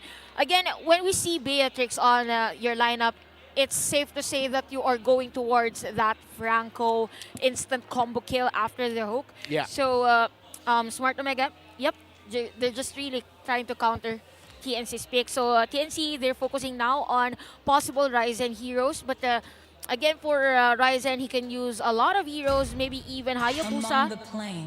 Okay. Oh my goodness, TNC are reading Omega so well. I really thought Omega would leave the Valentina open at the least, because that would be a great 4th pick for them. They get themselves the ultimate of the Franco. But when the Valentina gone, the next best possible looking pick for Omega was the Eve, so TNC ban it out. Not sure if that's a bait or just a great call by TNC to say, yeah, we're not giving that to you, because it's looking like it's going to be a good pick for the side of Omega. So now, towards the mid laners, I mean, the Farsa is open, but there's still so many open on the side of TNC that it'll be dangerous to pick up a Farsa. They might save their mid laner pick for last and then just pick up their Ryzen hero. Now, I mean, the Akai is still opening up on the board. You could even consider a Martis for Ryzen. I do like the thought of a Hayabusa if they want to go for it. Oh, but no, they go ahead and pick up their mid laner. They go for Kagura. Okay, for the side of Smart Omega, they want those type of heroes that could play individually. So this is not the type of lineup we're in. They really want those 5v5s. As much as possible, they want those fast plays, maybe ganks on other lanes, having this Kagura on an instant burst, and even the Cho. So still, the jungler has not been revealed for the side of Smart Omega. I like that you've mentioned Martis could be one option here. Actually, good option for Smart Omega on this game. Now, TNC, they're still lacking that artillery burst hero. There's no Valentina, there's no Eve. There's the Forza, though that could be picked, and they will take that. So it's a good counter against the Kagura, but we call it the Kryptonite heroes because they will just look for each other on every position that they might be. And TNC right now will pick Brody. Okay. A super beautiful draft for TNC. Really, Checks so all the much boxes. so. Yeah. Yeah. It's like this is if you're TNC, it's like, oh, we got what we wanted. This is what we wanted to cook, and they got it. Yeah, they're happy with that. And also, the mid lane matchup is going to be a little difficult here. There's the Akai, so that is going to be locked in for the jungle. But, you know, Kagura, yeah, the burst can be there. But what we've seen so far, and you saw, it was a 6%, I think, pick rate at this point. She started to show up a little more at the end of the weeks here. But usually what you see is Kagura's struggling. Generally, against, like, if you're looking head-to-head versus a Farsa, she has a much harder time, and this is what I was talking about. The lineup of Omega has to be very proactive in landing everything to make it work for the most part. So let's see how it unfolds. Actually, for the lineup of Smart Omega, I'm really questioning the Akai pick because usually you want that Kagura with the crowd control that has the yin-yang overturn to be attacked by many. But at the same time, if you think about the Akai, there's a possibility that you are to move out of the way, out of the way, or even those who are on the range of the yin-yang overturn. So it's as if they're battling against each other's ultimates. It's like There's a battle inside. Yeah, it's like they're fighting within the team, and they just have to make sure that every yin-yang overturn plus heavy spin is picture perfect. Yeah. Like, it's to a wall. That's why earlier I thought it could be a Martis, because at least the Martis has that thing where it's like, clap. Yep. You, like, Here's put them him there gathered for up. you. Yeah, it's like gathered up for a Kagura. So, yeah, it seems like it's a much harder lineup for Omega to pull off. TNC have checked the boxes they wanted to. Here we are in the game. Let's see if TNC can be the nightmare of Omega. Again, we've mentioned earlier the mobility in terms of the explainers here for TNC and Omega, and I believe that for Ninja Gila, the classic, by the way, Ben Thanks doing the delays on that Franco play, and we've noticed as well that even Cram is on the lead in terms of how he pokes against Rencho. So in terms of backup or added damage in terms of team fights, it's definitely going to be on a TNC side, and Omega still has to wait for the perfect timing wherein Miko is to give vision and as much as possible execute that player that they will see. Yeah, by the way, TNC actually ranked first in average team goal this season with 56,402. And meanwhile, for the Barangay Smart Omega, they're ranked first in team damage with 208. I think that also stems from the fact that these two teams have a record of just playing really long games. Yeah, either like really long, scrappy games as well, you know, and even there in the bottom side, you can see there's some attention being put there from Ryzen, because honestly, if Renzio can get a little bit of a lead, he's going to do really well in the R-Lot. Right now, he is going to be running that tenacity here. Pretty much has to, right? Because part of him and Ryzen have to work together to find those sets, like we were talking about, pretty much the interaction when you have the Sakai on your team alongside a hero like Kagura, who's so reliant on landing her ultimate at the right time, right moment, and spacing is so concerned. You're going to need that R-Lot to also kind of push him into place if you can. So already, first fight for this turtle. Renzio going to have to get out of there. There is the Way of the Dragon. They secure the turtle. Still going to be going. Renzio goes in too. Still looking for the kill for the hunt. Prazer's Wrath going to come down. No one falls just yet, but Stone comes in, finds a kill, and off camera with the help of Ben Things, Ninja Killa gets one top side. It all started with that very nice zone out actually from Smart Omega. Wait, there's a hook. There it is. Miko. Yeah, he couldn't escape that one. As you were saying, action-packed play. And again, for Smart Omega and even TNC, they're not ending this team fight. It's all about the pokes. And at the same time for TNC, they really want to have those trades against Smart Omega. But if we go back on that total objective, rather, for Smart Omega, it all started with that nice zoning capability that they have against TNC. And at the same time, we saw Ryzen even use the heavy spin. Even there are no players from TNC near that area. So they're just really looking forward on those possible entry points points of TNC during that moment. But if we look at the gold, it's still on TNC's side. And that is on the hands of their marksman, which is Ninja Killa. 500 the lead, gold lead against Keller. That is high actually if you're on the laning phase. Right now, the bottom lane, Crab moving it out with Renjo, but here comes Ryzen. Yeah, they're going to go ahead and lock down Cram here. With a heavy spin, this should just be an easy kill for them to convert. Ryzen grabs the kill, going to be able to grab a little bit of extra gold too. So now, again, this is that little bit of a lead that he can build upon, follow through with, and that might be the only time that we see Ryzen really visit bottom. If they can secure and guarantee a kill, that's going to be best. Going to miss the Iron Hook here. Also, one thing I just wanted to point out, I think Ben Things is literally one of the only roamers, at least here in the MPL Philippines, that does this when he locks in the Franco. He loves this focusing mark emblem for that extra amount of burst damage for his team, basically. They really want to secure that kill every time there's a hook, actually, as to why that is also the emblem here for Bentix, and it has been really effective for TNC. Now for Omega, the target is... Okay, there's a flicker, by the way. All right, he wanted to flicker out of danger, as he did. Hook gonna land, though. They get it out. Stone's gonna be just fine. The way the Kaguro works has that built in. There's gonna be the heavy spin. King Kong could be in trouble. Falls here. Stone grabs the kill. Now they're going to set the rise for the second turtle of the game. Hook not going to be able to secure it there as Ben Things attempt. Final slash comes out. Renzio grabs a kill for himself. Omega coming out on top. We've mentioned earlier the veterans that they need for Smart Omega, and Renzio is stepping up on that game. Very nice entry against Goyo, which is the burst damager supposedly of TNC. Again, Omega has been playing as if they are always ready whenever there is someone for TNC that will go inside on that turtle tip. Turtle pit, and at the same time, Omega is somehow having that synchronization of skills, which is really beautiful. And if you go back to that play early on the bottom lane, when there was a player, there was a secured kill for Omega. Kelra was on the in between the first tier and second tier turret, so there's no possible trade for TNC at that moment. Extended is going to be the laning phase right now. However, teams are more frequently rotating all together. Items coming up. Cram finally building up his dominant size. Hunter Strike already in the hands of Renjo. No wonder why that R-Lot hurts.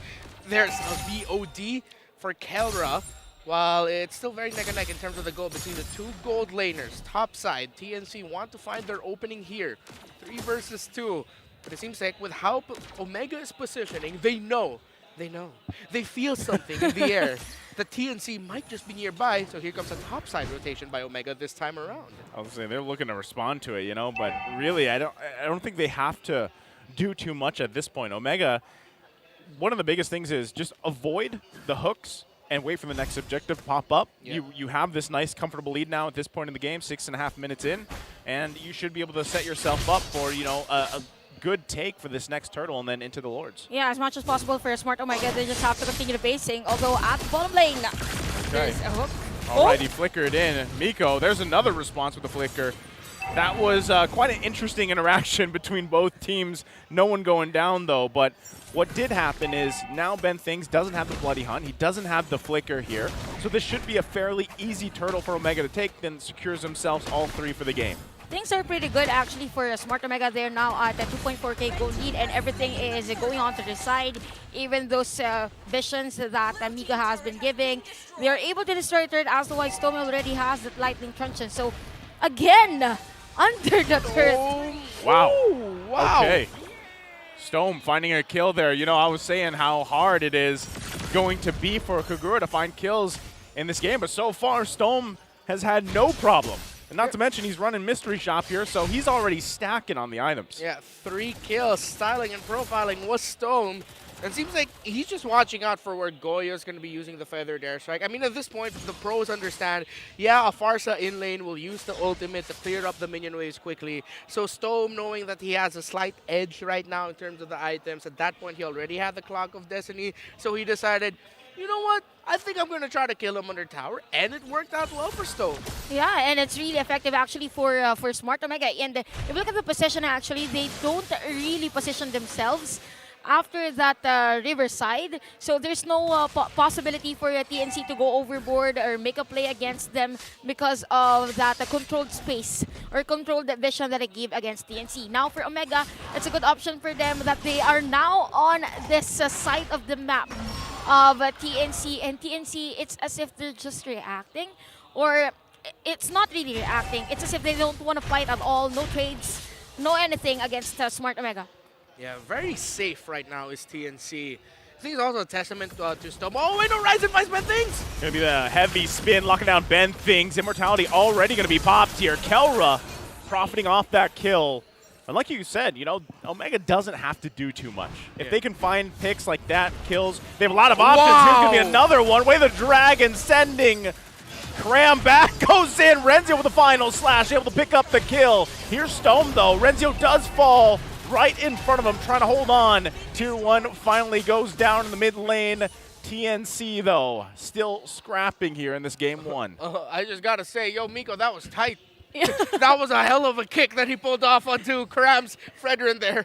Actually, even Kram, I think he was also surprised that there was a Cho out of nowhere during that moment.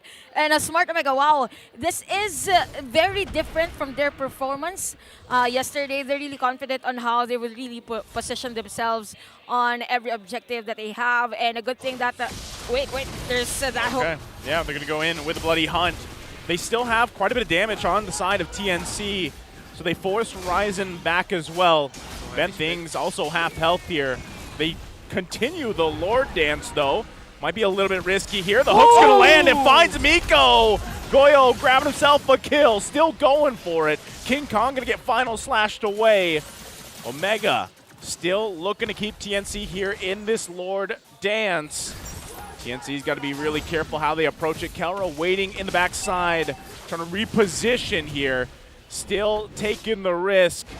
Goyle also trying to buy time. Ben Things got to be careful. Doesn't land the hook. He's in trouble here. Renzio now.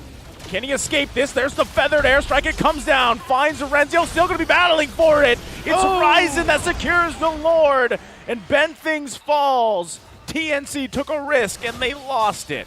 It was a nice initiation play from Smart Omega, and at the same time, good zoning from Rensha. Yes, he was the bait on that game as to why they were able to secure the Lord. Again, for TNC, there was a nice feather airstrike from Goyo, but at the same time, the first 2 hits of the feather airstrike was to secure a kill against Rensha and not on the Lord pit. So the damage that TNC dealt against or for that contest is not really that high as compared to Omega's, even if Storm doesn't have the Yin Yang overturn during the time. So we could see the Lord now marching in the bottom lane. They have the kit though.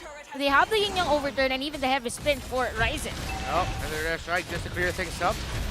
Yeah, right now, a lot of faith by TNC onto King Kong to secure those objectives, but that was just a difficult retribution battle to win if you were King Kong. You did see he tried his absolute damnedest to make sure he got it, but it was still Ryzen who, with how Omega were positioned at that moment, they set him up for success to get that. And that's been the story, I believe, here for Omega, is that they've set TNC up for failure by pressuring the rotational abilities of Goyo and Ben Things, while setting themselves up for success by converting it into good positioning. After they get a pick off, they place themselves elsewhere in the map, get a little bit more vision, get a little bit more space provided, and that's the key to victory earlier. Convert those kills. It doesn't necessarily need to be objectives, just convert it into something. Convert it into something right now. I'd love to see TNC, though, get some objectives, right? They have 0 turrets at this point. And that, again, this is the struggle with possibly, having Fredrin in the XP lane. What can you do when you're at this point of the game?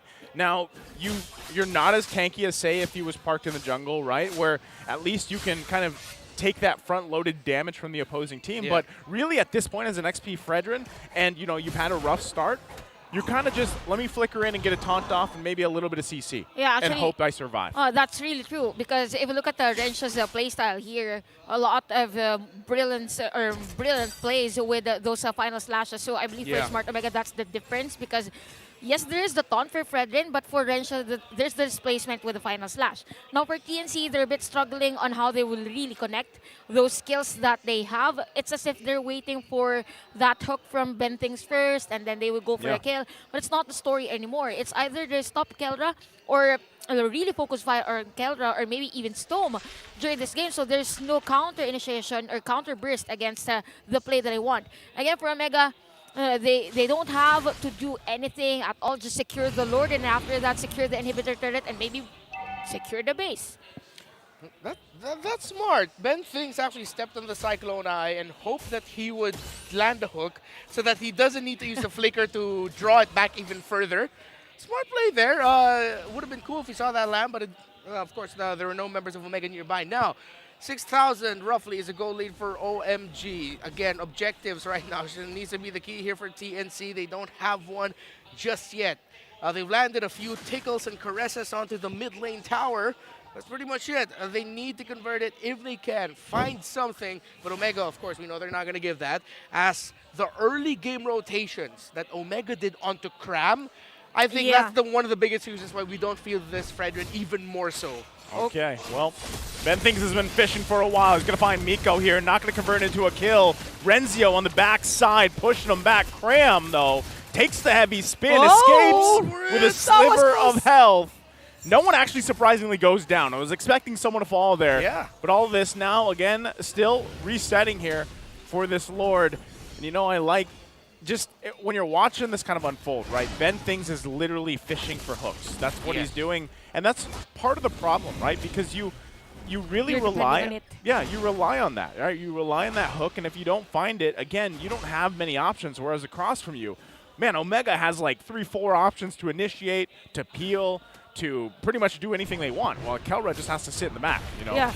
And here it is. There it is. Nico with the Way of the Dragon, find Ben Things. Does take quite a bit of damage. Immortality, though, finally going to be popped. Ninja Killer already taken out. And Ben Things falls as well. Now Omega making the beeline for the Lord. What a clean move by Smart Omega, and that burst from a Stone. They're just aware that the two players of TNC was there during that moment.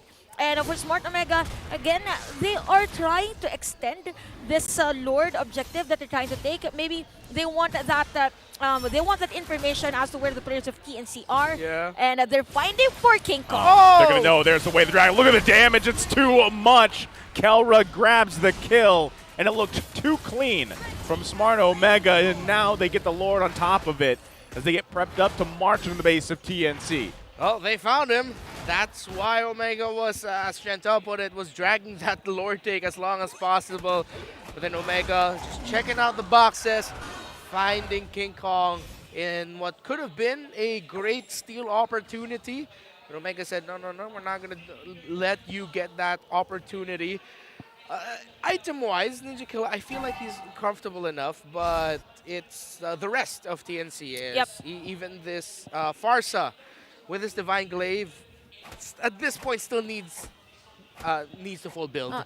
To put it bluntly, needs to full build until Omega needs to start worrying about that Farsa. Maybe even the Winter Truncheon, actually, because he's being targeted here by Smart Omega. It's as if he is having difficulty on finding the perfect spot to use the Feathered Airstrike, because we haven't seen a real decent Feathered Airstrike during this game. And by far, this is one of the cleanest games of Smart Omega, to be fair, with this 10K goal lead. And I really like that they went in for the prevention for possible damages here from TNC, having the Wind of Nature and even the Winter Truncheon for Stoke. Yeah, okay. They were going to try to make a play there, but finally Lord's going to be taken care of. Actually, Miko goes in. Wow. There's the Way of the Dragon. The burst damage is already there. Renzio still on the chase here. Going to force them back. 3 have already fallen for TNC. Omega looking for more. Renzio finally getting taken out by Ninja Killer. It's only him and King Kong. Omega might be looking to punch this one in. They've got a couple minions left. They've got the burst damage as well. Ninja Killer got to be careful. There's the Winter Truncheon coming out. Crystal's going to be worked on. They can't stop him. Omega takes game number 1. Okay, Omega. They understood the assignment today. They pressured the right targets at the right time.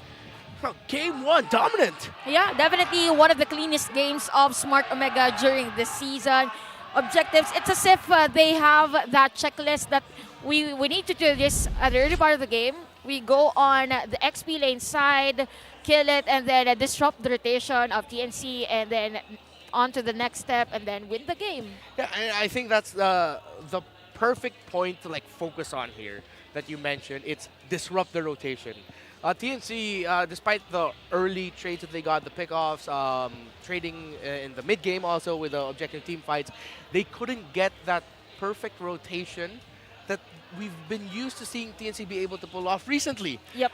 Once they started racking up those all-important wins to make a run for the playoffs slot, Omega, it seemed like they always knew where Ben Things and Goyo wanted to go, but I think it's also a mix of the Ben Things Goyo rotation. You know why they knew where Ben Things always was? Why? He's throwing hooks out left and right, like here I am. Yeah. Here's a hook. Here I am. Yeah. This, you know, and that's the thing. That is the downside of Franco. Yeah. They capitalized on that so well. Yeah, they did. And every time where Ben Things is, Goyo is beside him. Yeah. So it's as if they're buying buy one take one. Yeah. You know where Ben Things is. You also know where Goyo is. Yeah. You get 2 eggs in one basket. We can keep going all day over here. 2 birds with one It's hook. a promo. There's a promo. 2-in-1. A lot of things. Again, that is the big picture of it all. Those are the obvious moments that we've noticed, but I'm sure Chantel is going to be ready to give us the lowdown of the little details that we may have missed in that 17-minute game where Omega dominated TNC. So, Donya Chantel, give us a lowdown. Disrupting the rotation, that has been the answer and the key here for Smart Omega. Again, by far the cleanest, one of the cleanest games of Smart Omega in terms of execution, and at the same time how they really rotate on that game. Again, Smart Omega has played splendidly on that game number 1. Imagine it was 17 minutes, not really full of action, but we all know that Smart Omega has this checklist. Yes, Ben Things was able to delay the buff of Ryzen on the earlier part of the game, but Ryzen focused on the lane of Cram. During that time, they are aware that Fredrin's not going to be that effective in terms of the early turtle objective because Cram was a bit delayed. Again, it's all about having that backup and as much as possible added sustain if you really want those team fights, and Smart Omega was able to neglect or decline that type of play from TNC. Even on the other objectives, Turtle was on their side, all those 3, and even the Lord objective, and TNC wasn't able to secure any turret against Smart Omega. It's all about their hero composition. We're questioning that Akai and Kagura tandem, but at the same time, we have to consider that Omega was aware of that possible disadvantage on this type of lineup. So what they did was, Ryzen focused on having that heavy spin to as much as possible secure those objectives, have Storm and Rensho do the combo plays, and have that Jit Kundo combo as well on the Yin Yang overturn. So we could see the hero damage. Yes, it was a bit close, a 50k gold lead, but for Smart Omega, it's all about the conversion of the objectives. Again, damage to turret for TNC. They weren't able to destroy any turret against Smart Omega. Yes, we saw King Kong on the Lancelot again, but it's different if you're up against the MVP of that game, Storm with a Kagura play, 703 KDA. Remember, there was a time that he was at 3-0, and we've mentioned earlier that he was ready to be, he was prepared for a possible late game prowess of TNC and built that Winter Truncheon. So from the start of our game, again, that middle lane point, I believe that's around 3 minutes of our game. That was a solo kill against Goyo. And those kills at the early part of the game is very crucial because it's a Forza. And when we say Forza, it expected to go wings by wings on the top lane, even at the bottom lane, just to secure the kills for TNC since they have that Franco and Brody type of lineup. So again, for Smart Omega, all they did was to do what is on the to-do list and at the same time focus on those possible threats that TNC can bring up until the late game. Again, we've mentioned that they're just doing what they're supposed to do in terms of the heroes that they have, even the skill set that they have. We could see Rensho targeting Goyo. We could see Ryzen specifically trying to negate Bentings to have those hooks. Even the heavy spin actually is being used against Bentings because they all know that the hooks from Bentings could be the double-edged sword for TNC on this game. And even on those Lord moments, by the way, Ryzen has been playing or did splendid with those retributions. And for Smart Omega, there are moments wherein we see them go for 5v5 and then after that they go straight on other objectives. So that is the third Infinix key to victory on this game. Again, for Smart Omega, very different from their performance yesterday. They did their homework against TNC, and I kind of feel like for TNC, they are limiting the potential that they saw, the potential inside them. And yeah, for TNC, we might see changes on how they will really play. But for Smart Omega, all they have to do is continue what they're doing. That's the analysis, and I'm sure Renmar and Naisu has a lot to say. A lot to say. A lot to say. We do. There, I said it. No, but yeah, very on point there. I like the suggestion there for Omega, where just continue what you did. There's not much you got to change. Man, that game was basically perfect for them. Yeah. And, you know, I like that you mentioned it, too, because we kind of questioned even the Akai pick, right? But when you see it executed and it was there, yeah, Akai would naturally be kind of a obstacle for your own Kagura, right? But what ended up happening, man, and Smart Omega did this so well when we saw it in the highlights, is if they used up one of those pretty much pick-off potentials, whether it was the Way of the Dragon or even the way that the fatal or Final Slash was used, man, they had things overlaid and covered so well. So, yeah, if something was out, they had another plan for it. Whereas, again, on the other side, TNC literally had, did Bentings land a hook? All right, let's wait for another one. Yeah, that's how it felt. Yeah, the Omega had so many options. TNC had just one option. Where again, we're used to seeing that one option being deadly, but Omega just looked so ready to answer that every time. It's like they knew that, okay, this is a favorite hero. What can we do? What can we pick? And the Kagura pick was a question mark, but it turned out becoming the MVP performance. So Stone brought his game face to game number 1, while the fans here in Shooting Gallery Studios, Team Shooting Gallery, bringing their game face as well. They can be the next Smart Game Face of the Day winner. They just have to flash the hashtag #PowerOfSmart on their devices with a green background. Once you have the cameras up close to your face, just like this beautiful lady here, congratulations to her because she is the game face of the day. Put your game face on to win a redeemable in-game code. So yeah, y'all missing out a lot when you don't show up here for the Shooting Gallery Studios.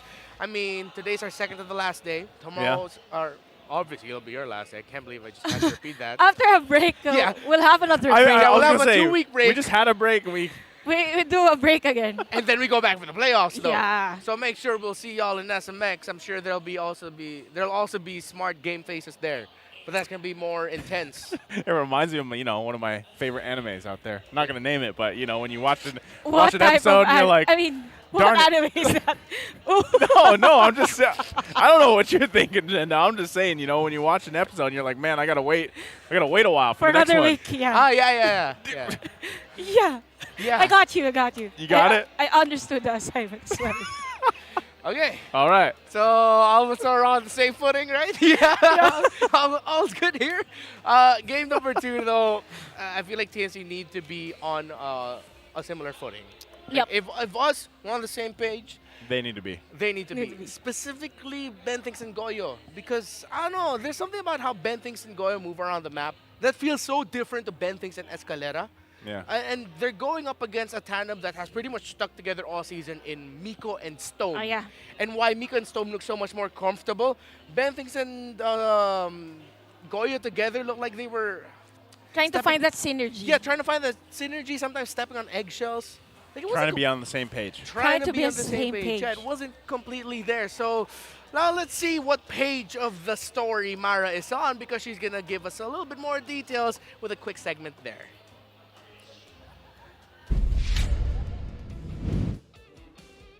Here at Shooting Gallery Studio, lagi tayong may team spotlight every week. At para sa week 8, we have RSG! Okay, what's your name? Denise. Yes. Si Denise, siya ang in charge dito sa ating team spotlight. So ano ang bago sa RSG? Kasi nakita ko bagong jersey, bagong everything. Yes. Actually, hindi everything, pero meron kaming mga premium na nilabas dito lang sa S11. Unang-una, itong jersey namin. Itong jersey? Yes. Okay. Oh, nice. Okay. Nice. Ito. Ay, si Santi! Wait! Napadaan si Santi. Santi, dito ka muna. I-try on mo yung jersey. Sorry, mag-work ka muna overtime. Try on natin para makita nila kung gaano kaganda ang RSG jersey. Ito, binili ko to kahapon. Magkano to? This is 1699 premium hoodie namin siya. Premium. Tapos embroidered siya. Oh, tsaka maganda yung Yes. material. Kung ayaw nyo ng black, meron din tayong white. Santi, mag-model ka dito. Mag-model ka. Oh, yan. Ito, i-hold up mo yan. Hold up yan. Yan. Pwedeng jersey, pwedeng jacket. Yung hoodie, magkano yung jersey? Yung jersey namin, 999. Pero pag online mo siya binili, 1,200 siya. 999 dito? Yes. Oy, punta na kayo sa Sushing Gallery Studio. Oy, i-hold up mo yan. Ano mas gusto mo, Santi? Ako mas gusto ko to kasi para hindi dumihin. Meron din ako niyan. Ito, may white din na Ito t-shirt. kadadating lang neto today. Ay, kararating Yes. lang today. Tingnan nyo yung nasa likod. Santi, hold up mo nga yan para tingnan natin kung maganda sa'yo. Meron din ito. Ayan. Magkano yan? Magkano to? Ito, 650 lang to. Ito, old series namin nice. to. Look. Tapos 650. on sale. Oh, Santi, hawakan mo rin yan. Ito. Oy, I like this. Plain. Tapos ang ganda ng Magkano likod yan? niya. Katulad lang siya ng mga Series 3 natin. On sale siya 20%, 928. 928. Dating 1,200. Ooh, nice. Bluebird fly high. Santi, pakita mo din sa kanila. Bluebird! Ito, black. Gusto to ni Santi. Ano to? Magkano to? Uy, ganda. Same din. Sa Series 3, yung tatlo, 928 din. 928! Uy, long sleeves! Ganyan long sleeves. Ano ba kayo? Nag-cold ba kayo? Ayan, magkano to? Dating 699 ngayon, 480 na lang. 480! Yes. I like it! Ay, maganda ang pants! Yan ang favorite ko. Ito Magkano naman, to? 1,500 siya dati, ngayon 620 na lang siya. 1.5 dati, 620 na lang. Yes. Respect, none, fear all. Yes. Santi, kasya ba yan sa'yo? Ayan. Ito yung ni-reserve ko. Naghihintay ako ng Yes. size small. Magkano to? Ito yung kasama sa premium namin series. Bali, ito 1,650. Tapos iba na siya, piping na siya. Tapos meron non-slip para ilalagay mo sa bulsa mo. Oh, okay. Santi Bag, meron din tayong mga iba dito. Finally, titingnan lang natin yung mga merchandise dito. Tingnan mo, meron din silang mga tsinelas. Sale din yan. Sale, magkano yung tsinelas? 40% off. Magkano to? Dati siyang 1,200, ngayon 720 na lang. 720, dating 120. Ito naman. Ganun din, pareho lang sila ng price, 720 din. Tapos meron tayong palaro. Ano yung palaro natin? Of course, pag bumili ka ng merch, pag mananalo, may chance kang manalo ng merch din at saka yung mga skins sa ML. Pag nandito kayo, pag bumili kayo ng product, pwede kayong bumunot, pwede kayong manalo ng mga skins or another merch. Ganon dito sa ating Team Spotlight for RSG. GG, RSG. So ngayon, mabalik na tayo sa ating laban. Kaya casters, pasok! That's another treat that you miss out on if you're not showing up here in the Shooting Gallery Studios, and I think you'll also miss out on if you won't be able to make it to the playoffs, because in last year's playoffs, we had merch booths outside of all the teams every day. That's why during break times, in between matches, that would be flooded. And you'd find us there just buying merch, desperately trying to go through the lines. Man. And I'm sure we're going to get that this year. I think it's going to be leveled up this year. Like a lot more merch. Like teams have been expanding their merch as well. There are also stickers, and I want to see that slippers. Actually, I might. You want the chinelas? I want the chinelas. You've I've been been looking for mentioning that since the start of the season, because season 10 they were like waving. That's the true. slippers. That was epic. And you were like, why are they not selling these sandals? Yeah, we thought it was like some weird crowd prop. Yeah, but like they made it. They made it, but it's actually official merch. just slippers that they're showing. All right, let's talk about the draft possibilities now with Dr. Draken and Shigo as we head into game number 2. TNC versus Omega. Again, Omega just need to continue what they've been doing. TNC gotta shake things up. Okay. Well, now that they flip sides here, again, I'm wondering if we see a similar kind of banning and picking phase, but, you know, Omega does decide, like, all right, Ben thinks we're not going to give you this Franco. You got to play something else, right? So, but again, as Chantel said, I don't think if you're Omega, you really have to change the game plan too much. It was almost as clean of a game, if not one of the cleanest of the season from Smart Omega, the previous one. So, you know, coming into this match, and even what we've seen again from the previous couple of weeks here, TNC had the synergy down, and that's why I'm saying you're seeing a different TNC this time. Yeah. And some of you viewers out there might be wondering, why does this seem so different? Well, yeah, it is a little bit of a different TNC, and that's kind of what we talked about in the previous game, how the synergy just wasn't exactly there. And the biggest thing that pointed out for me was King Kong. I felt like he was not the King Kong that we have been seeing in the jungle, right? Yeah. So I'm hoping that he gets to be able to do that here in Game 2. Yeah, that's actually true because even on the Lord fights, actually, we see the respect from Smart Omega having to look first for King Kong before securing the Lord. So now that we go on this draft, again, we've mentioned that Smart Omega is a type of team that not really prioritize those usual meta heroes, more on the unorthodox type of drafting for Smart Omega, but it's nice for them to secure that Arlott. It was effective on Renshin's hands earlier, and at the same time that is added, or maybe even Valentina on this game, but Paramus is still open, so a lot of heroes open for Smart Omega. But yeah, they will go with Arlott, which is one of the best XP lane heroes as of the moment this season because of the crowd control, the damage, Yeah. I love how Arlott just kind of rose to his position now, because when he was released, and then when he was initially released, he couldn't be played right away, but just seeing him and then myself playing, I'm like, man, this is such a cool hero. And how these teams, not just here in the Philippines but other regions, have they have variables to Arlott. The way that they play him, the emblems very different. Yep. Yeah, very different. The utility of him alone. So I like it, and I agree, Chantel, that that's literally one of the best XP lane options right now, and a great priority pick. Yeah, from being at the bottom of the top charts, he's now part of the daily top 10. Yeah, this time around, it's going to be Joy here for TNC. What's good for this Joy is it can be used as a pause 4 just to find the hero for Stone, because Stone was really effective earlier for, is one of those keys for Smart Omega's win earlier. So it could be one if they want that stable type of pause 4. But yeah, for the side of Smart Omega, still going for the Akai, but different story now because we will see Valentina. Now for TNC, they want to go and secure that hero already for Bentings, although they could also pick, I was about to say Digi, but Digi was banned, yes, for Smart Omega. Yeah, Bentings hero possible for the team, just to limit the possible IM use for option for Storm. Yeah.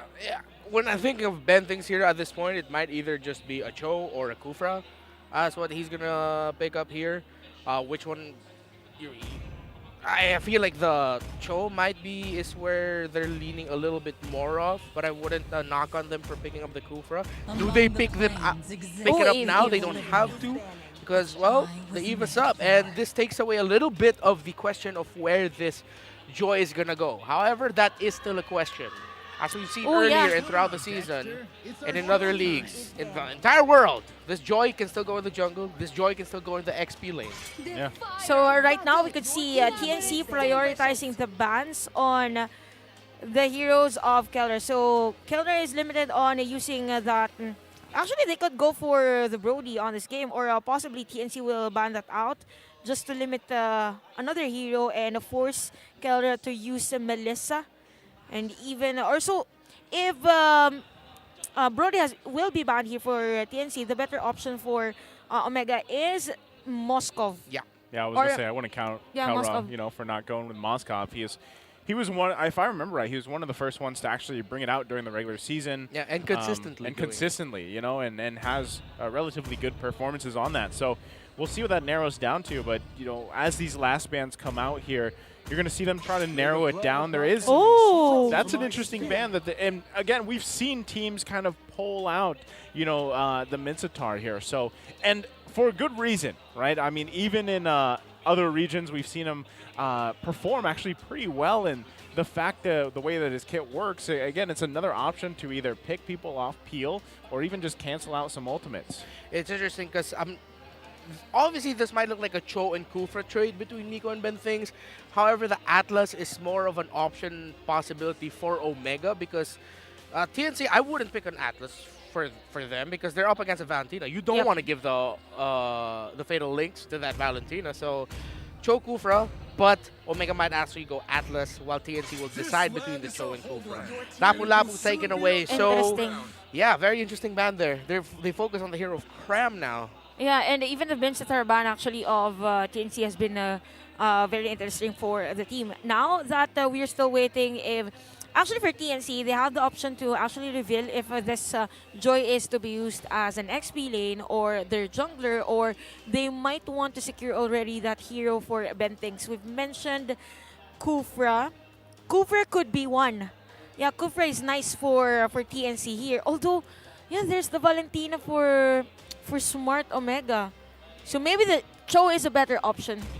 So that it's more on the single targeting. Actually, for Smart Omega, I'm thinking about Grok for Miko, but it's gonna be Cho here for TNC, more on the single targeting. But Grok is a nice option for Smart Omega. Grok's still available. Good call there. That's still up.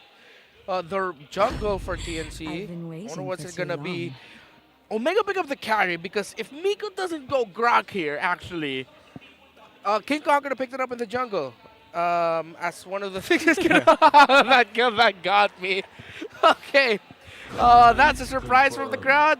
Oh, good call there, Chantel. Miko does end up going for the Grok. High IQ indeed. And they take away what could have been a great option as well for King Kong in the jungle. Yeah, this is actually nice for Smart Omega. It's as if they really predicted that Grok will be on their hands, and it's gonna be a bit difficult for TNC to have one reason as to why they also banned out Franco, because they can wait for the power of nature after that with the Bloody Hunt. So yeah, for TNC, they could go for Benedetta's nice, but they want that added crowd control, right, for TNC. I'm thinking it might just end up becoming the Lance again, or, well, no. Usual. Okay, so Joy Jungle. Joy Jungle, yeah. A Joy Jungle up against this lineup.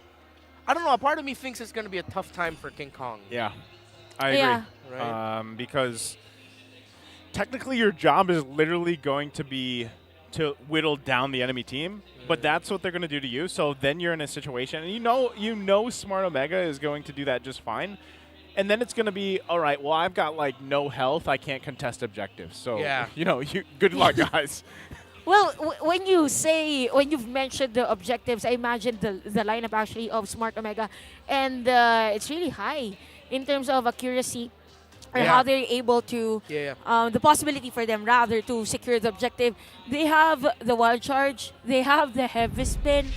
So with this lineup for Smart Omega, they just want that space, taking the objectives just to give space for Kelra in the early game, and for TNC.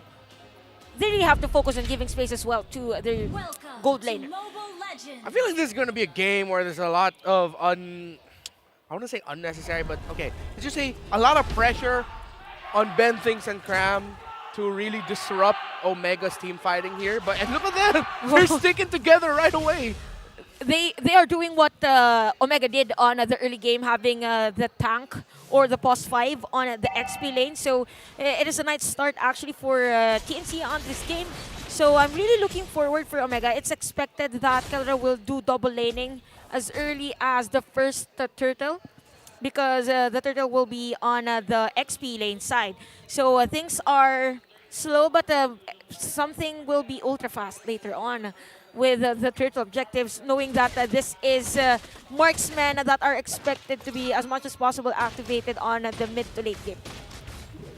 And let's see if that early rotation by Ben Things onto the XP lane to help Cram against Renjo will be enough to get them a little bit of an edge, as the rotational path of King Kong ends up with him going to the XP lane. Let's see if he can do a bit of disruption there as well. Miko using the Guardian's Barrier to try and control the minion waves a little bit, to keep Stone a little bit safer under tower. Good call there. And now I think might see a big explosion come the first turtle. Yeah, they might try to lock down. This is similar to what happened in game 1. Cram, though, getting a heavy spin into the wall. This is the setup they're looking for. Can't be able to escape. Can't escape from that one. No Dragon Form available. So they already get the first blood. Kelra also has to flicker out. All this leading in that first turtle of the game. And Smart Omega in good prime position to go ahead and start it up. It's the same execution, same plays, actually same target for Smart Omega, although there's going to be a trade possible at bottom lane. Yeah, there's nothing Kelra can do here to escape this. 3 members there now. They got to watch out for Stone too. The answer also from Miko. They're just going to hold down the turtle a bit longer, but there you go. Turtle secured by Ryzen. So there's a trade after a trade here, but the thing here is for TNC, they were able to secure a kill against Kelra. So there is going to be a bit of a delay for Kelra's rotation, possible at laning, and even the outer turret energy shields from Ninja Killa. So later on, we will be seeing Ninja Killa to be part of the team fight, or they really have to force Ninja Killa to be part of the team fight to go for that gold conversion. So wow, again. Same thing, same setup. Same. Yep. Same, but different, but still same. Omega, they're just bullying Cram, but here comes King Kong. Oh man, King Kong. Wow. So he thought he had the kill there. Luckily, Ryzen was still there to help out. There's going to be the Way of the Dragon committed to Stone just fine here.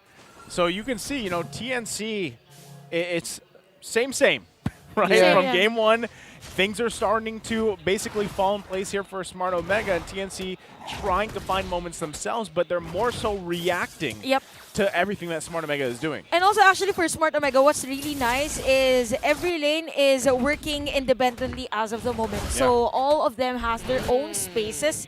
If there is, actually Ryzen is the only player that rotates that wants a kill. Again, for TNC right now, they want to disrupt this type of system that Omega has been bringing, because yes, there are trades in terms of the kills, maybe even on the outer turret energy shields, but the farming or the jungling pattern of Omega hasn't really been disrupted since the start of the game, and we might see later on those plays coming in from Smart Omega that is focused against Goyo. TNC, I think one of the things they could also work around is the fact that they know Omega are always looking to pressure the heck out of Crab. Actually, maybe they'll stop that now, knowing that they've already built a considerable enough lead. As look at them just shred through this turtle. TNC, they won't be able to contest this at all. It's just full-on team effort here. Just quickly securing the second turtle of the game for Smart Omega. TNC, no answers. Yeah. And this is what we were talking about. You know, when you have a Joy in the jungle against this kind of lineup, it's going to be difficult to even get in range to contest these objectives. Knowing that the other jungler is more under crowd control, but wait. There's the Way of the Dragon. Miko going to go ahead and flicker out. Cram on the chase, though. Wild Charge used as well. TNC now on the board again here, finding a kill against Miko. So they find a little bit of hope. They still got work cut out for them, though, with this lead. Again, for TNC, these are the kills that they need, but there was a trade, actually. Renzo was able to clear the minion wave on the top lane, so I believe for TNC right now, they just really have to force any objective that they can get against Omega on this game. Oh, man, Ben Things. I'm not sure if he's going to be able to escape that. Didn't expect everyone even to be there. Still, he's going to fall. They did hold on to that tier 1 too. It looked like, you know, TNC really wanted to make a play there, but it was just stopped from the answer from Smart Omega. Yeah, and now TNC will have their, fronts against the wall, because Miko just threw a wall in their faces. And look at it, Miko taking damage, but just providing space to make sure that they get a lot of damage on that turret, a little bit of pressure there, but TNC still hold on. So I wouldn't be surprised if the next few minutes Omega are just again going to be sitting comfortably here. Yep. Actually, we saw a synchronized real-world manipulation earlier at the bottom lane. So those phosphors are really aware that it's very crucial on securing that turret. And what's nice actually for TNC is they're able to defend the turrets that Smart Omega wants to destroy against them. But I kind of feel like they have to do something like forcing Omega to commit errors on this game. But we look at the gold, actually, even the item, we could see Ninja Killa already with the Blade of Despair. Again, for TNC, they need that synergy. They need that effectiveness in terms of how they will use their skills. So now that their movement is probably going for that switch in terms of laning, Ninja Killa will be on the top lane. They have to capitalize Karam's ultimate for this turtle objective. Well, right now, they're actually going to go ahead and contest this third turtle here. Black Dragon form being committed by Cram. Ben Thing's also going to be on the hunt here. Finds the Way of the Dragon on the right target. Renzio does fall, but Ryzen secures another turtle 3 for 3 for game number 2 here. Yeah, and even up top, Kelra just split pushing, opening up the map even more here for Omega. And yeah, we talked about it. This will be a hard retribution battle. Oh, Ninja Killer might get cut Oh, out! that was close. Very close, very close. Yeah, actually, I was thinking earlier what's missing, what's lacking here for the TNC squad. From the previous games that they won against the Giants of the season, what's lacking is their minion wave management.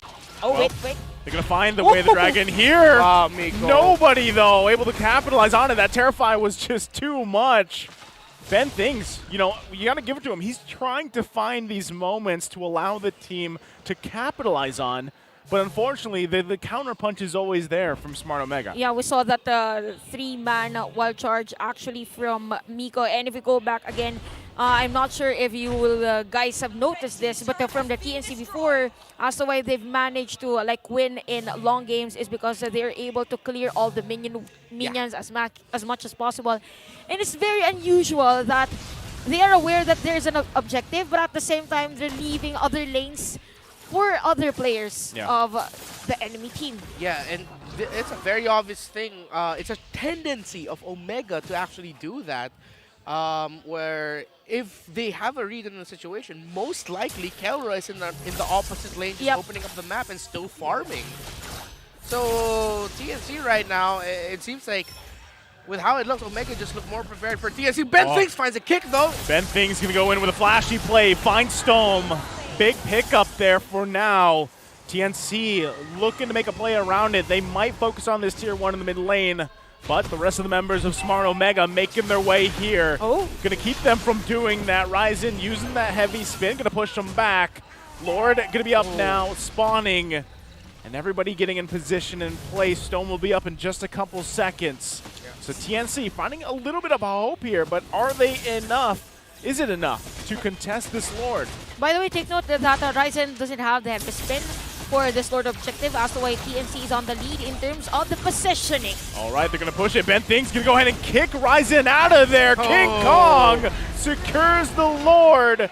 Ben Things sacrificing there. He does fall, but this is a big play for TNC to get things swinging in their favor. They just got to hold on to the full force of Smart Omega here. Full 5-man. They're going to push them back off the tier 1, grab what they can.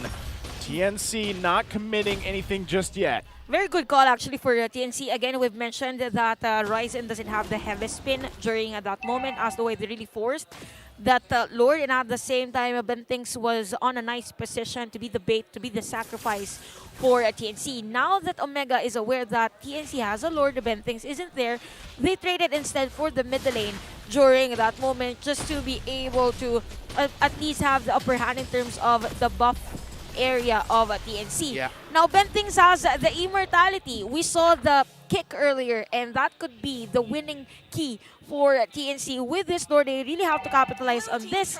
Even King Kong is, as much as possible, buying time, giving space to the other players of TNC for them to be able to keep up on those objective taking. Another thing I'd also want to see more from TNC to continue this is, other than Ben Things, going for more high-profile, risky plays that can convert into something big. Pram's timing with the dragons and the entries.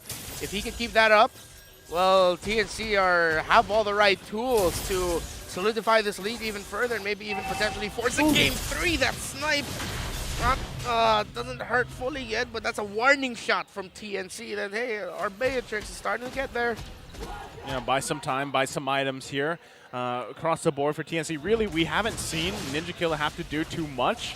There's a big item pickup, getting that Malefic Reward. So, those shots, those warning shots are going to convert to a lot more, right? If you can bring someone down to 1/3 of their HP, then that's a huge advantage that you can have for TNC. And like you mentioned, the fact that they're pushing Omega back in some situations, some scenarios, shows sign of fight, shows sign of basically hope for TNC. They just got to make sure they control it and don't get split up here. Okay. Because look at Ryzen. That's what he's going to be able to do. Huge wild charge comes through too. The final slash now. Ryzen on the hunt for Ninja Killer. Can't escape as he falls.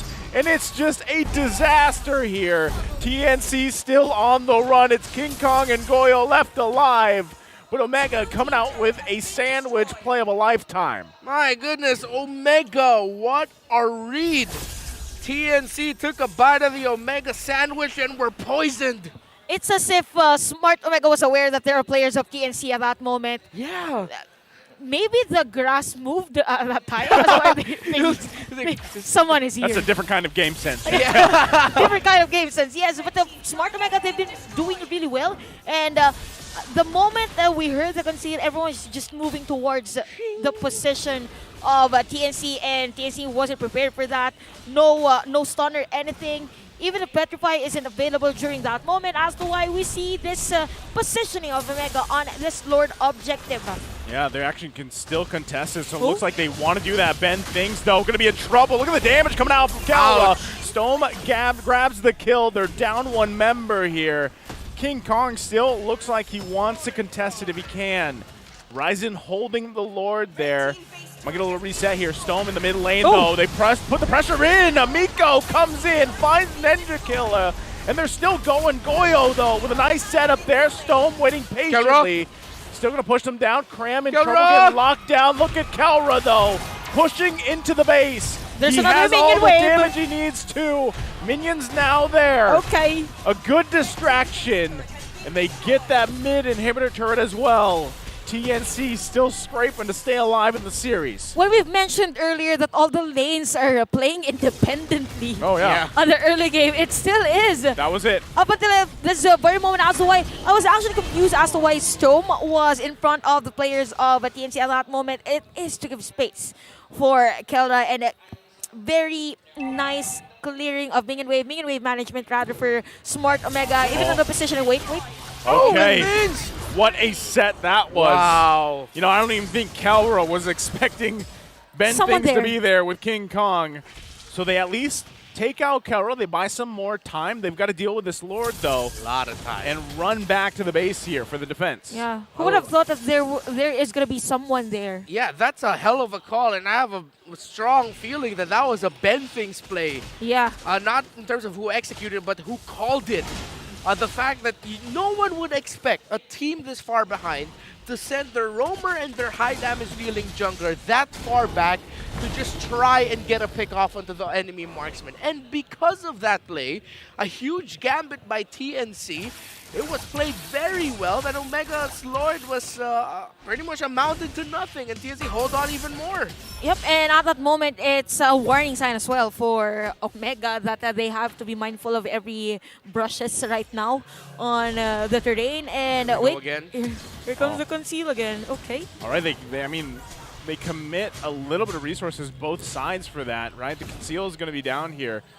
But essentially, what TNC did, and with that call, you know, most likely coming out from Ben Things, hey, they bought more time, and that's exactly what they need, you know, in this game. It could have been the winning push for Smart Omega at that time, and the most crucial part of that is it was Kelra who was targeted. Again, for Kelra, he has to be mindful of those brushes. This Ben Things and the rest of TNC who's fully aware of the potential or possible rotation that I will do, knowing that this is towards the late game. And right now, for TNC, they're just waiting the perfect timing, the perfect Jet Kondo, because King Kong is at 303. It means that Omega isn't really focusing on bringing down King Kong. But at the same time, if you add up the damages that King Kong can bring, and as much as possible Goyo has, by the way, Goyo is the highest in terms of total damage, so they really have to dictate, knowing that more on the face making is Eve.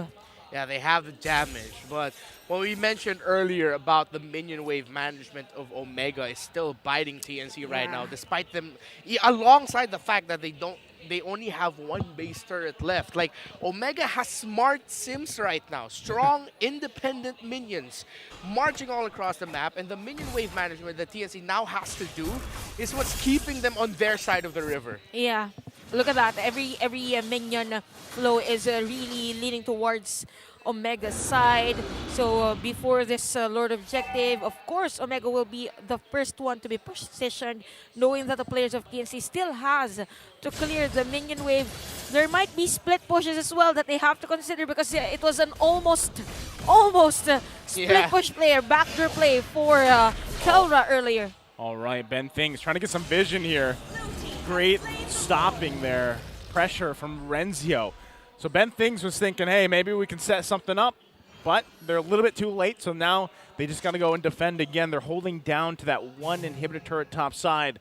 This is going to be crucial to see if TNC has bought themselves enough time to actually have another successful defense here. Speaking of defense, if we look at the lineup actually of TNC, the only hero that is efficient in terms of clearing of being in wave is going to be Ninja Killa with the use of the ultimates. So you're not really going to use your real world manipulation just to clear and defend the Lord.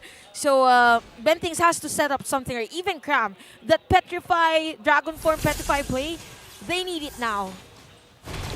Can they get it though as Omega? The threat too strong right now. TNC, they have so much to handle. All right, they got to deal with this Lord here. It got one hit off, bringing about a fourth off. That Crystal Cram though. Oh man. Oh man, he was trying to buy some time. Didn't even have to use, didn't get a chance to use the Petrify there.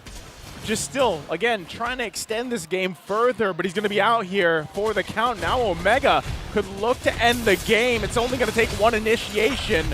Renzio going to take quite a bit of damage. There's the wild charge coming through. That's the Crystal going down as Smart Omega sweeps TNC.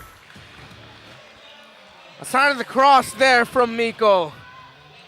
A little bit of a thanks to the grace above, because Omega have just put themselves in an even better position to potentially secure their playoff slot. They are now 3 points taken from this victory against TNC. The Barangay can breathe a little bit easier, but the job is not done. Oh, the job is done. Smart Omega have secured their playoff spot. That's a twist I didn't expect. I wasn't expecting that either. They got it. Okay, I got goosebumps because of that. Because again, it's the same run for Smart Omega. Not really strong start, but at the end of our regular season, we saw them really fight for their playoff spot, and they got it. They secured it, and a convincing win actually against TNC. Very clean draft, execution, objective taking. Congratulations, Smart Omega. Yeah, I mean, even for us, again, we weren't expecting that sweep would get them to that point to secure that spot, because the last we heard, it was going to be different, right? But okay, so they do that. Congratulations, Smart Omega. And I don't know, you're right, Chantel. Maybe they just like, leaving their fans on the edge, like the edge of their seats, right? Because this is, again, it is a very normal thing for Smart Omega to have that slow start, or maybe they start off really well and they kind of, hit this low moment mid-season, and then they pop off later on to secure themselves the playoff spot. But there it is, TNC. They fought hard, man. I'm looking forward to seeing the Biyahing Tagumpay reiteration in Season 12. Hopefully, same sentiments as both of you. Hopefully, they stick together and show off more. And you know what? This reminds me, if I'm not mistaken, in MPL Philippines Season 9, that was a season, of course, RSG became champions. Omega went on that miracle run to secure a playoff slot and eventually even make it into the grand finals that season.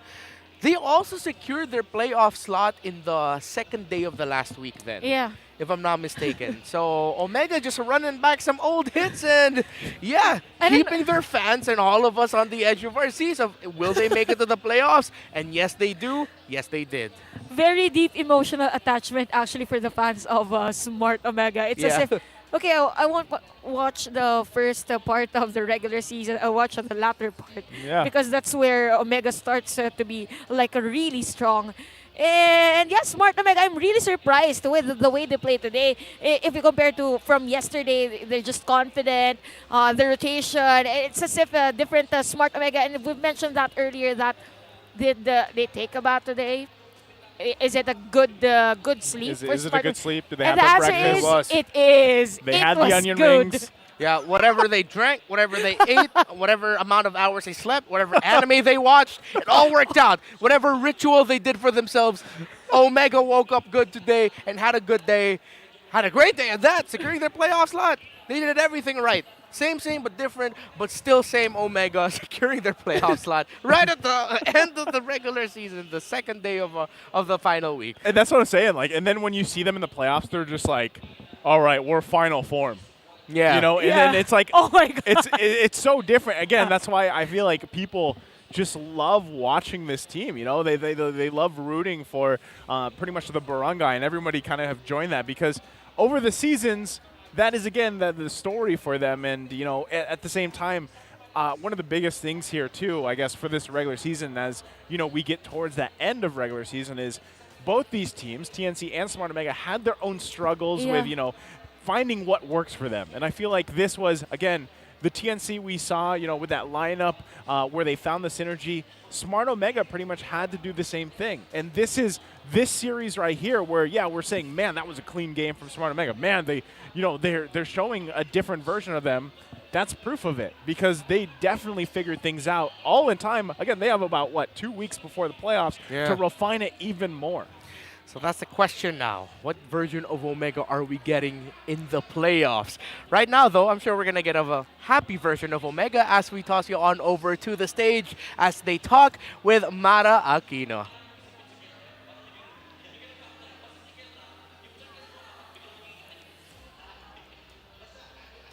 All right. It seems like Omega said We need you that back. Give us a few moments. It seems like Mara Aquino gave us some difficult questions, and so they're preparing. No, that's not the case there. They probably asked her, did we make it? Yeah, they're probably asking her. But you can see Omega right now behind us. Very happy. Yeah, they're very happy. Yeah. They're hugging it out, man. Yeah, they're hugging it out. Good vibes from them all around. And yeah, it's been a difficult story for Omega throughout the season. Actually, the trajectory of Smart Omega's run here in our regular season is really efficient. Then they go down and then high again, just like today and yesterday. I don't get to do this often, so let's just keep it like this. Mara, pasok.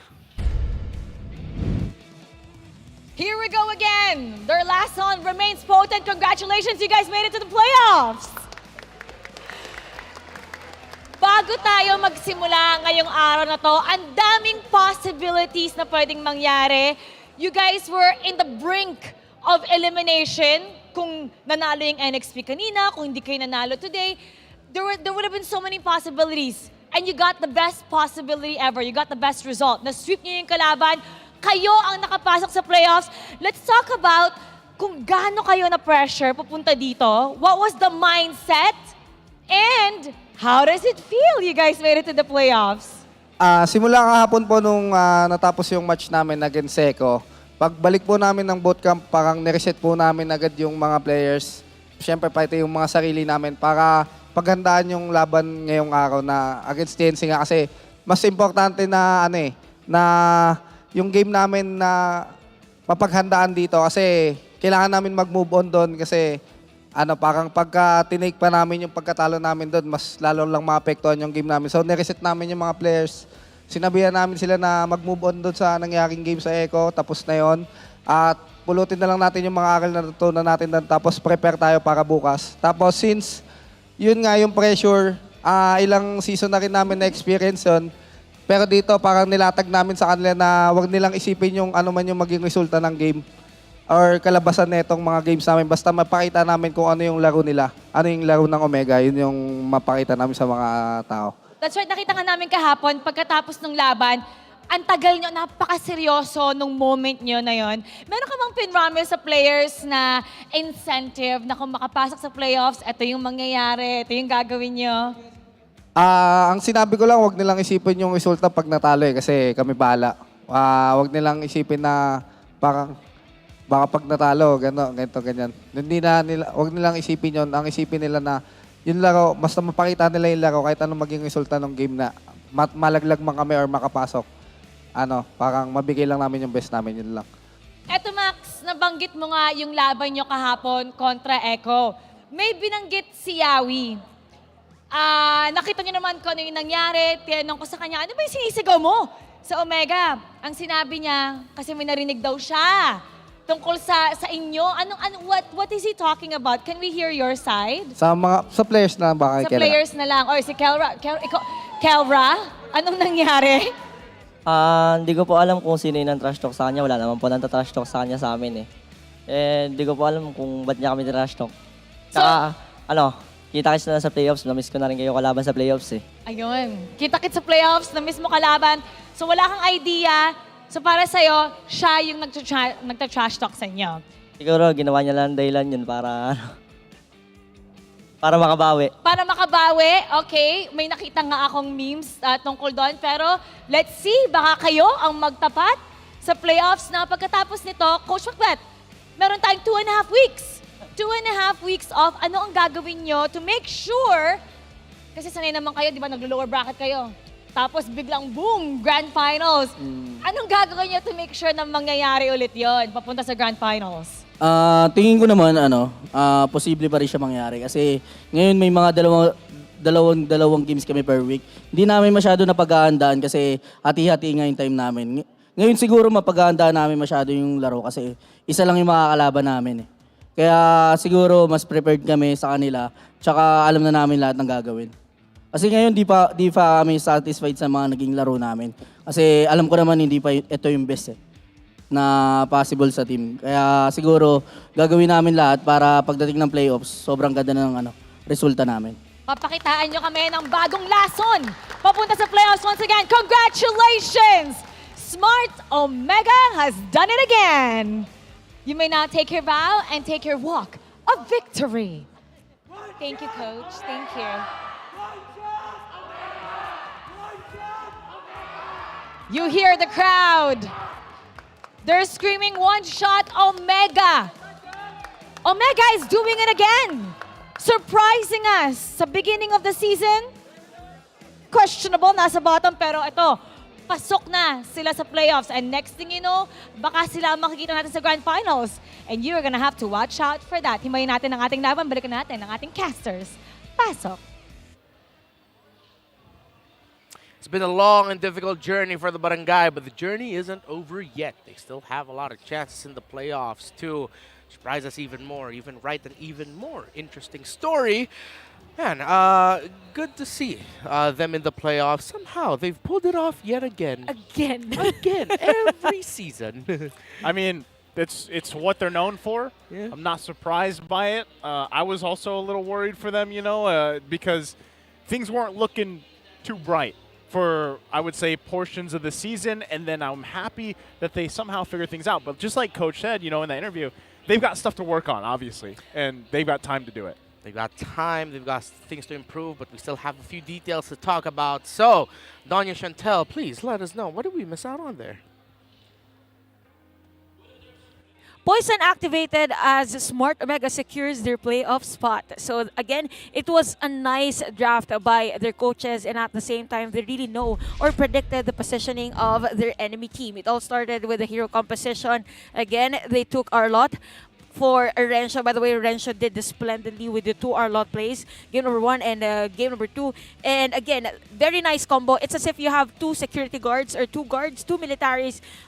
Beside you, you have the Akai, you also have the Glock. So if we look at these 2 heroes, both are used as a post 5, can be used as a jungle, can be used as an XP lane. So with the clearing of minion wave, it's really fast for Smart Omega having those power of nature as well. It was a lot easier for them to rotate with the clearing of minion wave as well from Storm. So with rotation of Miko, of Storm, and even the minion wave management of Smart Omega, it was a lot easier for them to actually secure the objectives. 3 turtles were on their side, and even 2 lords. So we saw the potential on TNC's lineup, but then again, the focus on Cram's lane was there. And when we say it is a Yuzhong on the XP lane, it is expected to be part of those team fights.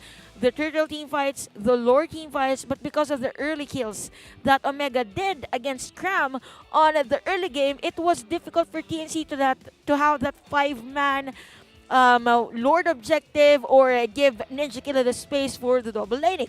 So we could see even on the damage taken and even damage turrets really towards Omega's side. And we have to take note that Storm actually went for the IMUs.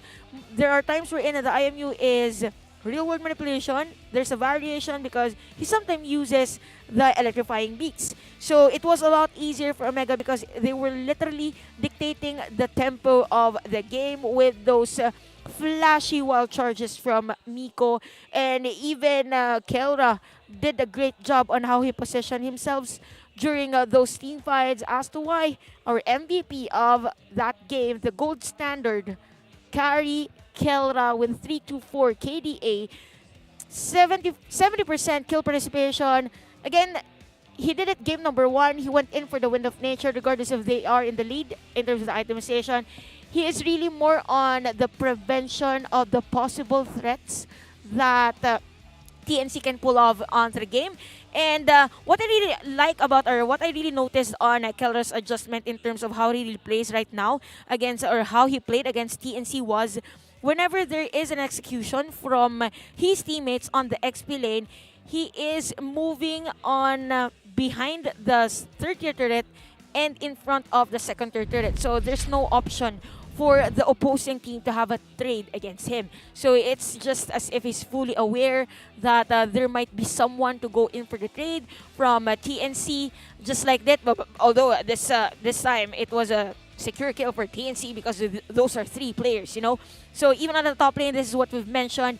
You are aware that XP lane is the one that is expected to set up a play, knowing the jungle hero here of TNC is not really on a type of jungle that can really sustain, really on the damage type per se. So with having to negate the possible damage and added sustainability that Kramgan gave on this game, and he wasn't really able to be part of the early team fights, it was a lot easier for the side of Smart Omega to set up a play, secure a play against them.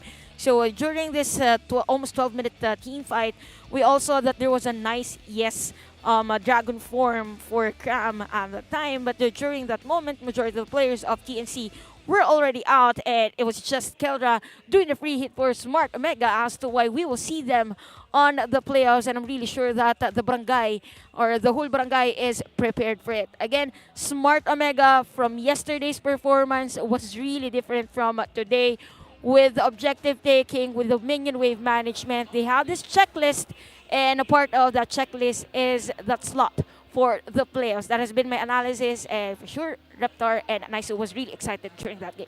Yeah, man. I feel like, I wonder if this was a glimpse of a playoffs Omega form. Again, they were up against a TNC team that wasn't in the similar form that we've been used to seeing them lately. But I don't know, there's something about how Omega moved today that I feel like we just got a teaser or like a little preview of what they might be like in the playoffs come 2 weeks from now. That's what that's what I'm hoping for, right? Because even if it's against a team, that isn't the regular lineup that we've been seeing from TNC, right? You still got to say that that was a clean showing, regardless of who they were playing. The way they were moving around the map, the way that the synergy was obviously there, the calls were there. That's great to see. Now, again, they have plenty of time to go ahead and continue to refine, reform that. Yeah, refine, reform. A little bit of a break time for teams who have already secured their playoff slots. Coming up next, we are going to be seeing ONIC and BREN Esports. 2 teams who, on one side, you have a team that have found themselves early on and are, well, killing it. They're the top seed, undeniable. And on the for the case of ONIC, you have a team that have faced the journeys of a lower half of the standing team, still finding themselves, but a lot of potential there. Reptar, Naisu, and Chantel, MPL Philippines will be back. The 11th season of MPL Philippines is brought to you by the following sponsors. Smart, the official tournament telco partner of MPL Philippines Season 11. Our official sponsor, Infinix. Infinix Note, ultra-fast gameplay. Our partners in esports, Maya, it's everything, and a bank. And Secret Lab, the official gaming chair of MPL Philippines. Experience the MPL Philippines Season 11 action live at Shooting Gallery Studios. Tickets are now available via tickettome.net. Get yours now. If you missed the matches and want to quickly recap what happened, visit our official website for post-match reports at ph-mpl.com/news. Don't forget to catch all of our official league content on TikTok, Facebook, Instagram, and Twitter. To ensure the quality and fairness of our games, MPL Philippines is also monitored and supervised by the Games and Amusement Board.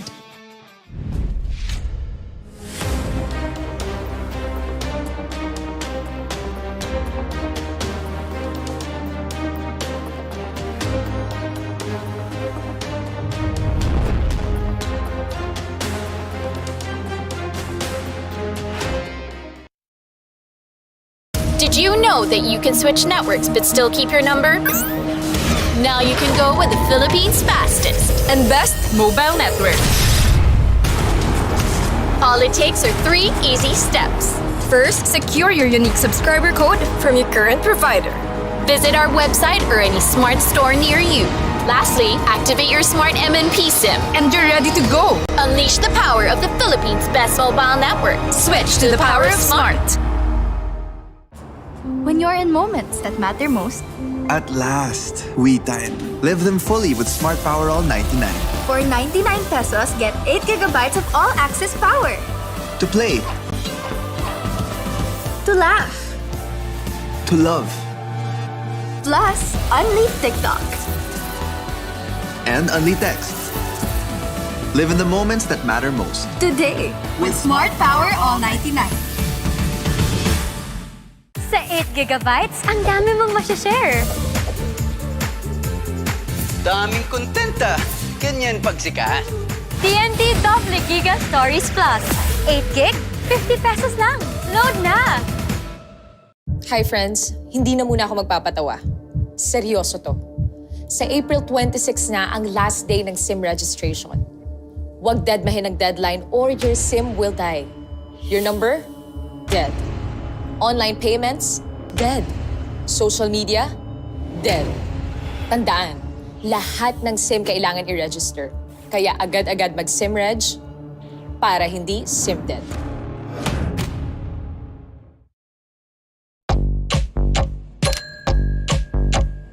Day in, pay out.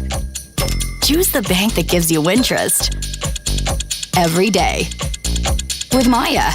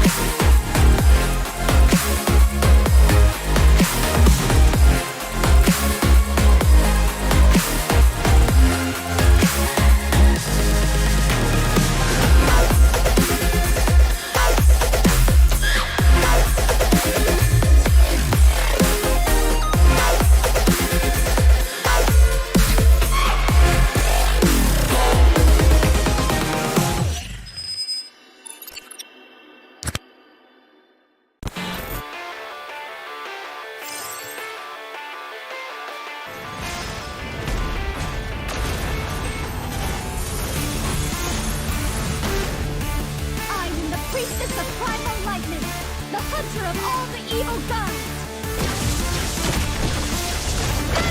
Legendary! Meet your end! Legendary! Double kill!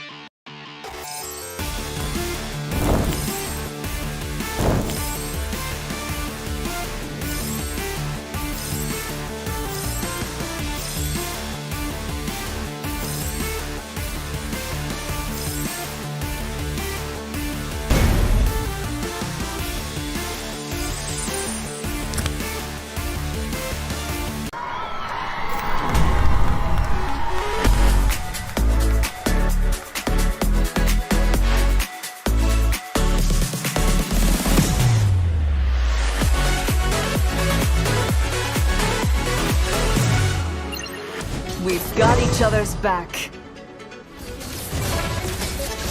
Legendary! We're the best duet ever. An enemy has been slain. The melody is my calling.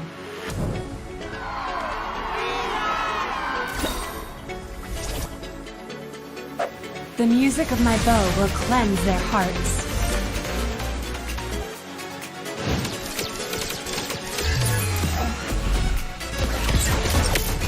Legendary!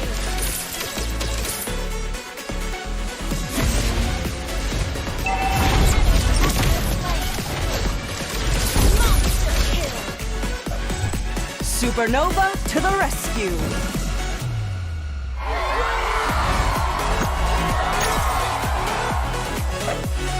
Music is the strongest form of magic.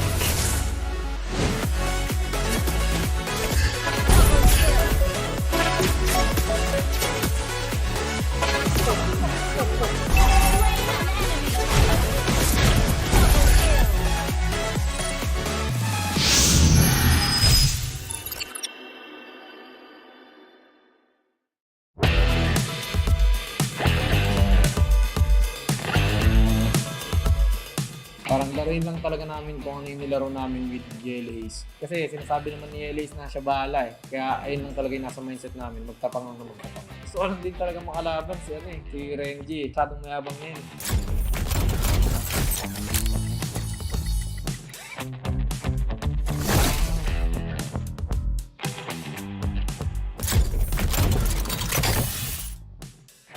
Hi guys! Ako nga pala si Boyet DR, jungler of Nexplay EVOS at i-breakdown ko yung nagawa kong play nung Game 1 laban sa BREN Esports.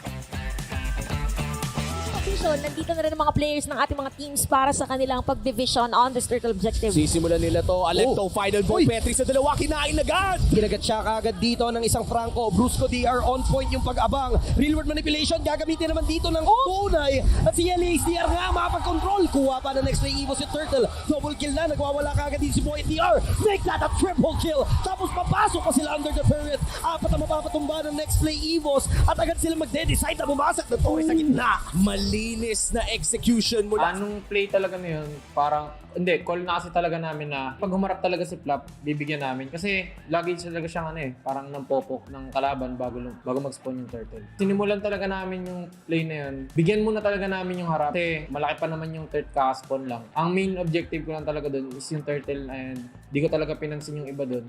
Tapos nakita ko na lang din talaga na low, kaya napagawa ko dun sa tatlo. Ang call talaga namin dun, push talaga namin yung mid. Kasi yung play din ng gold lane namin, bumaba talaga siya iniwan niya talaga yung gold lane niya para mabasag namin yung mid lane, which is sobrang sobrang natulong sa amin para mabilis namin din mapanalo yung game 1 namin. Siguro di rin talaga namin magagawa yun kung wala talaga kaming call dun nga. Tulad sa Bening bibigyan namin. Kasi kung di namin nabigyan yun, sure ako na hindi rin ako makakadaan dun eh. Kasi popokin lang talaga ako ng Bene kasi hindi ako makakalapit sa third.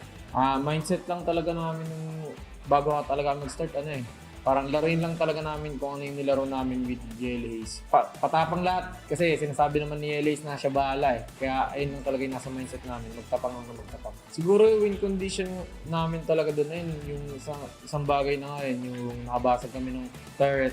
Tsaka hindi namin talaga na pigilan namin yung play ng BREN Esports na Digi Melissa, which is sobrang lakas talaga nila sa lane. Ang kagandahan pa lang din kasi sa pag-pick ng Karina is yung para may immune kasi yung first kill niya eh. Number 1 na yun sa Melissa. Hindi makakahit sa akin nung makakahit yung Melissa, so pwede ako umarap. Then sa objective naman, malakas din talaga yung pang-objective niya. Kasi dahil sa may skills niya, na namamaximize ko yun ng sobra. Tsaka yung Karina kasi pwede mo siya pwede mo siya itank plus may damage ka pa. So ayun yung kagandahan talaga sa kanya, na pwede pa rin talaga siya i-pick ngayon kahit maraming mas magandang jungle. And salamat din kay Elise kasi parang may natuturo siya na di talaga namin alam eh. Siyempre, di naman kami may mga namimiss kami na play na pwede pala yun, ba't di natin gawin? Na ginagawa sa inyo yun, di nyo ba napapansin? Ayun, kaya para sa akin, malaki talaga yung natutulong niya sa team. Simula nung pagpasok niya kasi parang binubos niya yung confidence lalo ng mga kakampi ko. Yung mga medyo nakangapa sa stage talaga, yung medyo may kakaba-kaba pa. Sobrang laking tulong talaga ni Yeleis, lalo na sa inside and outside the game. Ako siguro yung gusto ko lang din talaga makalaban si Renji. Sana paglaruin siya ng ng blacklist pagkalaban kami kasi masyadong mayabang na yun eh. Masasabi ko lang sa mga kakampi ko, ayun, parang galingan pa namin kasi unti-unti naman, di naman kami nagmamadali.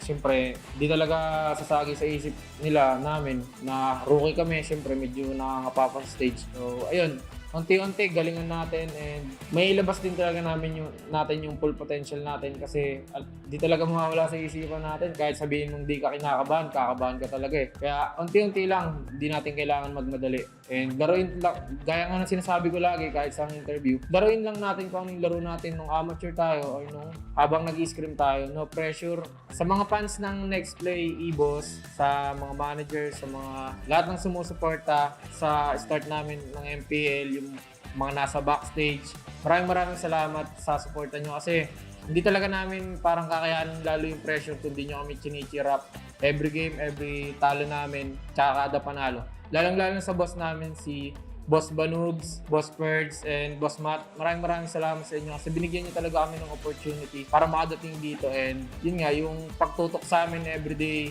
na lagi kayong nasa bootcamp, maraming salamat kasi malaking tulong po yun para sa amin na mga rookie pa lang na nangangapa sa big stage na para matanggal din yung pressure sa amin at mas lalo kami mag-improve.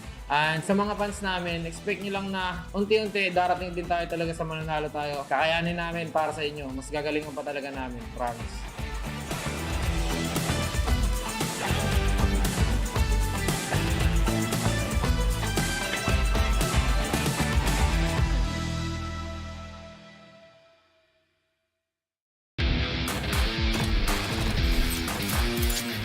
Maayong adlaw sa inyo tanan. Ako nga pala si Santi at ito ang ating top 5 plays for Week 7 ng MPL Philippines Season 11. Sa ating number 5 spot ay makakasama natin si Doming DR at ang kanyang carry with an unofficial maniac laban sa Smart Omega nung Day 2. 14 minutes na ng aksyon ng lumipas at nag-spawn na nga ang Enhanced Lord. Lamang ang NXPE with an almost 5k gold lead at sila din ang nakakuha ng unang Lord sa laban na ito. Susubukan mag-contest ng Barangay Omega at papwesto na sila sa ibaba ng Lord Pit para makakuha ng advantage in terms of positioning. Ngunit hindi magpapatalo ang mga members ng NXPE. Mauunang harap si Brusco DR at Boyet DR at susubukan nilang i-pick off si Storm na nagtatago sa bush. Mapipilitan naman si Storm na gamitin ang kanyang Purify pero siya pa rin ang unang babagsak sa mga kamay ni Doming DR na pabiglang papasok sa team fight gamit ang kanyang Phantom Step. Habang zone out ni Ding DR si Kelra at Miko, susubukan mag-retaliate ni Renjo at Ryzen pero papaulan na lang sila ni Doming DR ng mga light wheels habang pinoprotektahan siya ng kanyang mga teammates. Triple kill na si Doming DR habang babagsak naman si Ding DR. Kelra and Miko will try to get more kills pero mahuhuli si Kelra ng Iron Hook ni Brusco DR at tuluyan na siya pababagsakin ni Doming DR. Mapipilitang mag-retreat si Miko pero hindi pa tapos ang Neon Tigers. Babasag sila ng inhibitor turret at makakakuha pa sila ng libreng Lord, increasing their gold lead to over 6k. Ito, pangalawang Lord na nila. Is this enough? Definitely. Kayang-kaya nilang makakuha ulit ng isang inhibitor after this. The Sansan duo will take our 4th spot with their individual heroics ng Day 1 kontra NXPE. Almost 13 minutes in the game at lalabas na ang ikalawang Lord ng laro. Nangunguna ang Echo with a 4K gold lead pero mukhang dihado sila sa Lord Dance na ito dahil si Sanford at Carl TZ lang ang nasa eksena habang 4 na members naman ng NXPE ang nakapalibot sa kanila. Habang humaharap si Sanford against 3 members of NXPE, mapipilitang mag-back away ang mga Neon Tigers dahil sa split push na gagawin ni Benny sa top lane. Magwawala naman si Sanford at ibubuhos lahat ng skills niya para ma-zone out sina Brusco at Ding. Makakabasag ulit sila ng turret sa mid lane dahil sa minion waves na hindi na clear ng NXPE. Babalik tayo sa top lane kung saan dumating na rin si Sanji para tulungan si Benny Cutie. Lulusawin niya si Yelly Haze gamit ang Arcane Shade at Shadow Strike combo. Walang magagawa si Domeng kundi umatras. Mabilisan naman silang babalik sa mid lane kung saan hindi pa tapos si Sanford sa kanyang trabaho. Patuloy niyang izozone out si Boyet DR at Brusco DR para ma-secure ni Carl ang Enhanced Lord para sa side ng Echo. Pero hindi pa kontento ang mga Orca. Pipilitin lang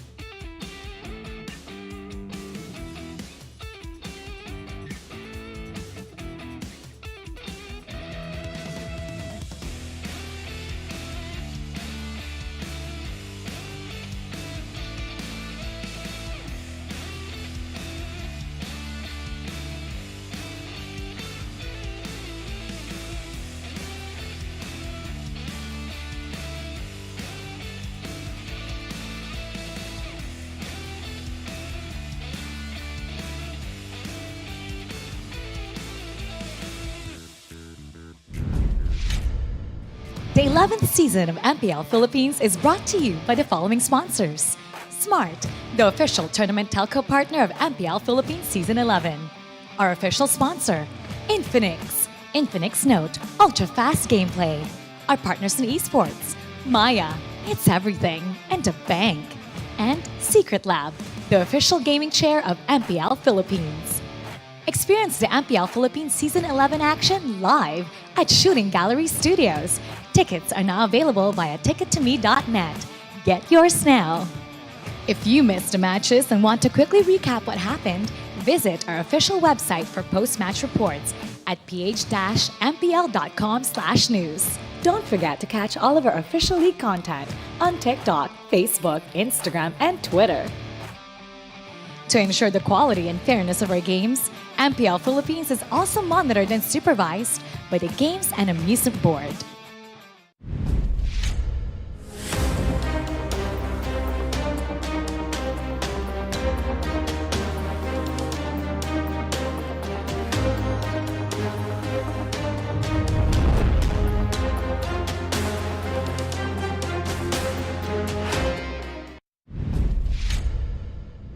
Welcome back, everybody. You're still watching MPL Philippines Season 11. After two crucial matches that helped shape off the playoffs picture, we're down to the final series of the day. Now, thanks to RSG's sweeping victory over Nexplay EVOS, ONIC Philippines has secured their tickets to the playoffs. You could say that the pressure might have eased up a bit for Riota's squad. Pero on another note, talaga nga ba?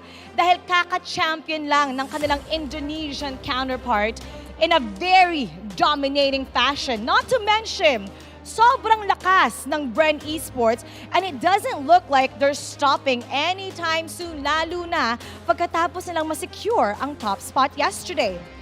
The question is, what would ONIC Philippines do today as they face BREN Esports? Here we go. Casters, pasok. Throughout the regular season, BREN Esports finally brought back BREN Lang Malakas in its prime form. With this in hand, I have a question for ONIC Philippines. With their Indonesian counterpart winning their championship, with this being in the playoffs, will they finally fulfill the promise that they did to Boloyski to win a championship this time? Good evening, Philippines, and good evening, world. My name is OSX. I'm with Naisu and Chantel for the last series action of the night. How are you? We're all in red, blue, and green, all fruity colors, I guess. Yeah. Nice that you've actually put attention to that. I know, right? This is Cast Research 2021, man. Yeah, and we're all here doing the last cast, and now with all of this happening, it's putting color to everything, right? Because right now, all the games, yeah, we've already secured the 16 all six in the playoffs. You know, and I like the way you put it, man, because before I was even here sitting in this desk, I was a fan, I was a viewer, and you know, I don't know if you remember the clip, but the BREN Lang Malakas. Yeah. I had to explain it to my viewers what BREN Lang Malakas meant. And it, you know, I'll let you take the honors. How do you translate it, man? Again, back in Season 8, they were really struggling how to get to the playoffs. On Season 10, we've seen BREN Esports finally went back in the playoffs.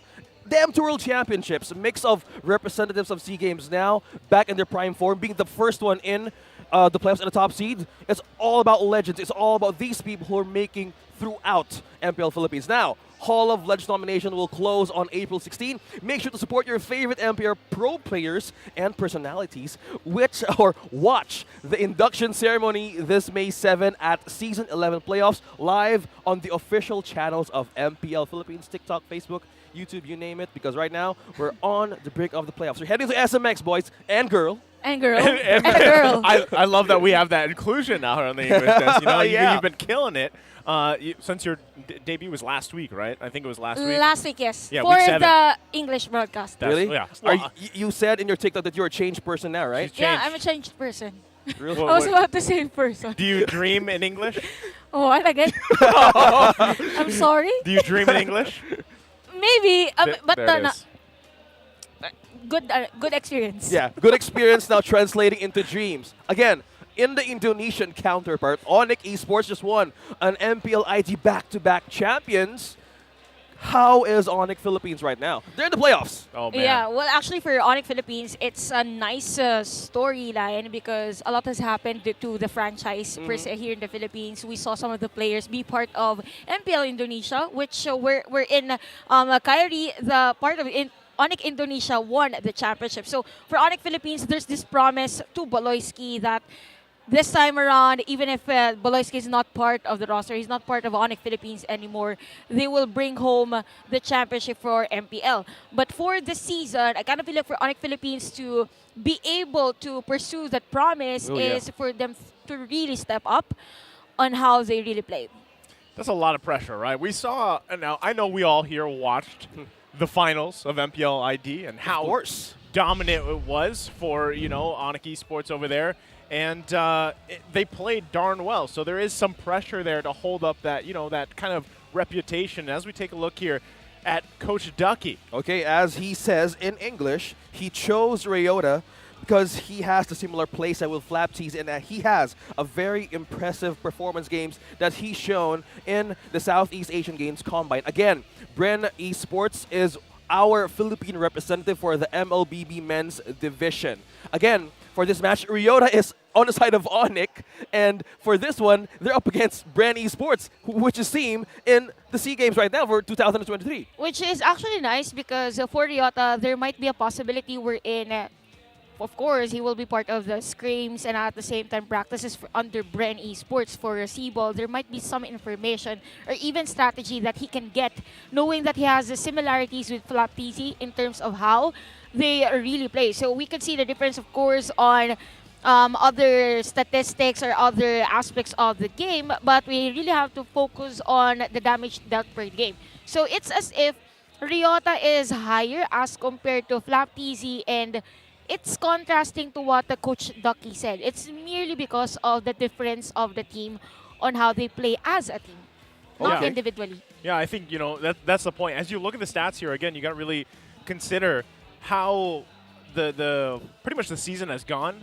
for ONIC Philippines and even BREN, right? And what basically Coach is saying is, you see a very similar probably mental state, gameplay style, and everything else with Ryota against Flap. And that's to be said, too, is the eye of Coach Ducky. Obviously, BREN has gone through seasons of struggle, to say, to kind of put it lightly there. And he's even commented this on social media, how it feels good now to be, top seed. We're back here to this pretty much BREN Lung Malakas, man. Yeah, in straight English, BREN is the strongest, or BREN only strong. If we translate it as casters, that is a direct translation in English. But this is BREN's, the strongest of them all. The strongest strength of BREN. BREN All Might. BREN is watch anime. Yeah.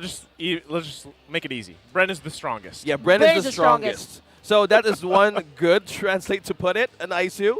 And again, since we're talking about all these headlines running on, we see how Coach Ducky sees the potential in these players. But right now, again, these two teams are in the playoffs. They have to secure the spot. But one thing also is, for sure, is they need to not loosen a bit of their focus, their games. Because right now, yes, BREN Esports has the upper bracket. But right now, ONIC Philippines needs to put up a good show as well. But right now, let's go with Manjin Faldas for the backstage pass right now. As confirmed ng ating mga league ops para sa MPL ay parehas ng pasok ang dalawang dilaw na koponan ng ONIC Philippines at BREN Esports sa MPL playoffs. Pero intense pa rin ang kanilang magiging laban dahil nga makakausap natin ngayon ang dalawang former teammates. Nako, malamang ang mga old school MPL fans ay matutuwa dito. Ating tawagin ngayon ang coach ng ONIC Philippines na si Blapsy. Yan. Palakpakan naman natin si Coach. Yan, Coach. Coach, kailan ka magkakaste? Joke lang. Hi, Coach. Coach, kakalabanin mo ngayon. Nung last week ay nakalaban nyo na sila, pero malamang ay proud na proud ka sa kanya. Ano ang masasabi mo sa former teammate mo na si Few? Yun, lagi naman ako proud sa kanya eh. Uy! Kasi ever since, sobrang hardworking talaga niya. Noong nagsisimula pa lang kami. Yun, talagang pinapatunayan niya na hindi pa siya nawawala talaga sa MPL. May naririnig akong bulong dito sa kanan ko. Tawagin natin ang nakanakuha ng #1 seed sa darating na playoffs. Isa sa players ng BREN Esports, si Few, ang idol ng mga kids. Yan. Kung hindi nyo na itatanong, si Few at si Blopsy ay dating mag-teammates sa Signal Ultra. Sila ay nag-champion. Ano masasabi mo kay Blopsy? Ayun, nakakamiss din siya kasama. Nakakamiss. Ayan! Nakakamiss buhatin eh. Nakakamiss. Panoorin natin ang isang interview ni Few at ni Blopsy noon. Ayan, sa screen. Iba ang itsura nyo dyan, oh. Ayan. Kasama nyo pa si Eson na nasa gilid. Si Uncle Eson. Si Uncle Eson. Etong clip na to, hindi pa kayo Signal Ultra. Anong team nyo nito? Ano pa kami niyan? Digital Devils Pro Gaming. Digital. Ilang taong ka dyan? Mga 18 po. 18 pa. Blopsy, kwentuhin mo naman yan. Tungkol sa yung interview na yan. Ano yan, yung mga kung sinong pinakamatagal maligo, sino pinakamalakas kumain, gano'n. Anong Grabe, no? Dati may ganyan sa MPL. Anong biggest difference ngayon? Anong season ba yan nangyari? Season 1 to eh. Season 1. OGs talaga, OG. Anong pinaka-difference ngayon sa MPL noon sa ngayon na napansin mo? Sobrang lumaki yung MPL talaga. Tsaka mas naging competitive talaga siya. Ay ngayon, makakalaban mo si Few. Ano masasabi mo sa kanya? Wala, good luck sa amin dalawa. Wag nyo lakasan, bakit sabihin nyo, champa na naman. Okay, parang kinikilig ka. Parang kinikilig ka. Hindi, Ikaw naman, Few, kanina may sinasabi ka bago mag-play yung video. Ano yung sinasabi mo kanina? Ano yung na-miss mo? Namiss ko buhatin si Blopsy ng season 1. Okay, tama. Ano masasabi mo ngayon kay Blopsy na makakalaban nyo sila? Ayun, good luck sa amin. Kasi ang sabi sa akin ni Coach Daki kanina, kung sino yung manalo dito, yun yung paglalaroin ni Coach Daki na explainer sa SEA Games. Ay, nako! Okay. So may ganun pala. Bukod sa 5th spot na gustong makuha ng ONIC, ay may bearing pala to. Saktong-sakto. Since playoff secured na ang ONIC, gusto nilang makuha pa rin yung 5th spot. Pero sinabi nga ni Pew, meron palang kinalaman ng XP lane dito. Tawagin natin ang XP laner ng ONIC na si Ryota. Liga dito, Ryota. Sige na, tabi-tabi na tayo. Kasya tayo sa frame. Dito ka. Yan. Yan. Ryota, ano masasabi mo doon? Makakalaban mo ang BREN Esports po, kasama si Ryota, ay lilipad papuntang SEA Games. Ngayon, makakalaban mo sila, Ryota. Ano masasabi mo doon kay Coach? Sa sinabi ni Coach Dax, parang training game nyo daw to eh. Parang test game daw to eh, kung sino yung maglalaro. Wala. Gagalingan ko na lang. Makakatapat mo si Flap eh. Ano message mo kay Flap? Flap, good luck. Kabahan ka na. Okay.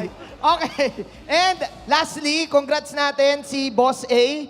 Congratulations on making it to the playoffs. Kumusta ang pakiramdam na nakapasok na kayo sa playoffs? Boss Manjin, baka gusto mo tanungin si Banubs, kamusta pakiramdam niya?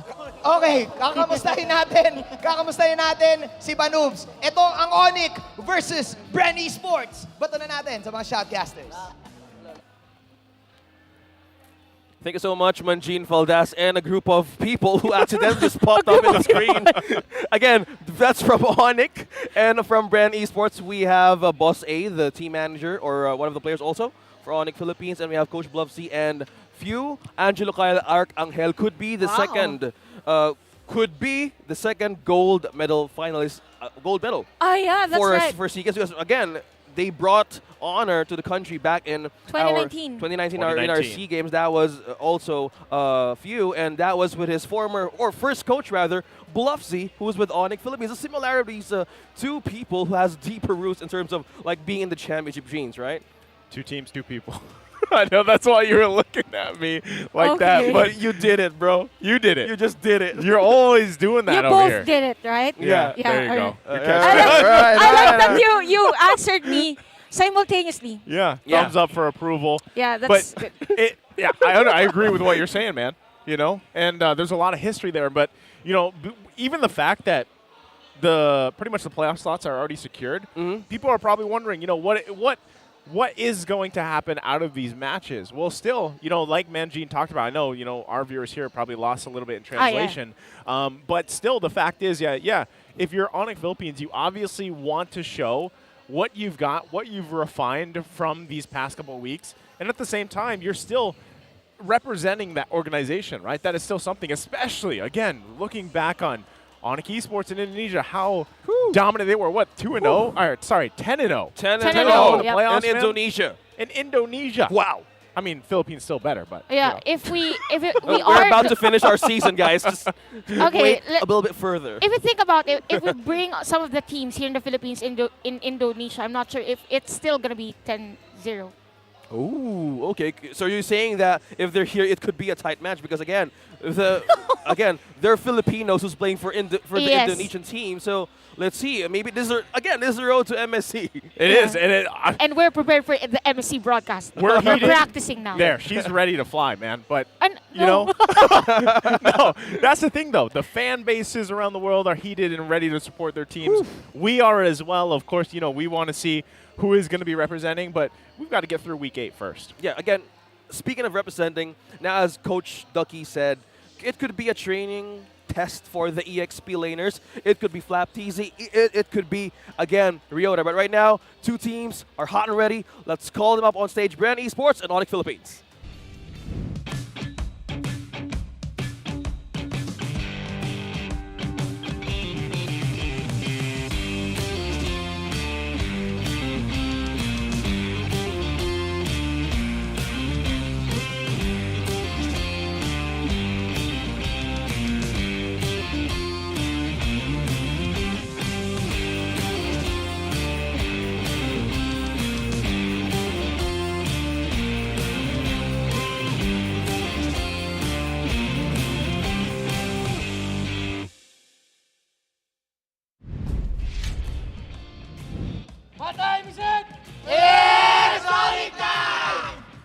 The Hedgehogs will face off against the top seed. Can they show their improvements and refine their strategies before heading off into the playoffs? Ladies and gentlemen, give it up for ONIC Philippines.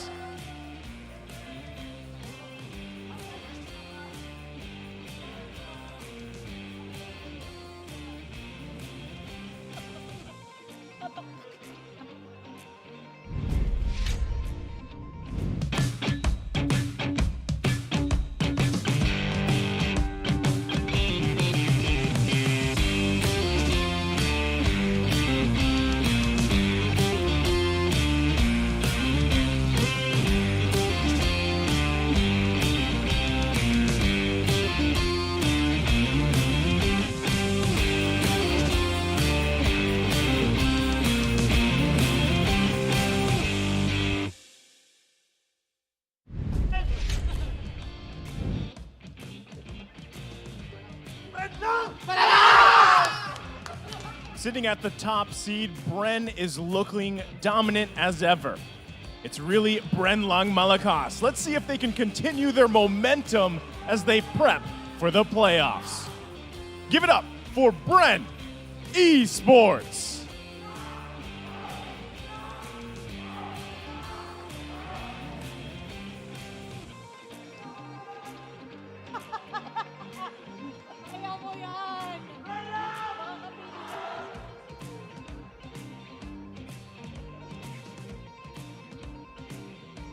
And their coaches, Coach Ducky and Coach Bluffsy.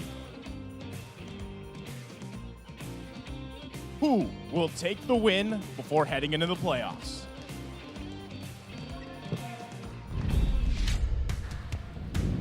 Again, amazing energy, amazing vibe. ONIC Philippines going on stage with their clocks and watches. Now it's full on, well, they can experiment, but not to be risky at this point. Well, you can play, I feel like, you know, you want to play with a little risk, it's okay at this point because, hey, bring out the punches, man. Again, you're facing the top seed, right? Now, if you want to play safe, that might work against some teams, but this is BREN Esports. They have developed over seasons. They've refined pretty much even the drafting, man. The way that BREN has been drafting, that's something that ONIC Philippines has to step up against, right? So I don't think, you know, at the end of the day, yeah, you've secured your spot. But again, we're talking about the reputation here, the organization, and even down to the individual goals of these players going into this matchup. Well, speaking of matchup, now BREN Esports for a moment there, I thought Ogwen was about to throw his jacket. Yeah.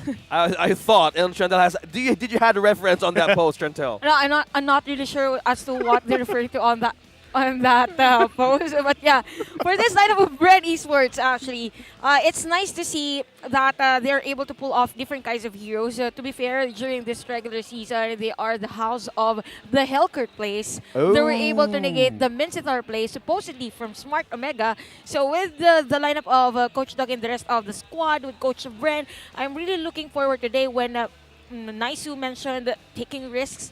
Maybe it's about time for BREN Esports to take the risk and pull off that kind of different type of heroes again. Speaking of heroes, actually a lot of differences for both of our teams. Look at that for ONIC, they're leaning towards on that Ruby pick. We don't see that most of the time for BREN Esports because it is Pandora that uses their B. So with the changes in terms of the main fives for BREN Esports, a lot has changed with the dynamics, but hero pool is going to be a thing here for ONIC, or the battle of the black and yellows. It's a 33 for ONIC and it's 43 for BREN Esports. And if you have a lot of unique heroes used in the tournament, it means that you're just really prepared on every pick that the other team has. Speaking of pick and preparation, all of the things that I've heard from how Chantel told this story of BREN Esports and ONIC Philippines, yeah, they have a huge hero pool, but for some reason, we've been seeing BREN Esports being undefeated once they show up the Hellcurt. Yep. It's this hero that, hey, it's lights out, and even for the last pick draft, everything just works. Yeah, literally lights out, and that's something they play around with, Francis. And I feel like, again, at the end of the day, what we're seeing from BREN is they are holding on to cards. Like, I feel like they're so, at the point that this team, man, and Coach Ducky and everyone behind the scenes there, they have worked so much to pretty much really add flexibility to not only their picks, their lineup and everything else, and find things that work. And, we've joked about, even before early season, like how much BREN hated Diggy, that we saw them actually like pick it up. And then, they throw these surprising things on the table. So I feel like we're not going to see them pull anything crazy out just yet. But I feel like in playoffs, we will see those cards come out onto the table, and I feel like they've got a lot they're holding on to. Yeah, that's actually true, because with the Hellcurt play, it was as if that's the only option for them at that moment. And since they were able to show that they had the Hellcurt in the bag, it means that there is something more for them. Well, speaking of something more, now let's break things down a bit on what's going to happen on this match. Will we see a Hellcurt? Now let's sort over to our analyst for our keys to victory. Patingkaran ng kulay ng dilaw para magawa nila yun. Ito ang ating keys to victory na hatid sa atin ng Infinix na. For ONIC, kailangan nilang humiram ng pahina, Tagalog, sa libro ng ONIC Esports. Dahil nga nag-champion na ang ONIC ID sa MPL ID Season 11, ay pwede silang humiram ng mga meta picks dito. Baka dito natin makita yung mga Mincitar or yung mga Ling, possibly, na lumabas kay Setsui. Kasi it is effective as of today. Na-confirm yan ng Indonesia na gana pa yung mga nilalaro dito ng ONIC ID. And I feel like it is something na pwedeng hiramin ng ONIC-PH dahil nga pwede sila mag-share ng information kung ano yung mga ganang meta versus other teams. Now, for BREN Esports, respect the many dudes. Si Kekedut dito ay napakalupit pagdating sa kanyang mga damage tanks. And actually, nasa audience din si Chef Rapidot kanina. Nakita ko sa may suporta ng isa pang extrang dut. Pero basically, ang kailangan gawin dito is gamitin kailangan gawin ng BREN dito is gamitin nila si Ogwen para hindi makapag-deliver ng detrimental performance ang roamer ng ONIC dahil nga itong roamer nila ay secondary damage dealer for their lineup. Now, for both sides, no half-effort play commitments. All or nothing. Again, everything is laid out on the line. Pride ang pinaglalabanan nitong dalawang teams na to coming into the playoffs. If you have movements na gusto mong i-pull off, kapag may mga decisions ka, do not hold any punches either from BREN or from ONIC PH. Yan ang ating matutunghayan dito sa huling laban ngayong araw. Hatid sa atin ng Infinix Keys to Victory. Castles, back to you. Thank you so much, Neil the Guzman, for those keys to victory. Now to go back and break things down a bit. Borrow Page from ONIC Esports, from what I've watched onto the ONIC ID playoffs, man. I got the answer. Sky King, Kyrie. I was going to say, can we borrow Kyrie? They have to bring back Kyrie again. Is that it for ONIC Philippines? Or maybe go for a play wherein they could focus on giving space on their jungler. Yeah, that's the answer. Okay. That's the answer. The space of the for the junglers. Now, as we break down a bit, look at the player head-to-head. Few and Super Prince. Oh. The mid lane matchup. Now, it points to Super Prince. Now, in terms of veterancy and experience, it's Few, Kyle, Angelo, Arcangel now is going to have a head-to-head with Super Friends. We've seen how he performed. So I say this is one heck of, again, a match that we could see on how will they develop their road and performance to the playoffs. Yeah, and actually, if we look at the stats, majority of the greens are on a Super Fin side. So a lot of a comparison in terms of how the teams really play. But for the side of ONIC Philippines, it is somehow an Ubi type of strategy like Blacklist Internationals, but at the same time focusing towards the damage. As for BREN, they are more on the safe, calculated, aggressive plays. I'm not sure if how you put that up, but you get what I mean. But yes, for BREN Esports, they just need a few for that support. Wait. Is that a crossword puzzle? Wow. That Coach Ducky is holding in the drafting phase? You know, this is a whole new level of strategy here. He's solving the crossword puzzle. And Coach BREN's actually assisting him. Yep. Yeah, and everyone. We usually do that on the Saturday morning coffees or even whatever your morning routine is, but he's doing it right now as you go with Kyle teasing. Hey, what word are you going for? Oh, is this the word we're going for? So this is how they level up their game IQ. Oh. Yeah. This is their warm-up. Oh, look at that. Oh, what's that? What's that? Oh. Can you zoom it in further? It said top seed. Oh. Actually, I don't know if that said Another top seed, one. but It could be. It probably what he wrote there or something. Give it. Director, please put the camera again to the Coach Ducky's crossword I hope puzzle. they hear us here. Amazing. Okay, there's a different vibe that we're feeling and we're seeing from BREN Esports. And to go back on how they went throughout the regular season, well, it's still a 2-0 against ONIC. So will they have a chance this time? Because again, to the keys to victory, all or nothing commitments. Is there a chance that they were hesitating on some parts that they're up against BREN? Yup, actually for ONIC Philippines, that's one of their disadvantages in terms of merely on the decision making. You know, there's this thing wherein they will initiate and then in the middle of the team fight, they're focusing on this specific hero and the others will go to this specific hero, and it's as if they're not really sure on how they will execute the play, but they wanted that play. Okay, now speaking of execution and play, this is the first page that we're about to see on how they wanted to do. On the first part, ONIC Philippines chose to be on blue. They want the first big priority. On the side of BREN Esports, oh hey, yeah, set things right. What are you going to take from us if you are going to target, what, 4 members of BREN Esports right now who has the strength on how they play with their composition? By the way, speaking of composition, another strength for ONIC Philippines in terms of composition is the unorthodox types of heroes for Riota with the Terizla and the such. So we could see that maybe an Arlot priority pick since Fanny and Joy has been banned on this game. Could be a Kaja ban, by the way, for BREN Esports.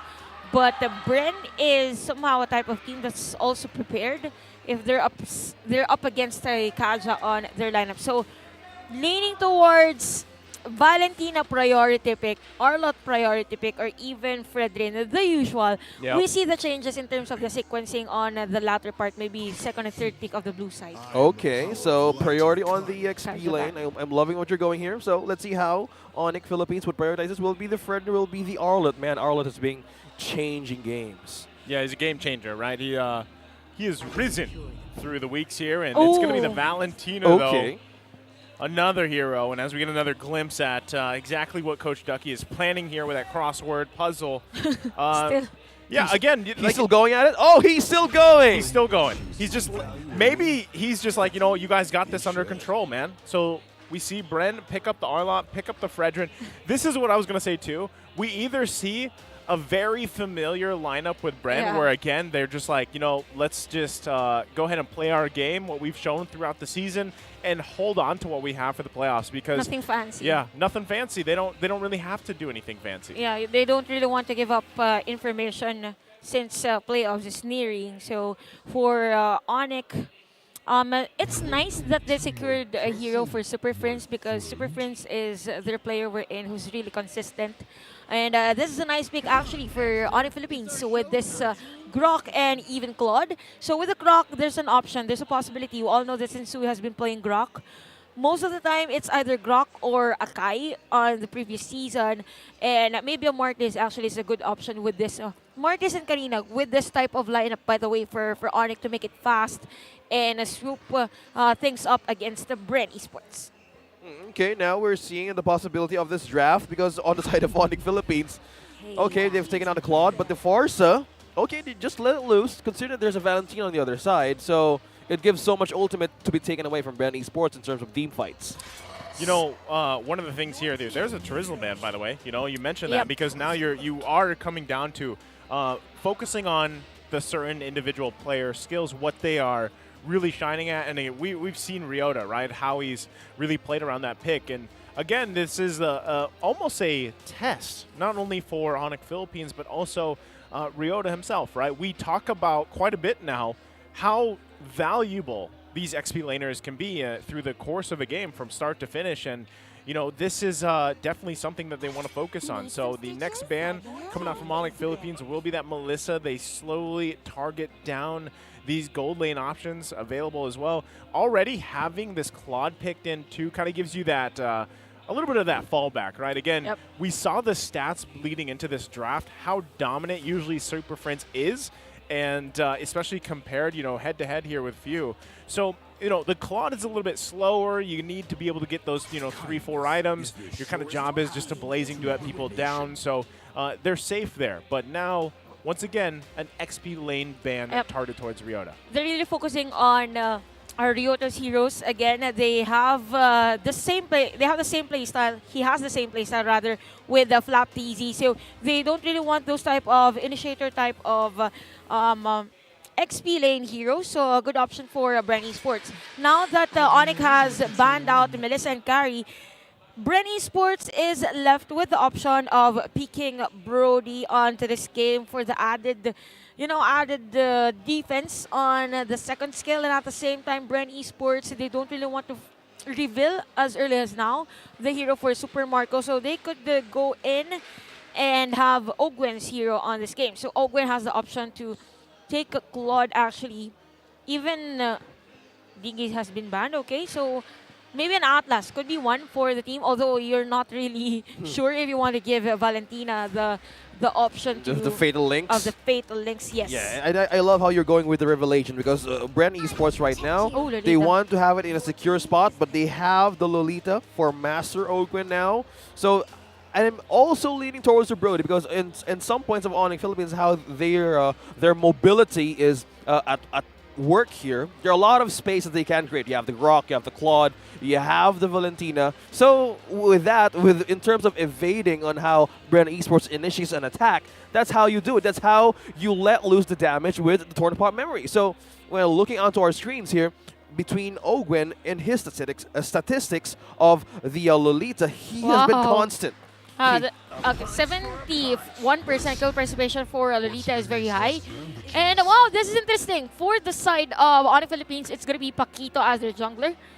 Is this the XP lane Grok? XP lane Grok, yes. For fast killing of Minion Wave added. Since you negated that possibility to have Terizla and Yushong on your lineup, why not take another possible XP lane hero that could also initiate with greater impact on the wild charge? For what I can say for a wild charge on an XP lane or Grok on an XP lane, it is really a surprise play from the back. Okay, backline ambush, backline entry. Well, that is how you do it. But no Brody. It's a Leslie for Super Marco. Talking about reach, right? We're talking about reach. Oh, we forgot about that one who has a sniper. We could go almost half a field in the Land of Dawn. Yeah, a great answer. Super Marco, no Hellcurt for this game. Yeah, this is, you know, again, this is the range game here for BREN. They don't really have to get into range of, you know, in the range basically of ONIC Philippines. They can fight from afar, and they've got great tools to actually find setups for themselves, and I feel like that's what they're going to be doing. So the work here is going to be cut out for ONIC Philippines. As you know, we even take a look at the talent predictions. we got Burrito over there on the Filipino stream. Go Burrito. Voting for ONIC Philippines. And that's the thing, though. Based on this lineup, ONIC Philippines actually can win this game. Now, if you look at the value of the draft, right, face value of it, it's great. They have the boxes checked. But again, you got to be able to execute this. And yeah, a big part of that is, one, utilizing the Grok, two, utilizing the Kufra, because we've seen how dominant a Kufra can be, and playing around the fact that, you know, those Numenum Blast setups are going to be there, plus dealing with the Arlot, who has been a monster so far in the meta. You know what? When you look at the lineup of the teams, I'm really looking forward on how BREN Esports will capitalize having the Leslie, because yesterday we saw Leslie for Smart Omega and it didn't really go well, knowing that it was Kelra that used the hero. So if you are ONIC Philippines, as much as possible, you really want to focus on as much as possible depleting the resources on hand for this Leslie, because Super Marco, by the way, is the player here in our league that has the highest number of achievements in terms of statistics, average kills, the rest of the departments in totality. Well, speaking of total and stats, as we go in and look onto the face of this draft,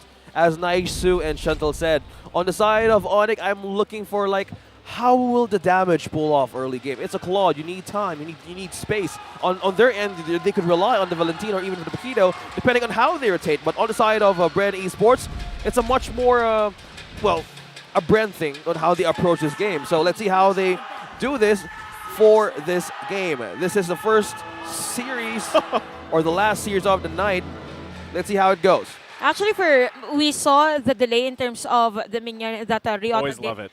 Yes, and it is actually nice because it's as if he's forcing a players of BREN to clear the minion wave a bit deeper as compared to those on the middle lane. So we can see the pressure right now for ONIC Philippines given to the gold laner of BREN Esports. This is what we've been talking about. They have to place in continuous pressure to Super Marco to win that laning.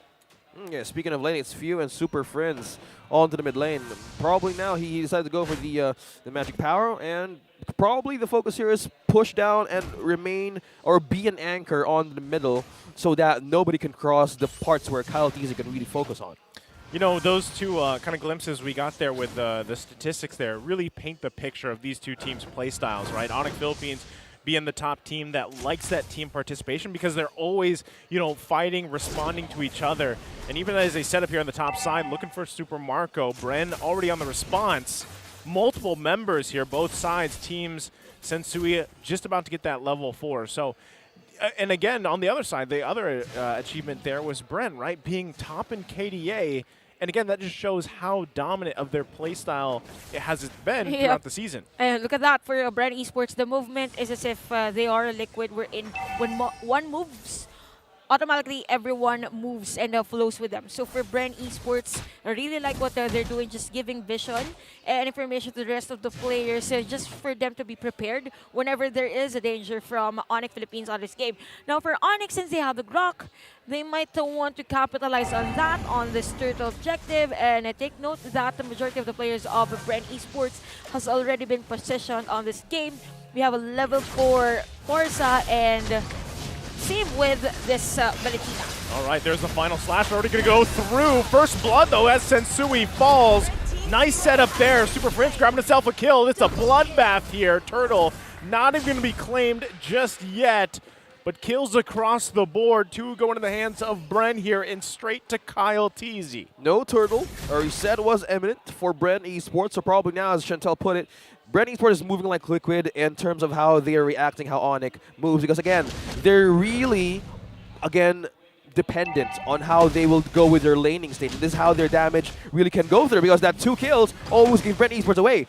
Yep, Kakadu going to charge in once again. They do find Ogun. They get the flicker around. Sensui, though, able to secure the turtle. Ryota goes in with a wild charge. The backup is there. Ogun will miss the Numenum Blast. Gets away with a little bit of health now on the chase for Ryota. Can't get away, though, as Few grabs the killing blow. Took them a while to actually kill Ryota at the time, and For ONIC Philippines, it was a nice call for them, but still the lead is on the hands of BREN Esports. Again, when we go back to that team fight before the turtle objective was secured by ONIC Philippines, BREN Esports, they were able to secure a kill against Sensui, and at the time, it was 0-1 to Few. So it was a better trade for the side. Wow! Kakadu with a big setup there. Finding 2 members, it's only Few that goes down there. So nice pick-off here coming out from ONIC Philippines. Yeah, definitely. Out of position, Few. Yep, and for BREN Esports, since it is the second time that Few is to be targeted, we might as well see a slow rotation from BREN. Oh my goodness! Sensui. The big damn, that's what that is right there, Sensui. The 1-2 punch. I just gotta say, Sensui right now really had a good start of his day, and Sensui is one of the players who is really constant in the retribution battles or who is up against.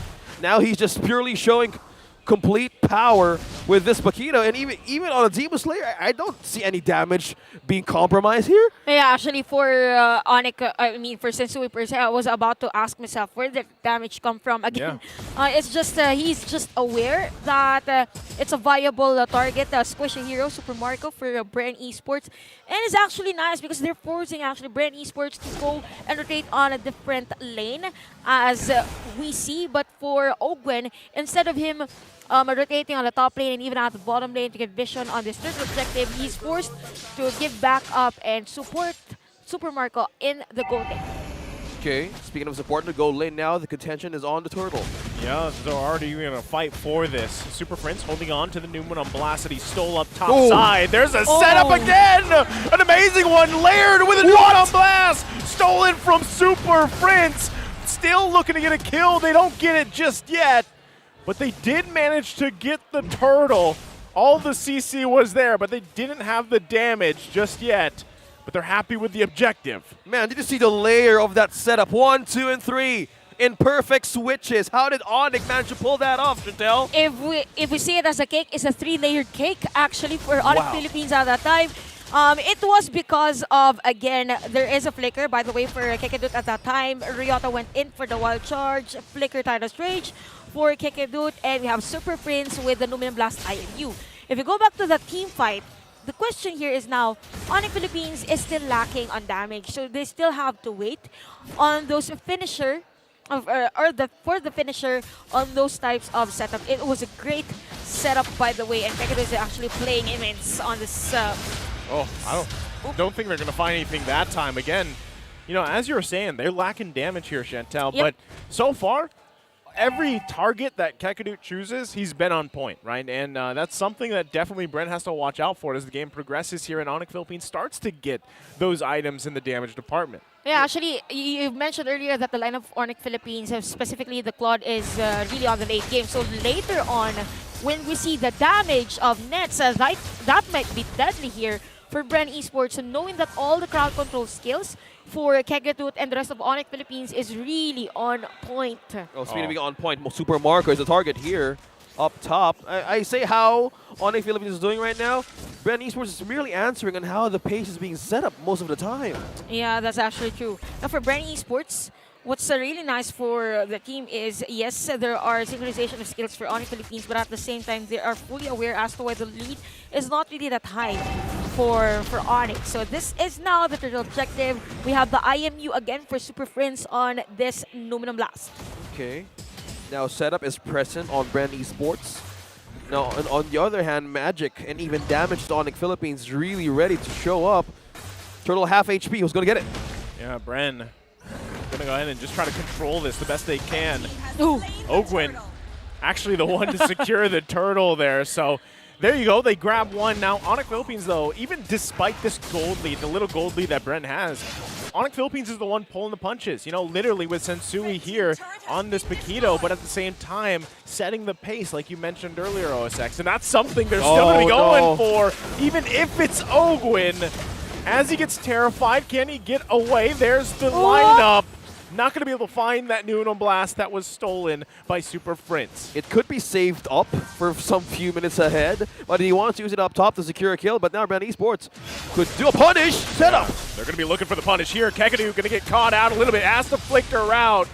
There's the ultimate coming out from Super Marco, but still not enough damage even for BREN. And after everything that has happened, there's still no casualty for both of our teams. It was close against Ogwen. It was close against the other players of ONIC Philippines. Now, again, it is a battle of marksman in terms of the late game. If we look at the itemization, even the gold lead for the Claude and even Supermarket in this game, definitely the Claude will be on the lead because of the Avarice. So you can see right now the controlled aggression for both of our teams, but they are really giving space for Super Marco.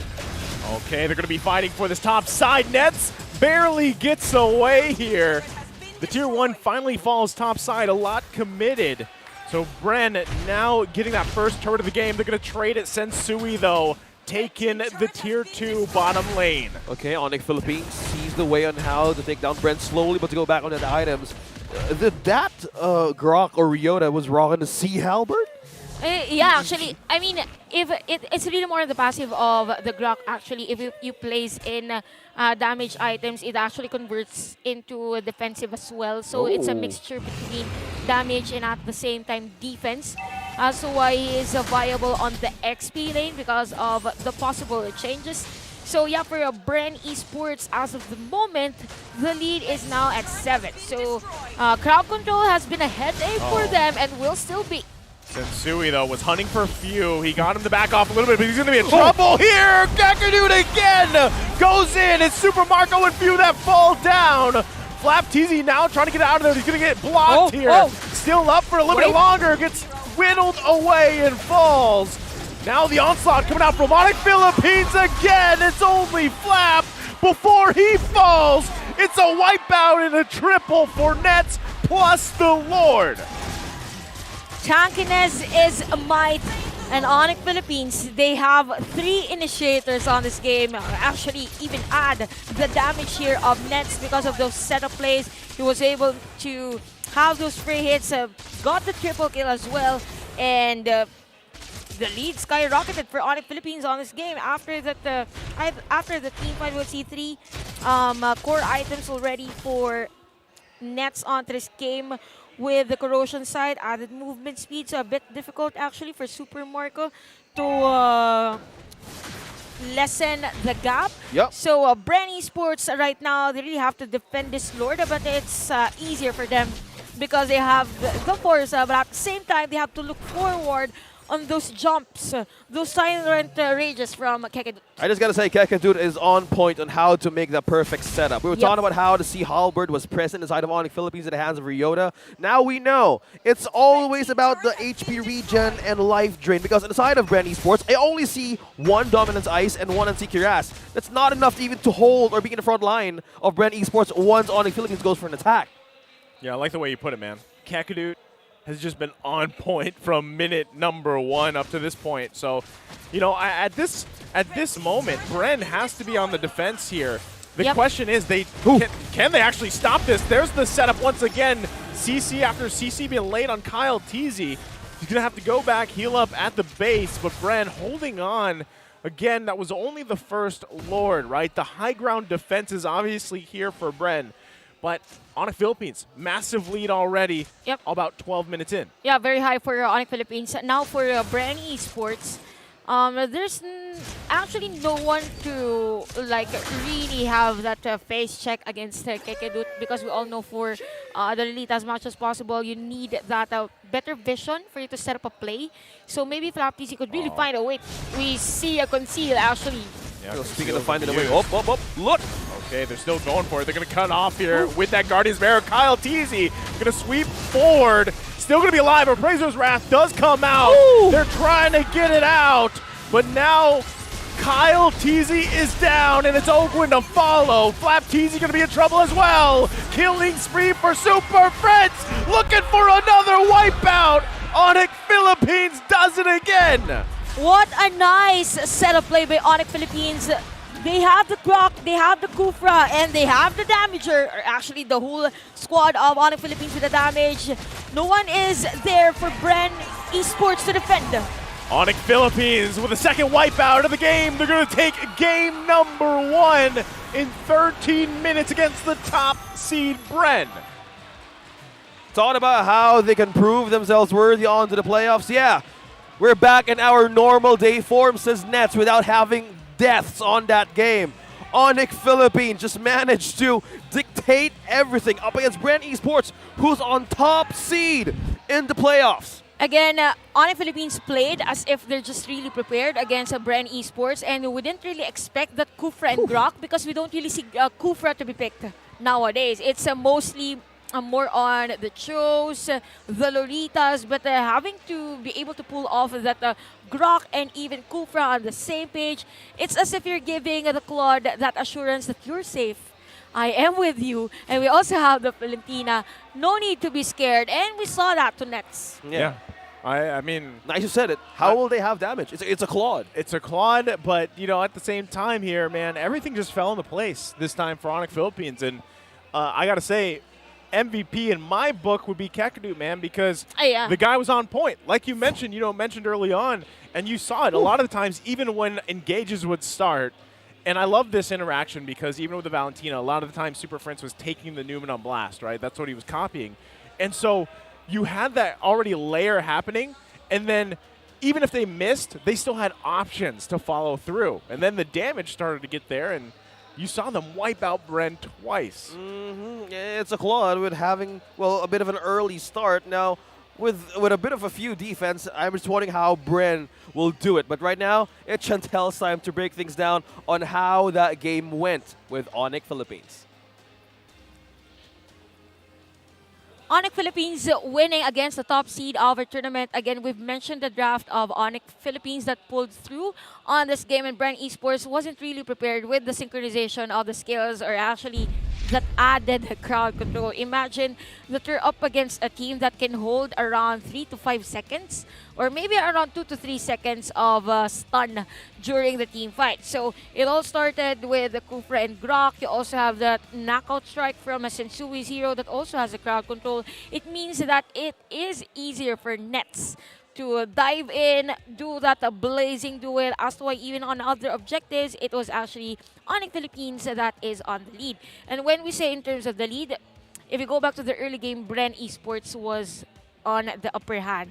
We saw the that was around the 4 minutes. We might see that later on the highlights we're in. There was that Wild Charge, Tyrant's Rage, and even the Numinum Blast IMU from ONIC, but there's no damage. But when the moment that Nets already has the damage, it was impossible for BREN Esports to stop the damage already, or the setup plays that they have. So looking at the overall team statistics, 92% kill participation for Super Prince, and we saw that during the player head-to-head against View, that one of the best picks for Super Prince and View is Valentina.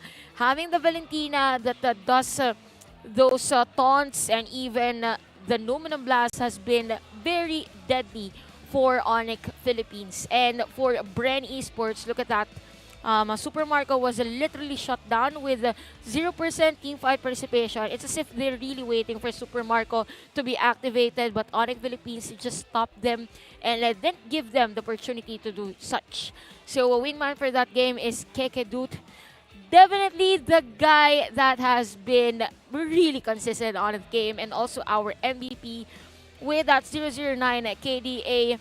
He bounces out of nowhere. It's as if he's ready to play basketball, But yeah, after this item, he went in for the not complete items, but he has prepared for physical defense and then that magic defense and went straight to immortality. That's how prepared he is if ever there is an unexpected damage from the side of BREN Esports. And also, when we say Kufra and you're up against a Leslie, or you're up against heroes that are not really that mobile, it is a lot easier for Kekedut. And since he's up against as well a Lolita, it means that it is a lot easier for a Kufra, for Kekedut to be exact, to be on one step ahead against Ogwen on this game, because there is also front runner or frontliner for the side of ONIC Philippines for for every team fight. Yes, there were moments of brilliance for BREN Esports during that game, but because of the sustain, those sets out of nowhere, it's as if BREN Esports was mispositioned, and it came almost 4-minute game time. That was the first death of Super Marco, and everything, the rotation of BREN Esports has been disrupted. And because of the early initiations of ONIC Philippines, it was a lot easier for them to have few use that feathered airstrike just to defend themselves and not really positioned well for every team fight. So this is around 10 minutes. We're in ONIC Philippines. We're able to secure the Lord, and this is what we've been talking about. Few was on the side on this buff Pete, but at the same time, when he used the feathered airstrike, it was only just one player from ONIC that was hit. So the burst damage isn't there. There's no possibility actually for the side of BREN Esports to counter that play, because if they move forward, or if their trajectory is leaning towards ONIC Philippines, there's a taunt from Valentina. Again, this is just a warm-up for ONIC Philippines and also BREN Esports in terms of the playoffs. But man, this is intense, and this is just game 1. Yeah, game number 1, as we talk about how Chantel break things down, and to look on how that Kufra or Kekadut has those items. Is that a chop build? Chop build, yeah. Yeah, Physical defense, and then Magic resist. and then went straight to the immortality. Plus he had tenacity, so you know. Yeah. So that's what you need just to go through all the. I mean, the guy's job was literally like just jump in, set up, find a Tyrant's Rage if I can, and if I grab a couple members, great. If I live, because he had an immortality too, right? So it's like he did his job. He knew the assignment. That's all he had to do, man. So again, it was an amazing performance from the team, but of course from Kekadut as well. Oh, well, speaking of performance, now on this point, if you see the heat map, it was also about how they wanted to give the chance for BREN Esports to actually bounce back, because on some point the Valentina first pick really to go back on history on how ONIC Philippines want to prioritize is always on the red side. Well, now so let's take a bit of a breather with Mara on the crowd. Let's see what she has for us right now. Here with the crowd at kasama natin, Coach Pao and Rapidude. Kamusta na kayong dalawa, Coach? Kailan ka bumalik? Kahapon lang, kagabi. Oh, kahapon lang. And the first thing you did was visit here kagad? Siyempre. So, I'm assuming you are supporting BREN. Ikaw, I'm assuming you're supporting? Siyempre, ONIC. Siyempre, ONIC. Oh, ano pinagkakabalan mo ngayon? Nag-aaral ako ngayon eh. Bale, graduating na ako. Anong course ulit? Tourism Management. That's really good Okay, gano'n ba ka-importante na matapos mo yung pag-aaral mo? Maganda kasi para may achievement ka na sa sarili mo eh. So, tourism, ibig sabihin ba, magsastop ka mag-ML o anong gusto mong mangyari? Bale, plano ko sana, pag-graduate ko, balik ako ng ML ulit. Babalik ka ng ML, tapos magkatayo ka ng restaurant. Yes. Para ikaw yung maging chef. Okay, kung meron kang isang restaurant, anong itatawag mo doon? Rapidudut Cafe. Oh, Rapidudut Cafe! Okay, bumisita ka pa rin ba ng bootcamp? ONIC. Kamusta? It looks like they're doing well, Kaya nanalo sila ngayon kasi nakateam sila ng pinagbabawal na luto eh. Anong ingredient ang pinagbabawal na luto? Siyempre yung sisig. Yung sisig, mananalo daw sila kasi nagluto siya ng sisig. Bakit ba mananalo yung BREN? Masarap yung sinigang ni Coach Daki eh. Oh! Si Coach Daki nagluluto ng sinigang. Oh, bakit ba mananalo ang iyong koponan, ONIC? Alam na nila yung mga kalat na tapos nalinis na nila yun. Alam na nila yung kalat. Yung kalat nila na ginagawa nila ng ibang series. Tapos ngayon, nalinis na nalinis na. Oh, nalilinis na daw. O, Coach Pao. Nung unang game, chambador mentality lang yun. Kaya I think BREN will take the series kasi chamba lang yung ONIC ng first game. Oh, do you agree? Para sa akin, check na nila yung BREN kasi naman kung top 1 sila, di ba? Sa playoffs, laglag agad sila. Yeah. Ay, pero malaking bagay. Wow. Joke lang.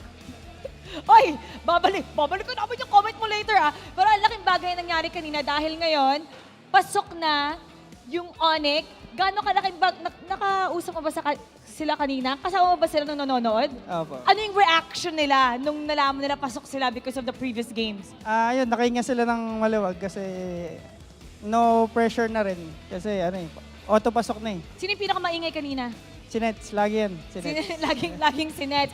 Ikaw naman, Coach, nakapag-coach ka sa Indonesia. So, malaking welcome back here in the Philippines. So, give us an inside scoop. Ano ba yung pinakamalaking difference, pinagkaiba ng mga Indonesian player sa Filipino players? Feel ko pinaka-diferensya is, of course, the food and the culture. Pero pagdating sa laro, yung macro talaga, mas stricto yung galaw ng mga Filipino teams. Kaya, yun, ONIC lang siguro yung makakasabay kasi may Pinoy rin na player at saka coach. Ayan.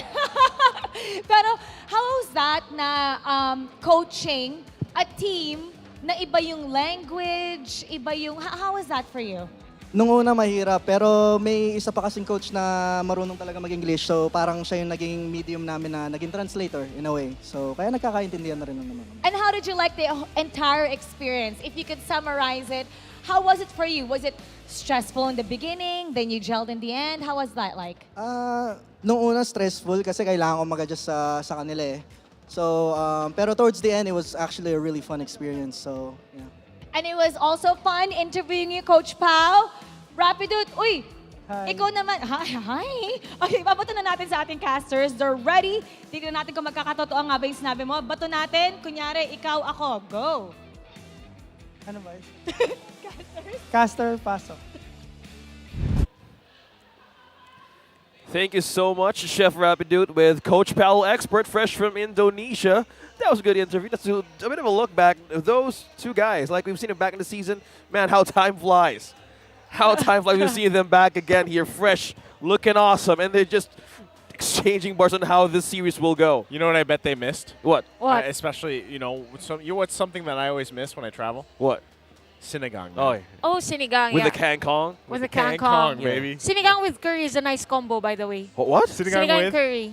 Sinigang curry? And curry. Really? Yeah. That's the first time you hear about that. Really? That's a Yeah. whole nother level, You Chantel. should try that. Wow. I've tried that during Flowgram. I mean, Oh. Oh, yeah, okay. Oh. I was there. No, you're not. You're not there. it was there. It Oh, was you were my there. curry. It actually, I Oh, mean, no. The Oh. first or the second the Flowgram? first. Yeah, I was the it was first. my I was curry. there. Yeah, I was there. It was the Flowgram is one we actually bond The off bond with each other, season. yeah. On I how was we going to say, strengthen viewers are like, ourselves. what is a flowgram?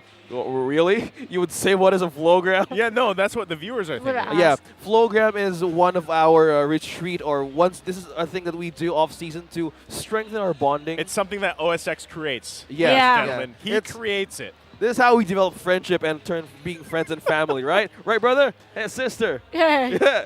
Yeah. Well. Anyway, Anyway, let's go back. go back to the series. Now we're going back to the draft. Game number 2. Let's see how BREN Esports adjusts, because on game number 1, they're on the opposite sides on their winning stats on how they want to play the game. Now, ONIC Philippines is on blue side, Chantel. Yeah, actually for the side of ONIC Philippines as well. Since they won that first game, I kind of feel like they really have to hold on to that Grok and Kufra. Grok and Kufra, right? Although I really like that they didn't really prioritize the Fred for this game. Yeah. So yeah.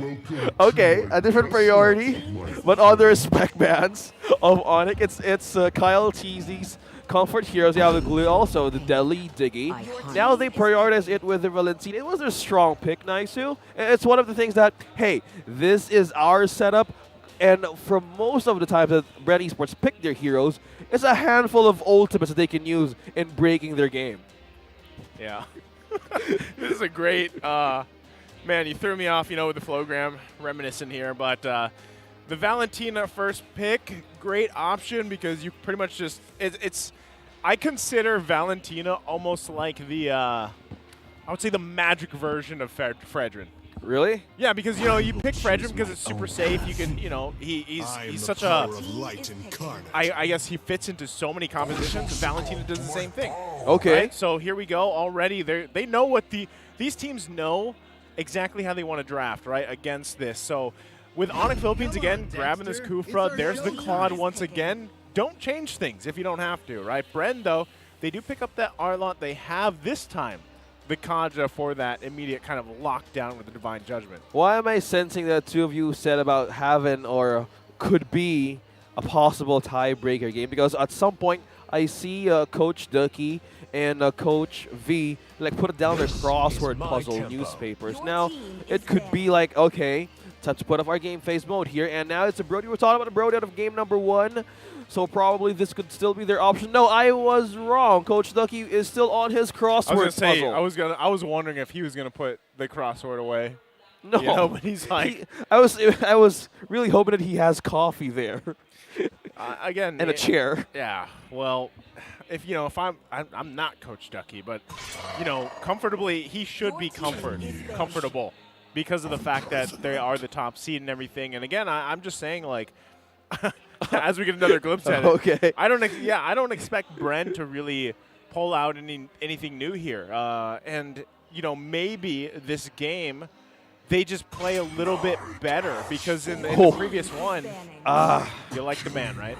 Yeah, I knew it. I somehow felt the Hellcurt could be picked up here by BREN Esports in the second phase. Lights out. Yeah, ONIC Philippines doesn't like lights out. They want with a full view or vision of the map. Would you rather have lights on or lights off? For this game, if I'm ONIC Philippines, lights on. All right. Yeah, you need Good vision. choice. Yeah, Valentina. And at this point, the mid lane is still missing for BREN Esports. So it's a good way to put it. Like, will they pick up the Farza now, or will they shorten the choices of ONIC Philippines copying the ultimates of BREN Esports once again? Well, right now, as we get through this last phase, there's another very similar drafting phase, right? I mean, they are going to go ahead and take out those XP lane options here for Ryota.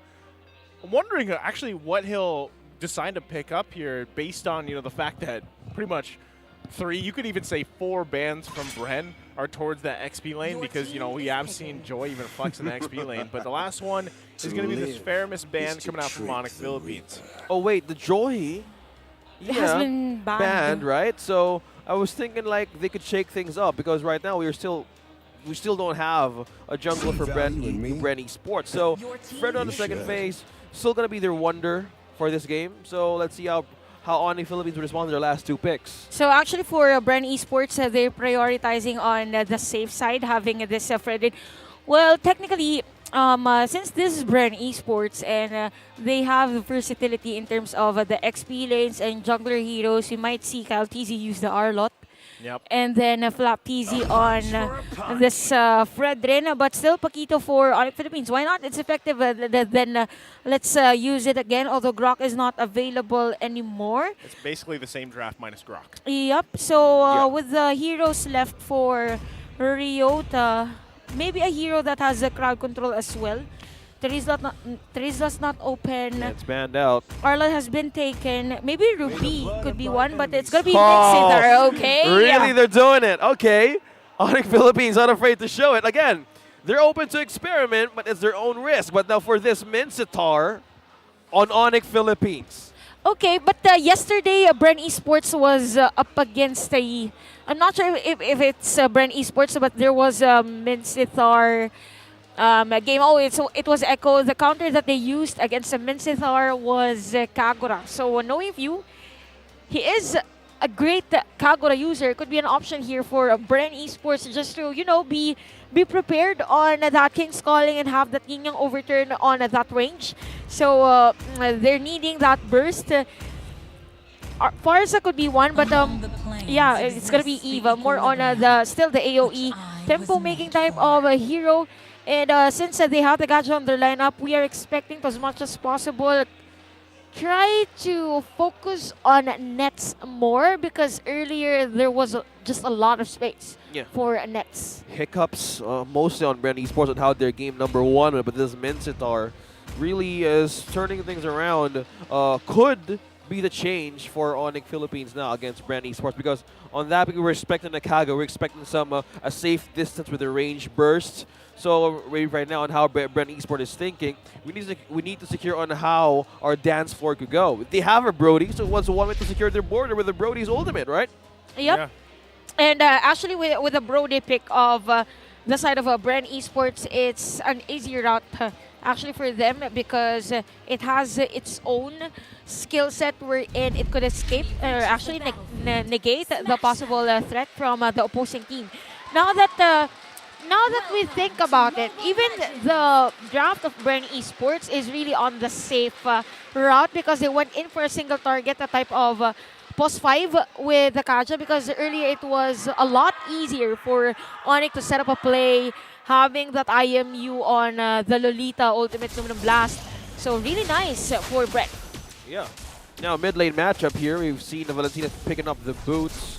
And for the side of Few, he wants the mana regen, so he's not letting go of this lane. But on the side of ONIC, something tells me this Valentina is going to go places. Yeah, I'm wondering too, at this point, if you are Super Friends, which ultimate's going to be better here for you to take. You got some great options. They already get an early flicker out from Few, so that is going to be a little bit of an advantage they can play around still. But, the threat, especially when Ogwin gets that level 4, that Divine Judgment's available, that is something to really consider. But, still, again, going back to the point, Super Friends, do you take the Divine Judgment? Do you decide to go ahead and take the Final Slash? Or possibly even the RWM? You have that real-world manipulation aside from you, too. Yeah, since we're talking about how the tanks could go in this game, let's talk about how ONIC Philippines has 2 tenacities, Chantel, on their side.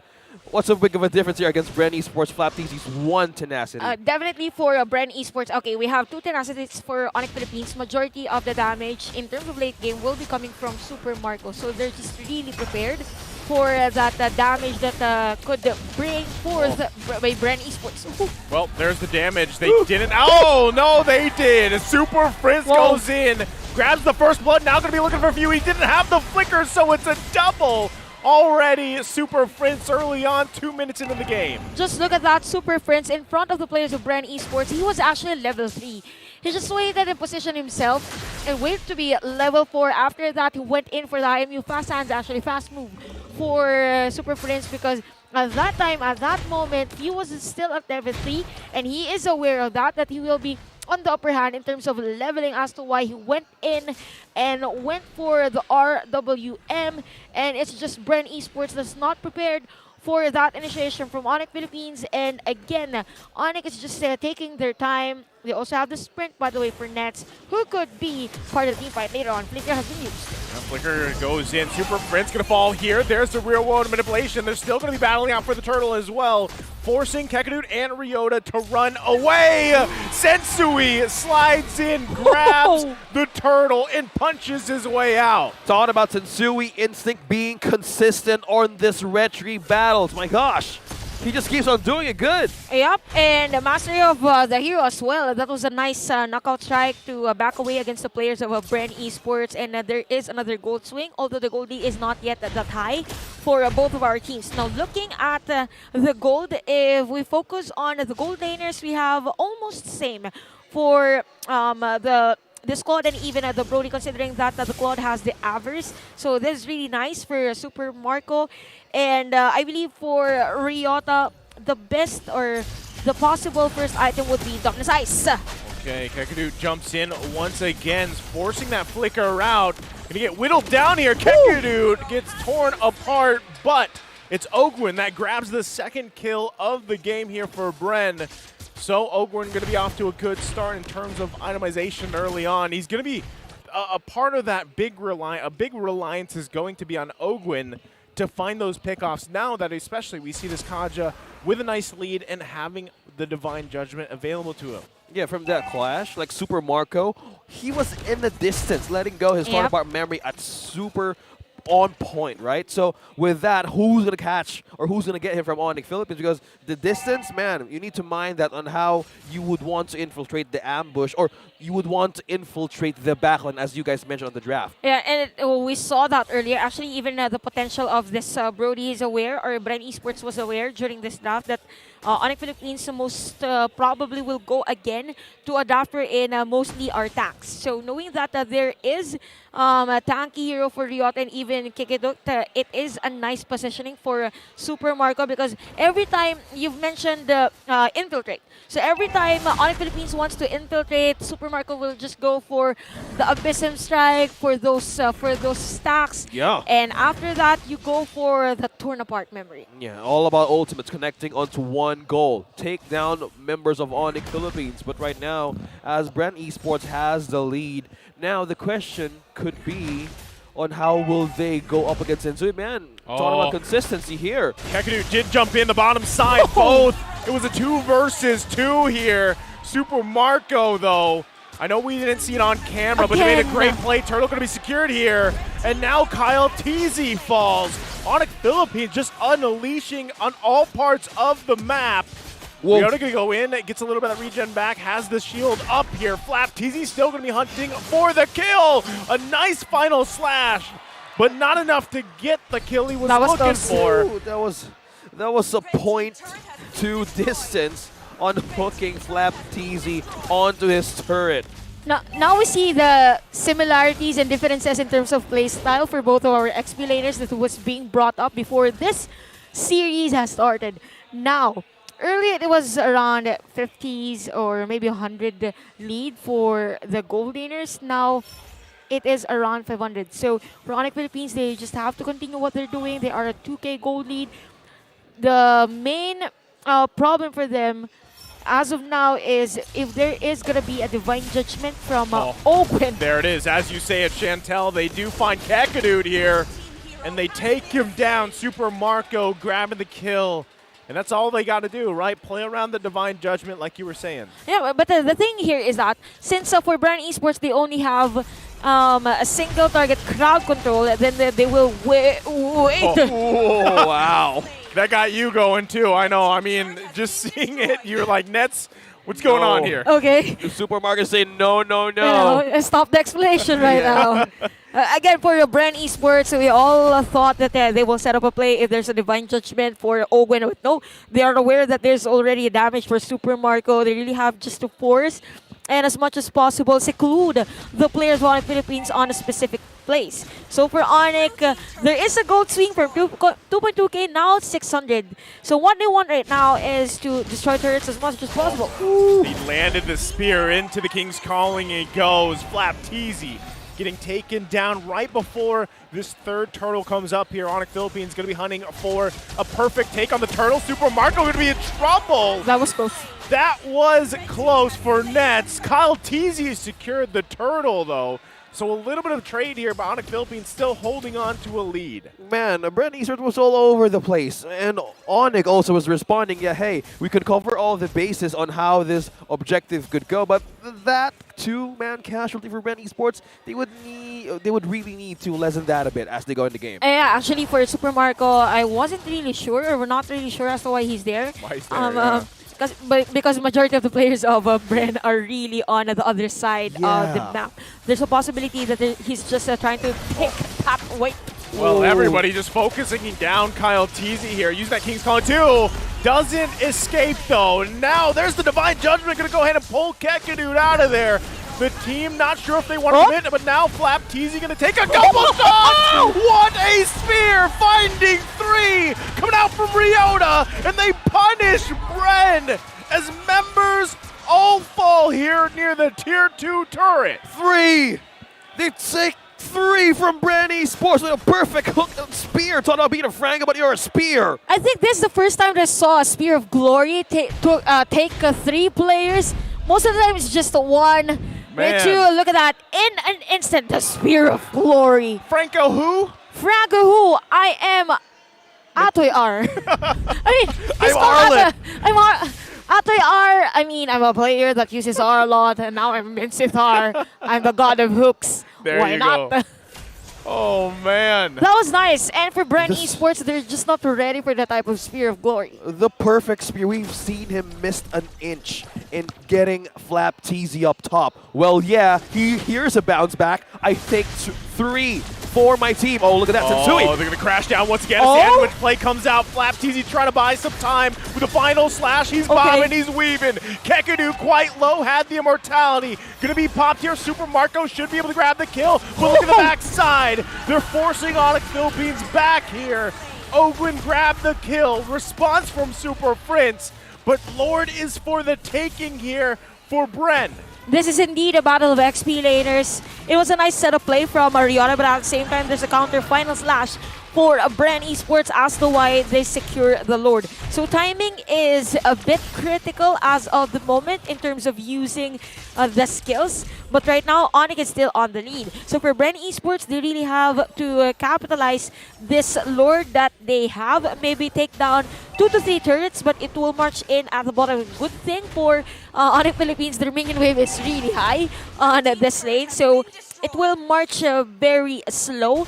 But yeah, we see right now that for the Mincetar, the next item would be the Dominance Eyes. So we're just waiting again for that synchronization of skills for ONIC Philippines. But for BREN Esports, the damage is already there. Well, talking about damage, call me in. I'm going to use this hero once I go back to my house. No Franco games now. We'll talk about Spear. It has the same cooldown as Franco. That's how you change the game. So is BREN Esports prepared for this attacks? Because they were lacking the defense there. Yep. And I think for BREN Esports, wait, we hear the conceal again. You know what? When I hear the conceal, it's as if a warning sign that I have to stop talking, right? Little siren goes off. It's like, hold that thought, you know? There might be another play. The Lord march in at the bottom lane. We could see a change in terms of the item for the boots, specifically for Flap TZ on to this game. Yeah, so they're going to have to go ahead and make quick work on that Lord. As they do, it's only the first one of the game here. But, you know, you're seeing ONIC Philippines, even despite that lead, the struggle that they're having now, playing around this pretty much power play that BREN throws at them. So ONIC Philippines still going to be trying to hold on to as much space as possible. But with what they've already lost, especially bottom side, BREN will punish them for that. You got to see if ONIC Philippines, again, can start the fights on their own, right? Which is really going to come down to Kakadu either finding the setups like he's been doing so far throughout the series, or even Ryota, right? We already saw a great Spear of Glory, so that's obviously a possibility too. Definitely, they really have to replicate that type of play again for ONIC Philippines. But with the looks of BREN Esports, they're just prepared on the positioning. Look at that, the position of Owen and even Flap TZ. That is intense visioning. Again, since we has the immortality, yes, but once a proc, it is a lot easier for the side of BREN Esports to be, you know, really aggressive. Okay, so they could force out ONIC Philippines because we're talking about how they would go up against a team fight. That's how they deplete the resources of ONIC Philippines. Burn down flickers, burn down ultimates. But will they blink though? Because at this point, they could completely go like on full flow as they enter the late game, because at this point, BREN Esports has gotten grip so far on what was missing in the early game. Yep, and BREN Esports, again, speaking of grip, they are actually ready to drip on their grip on this Lord Pit, right? There you go. Those are the rhymes. Those are rhymes of the century right now, as now the eyes are set here on the Lord. And they're going to be working on it. The dance is going to ensue here. Both teams setting up. Look at the rollers. Kakadu goes in, finds his mark, forces Owen to flicker out. Real world manipulation going to come down to forcing another flicker. There's the spear, finding Flap TZ. Divine Judgment's going to be the response. He still has the immortality. Going to be popped here. Nets unleashing though, as he gets rid of Kyle TZ. I set on another target as Super Marco falls. Ogwin and Few last to be alive. And it looks like ONIC Philippines calls the go for the Lord. Atoy R is on a different level on this game. Again, those Spears of Glory, the King's Calling.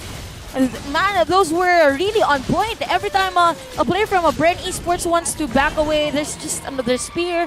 So why they got the Lord, and the goal lead is now at 4.2k. So we saw that it was a setup play from Kakadu that didn't really go well. But at the same time, because of the skill set that ONIC Philippines has on their heroes, it was easier to say to BREN that nope, you can't get away this time on this setup play that we want. So looking at the itemization, we have a mixture of more on the defense and even added offense for Ryota's item. Next could be a Sky Guardian Helmet or a Guardian Helmet so that he's not to back away on every team fight. But again, we have the Lord middle lane and, bottom lane, and middle lane is the target of ONIC Philippines. Now Ryota, as we call it Spear of Glory, I'm going to call it Spear of Nightmares.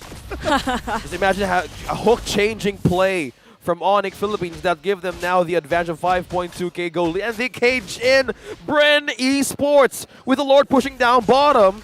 Now the big question is, can they defend? And when we are seeing 3 waves. Oh, again! Look another at the lay of ultimates being brought down upon BREN.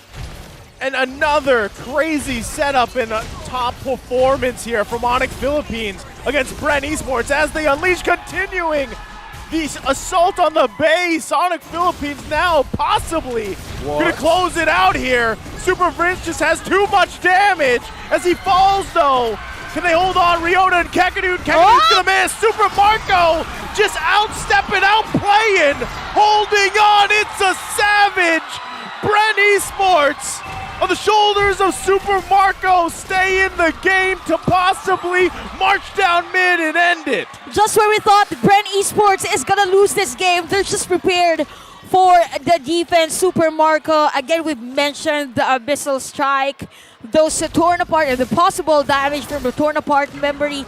The player that will be alive on this one-way push of BREN Esports are actually 3 players. Actually, majority of the players of ONIC, so they really have to defend this one out. For BREN Esports, they have the force to take that positioning on the Lord. That was the first Savage, right?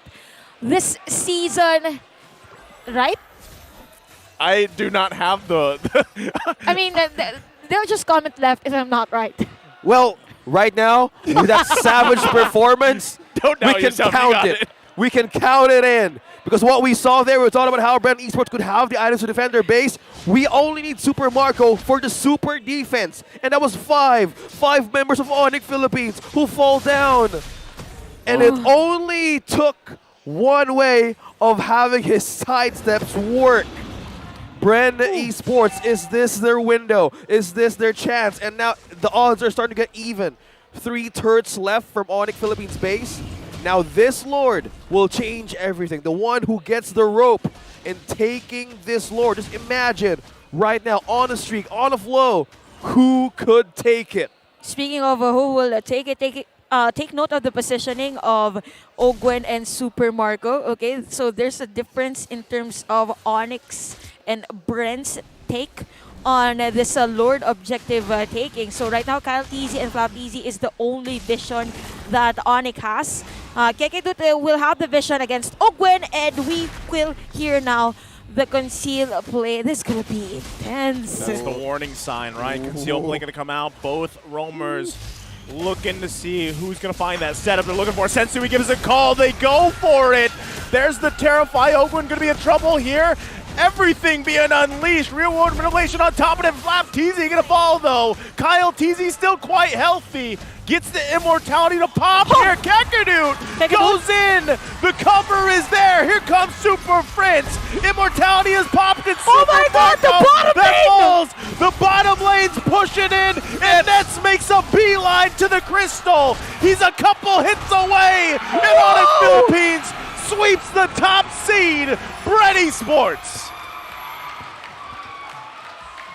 Nothing but nets once again. They've scattered BREN Esports all over the place, taking down the top seed team.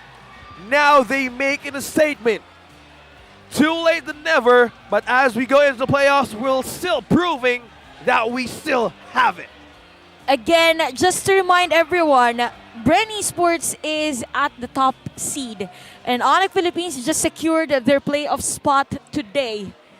Again, I am speechless, by the way. Oh, we are all looking on the Team 5, but at the same time, there was one player from ONIC Philippines that was there doing the free hit on the crystal, and they won that game. And before we started this, right, it was Flap TZ versus Ryota on the C-ball type of play, and here's the answer. Well, we still got to witness another, a great moment, a savage there from BREN, but unfortunately, hey man, ONIC Philippines, this is what I was talking about, right? Do we get to witness what they have been working on now for 8 weeks to the point where, even with a variation of the lineup that they have, they can still pull stuff off like this, and they had to make a statement. Again, this is a great statement, And who knows, again, what they can do as they get primed and ready for the playoffs. But to take down in a sweep the #1 seed, man, the top seed here.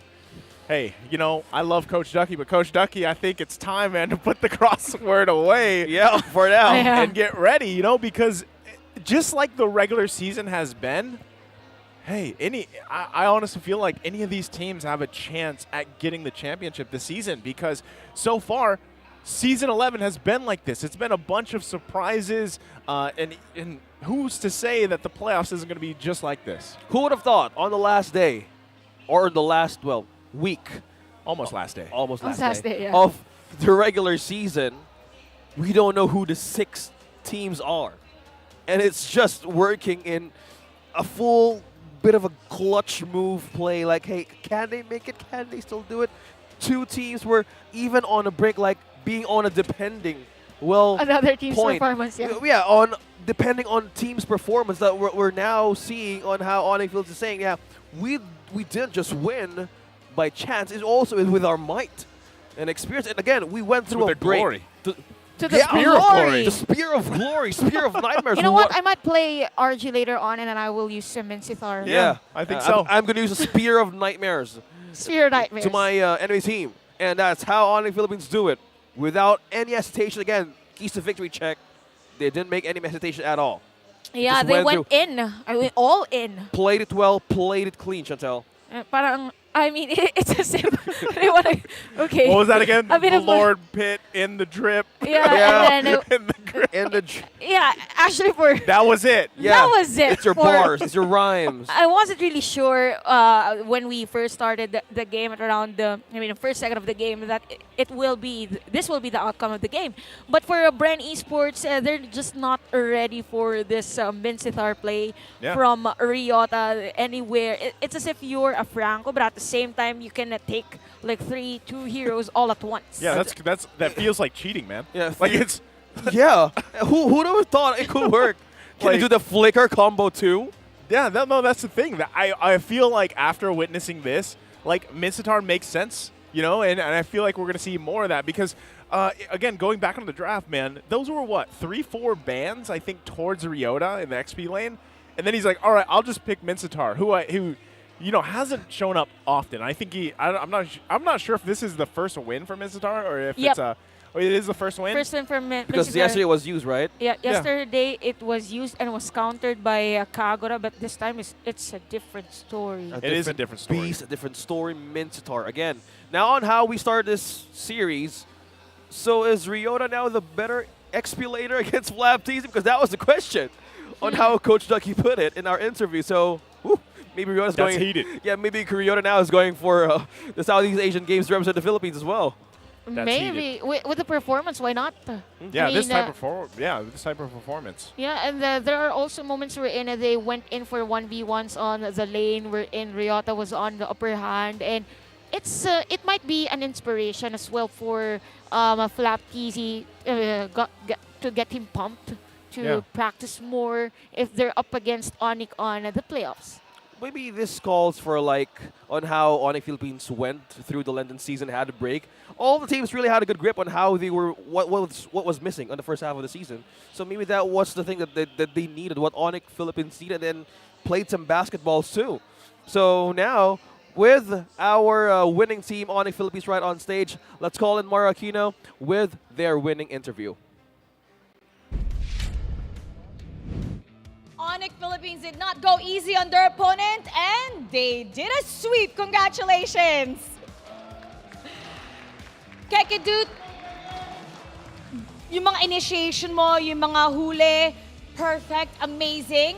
Malinis yung game nyo, yung series. It must be, for us, it seems like it's the best series that you guys had for this season. Do you agree? And what happened with ONIC dun sa week and a half? Kasi you guys came today so prepared in a different form.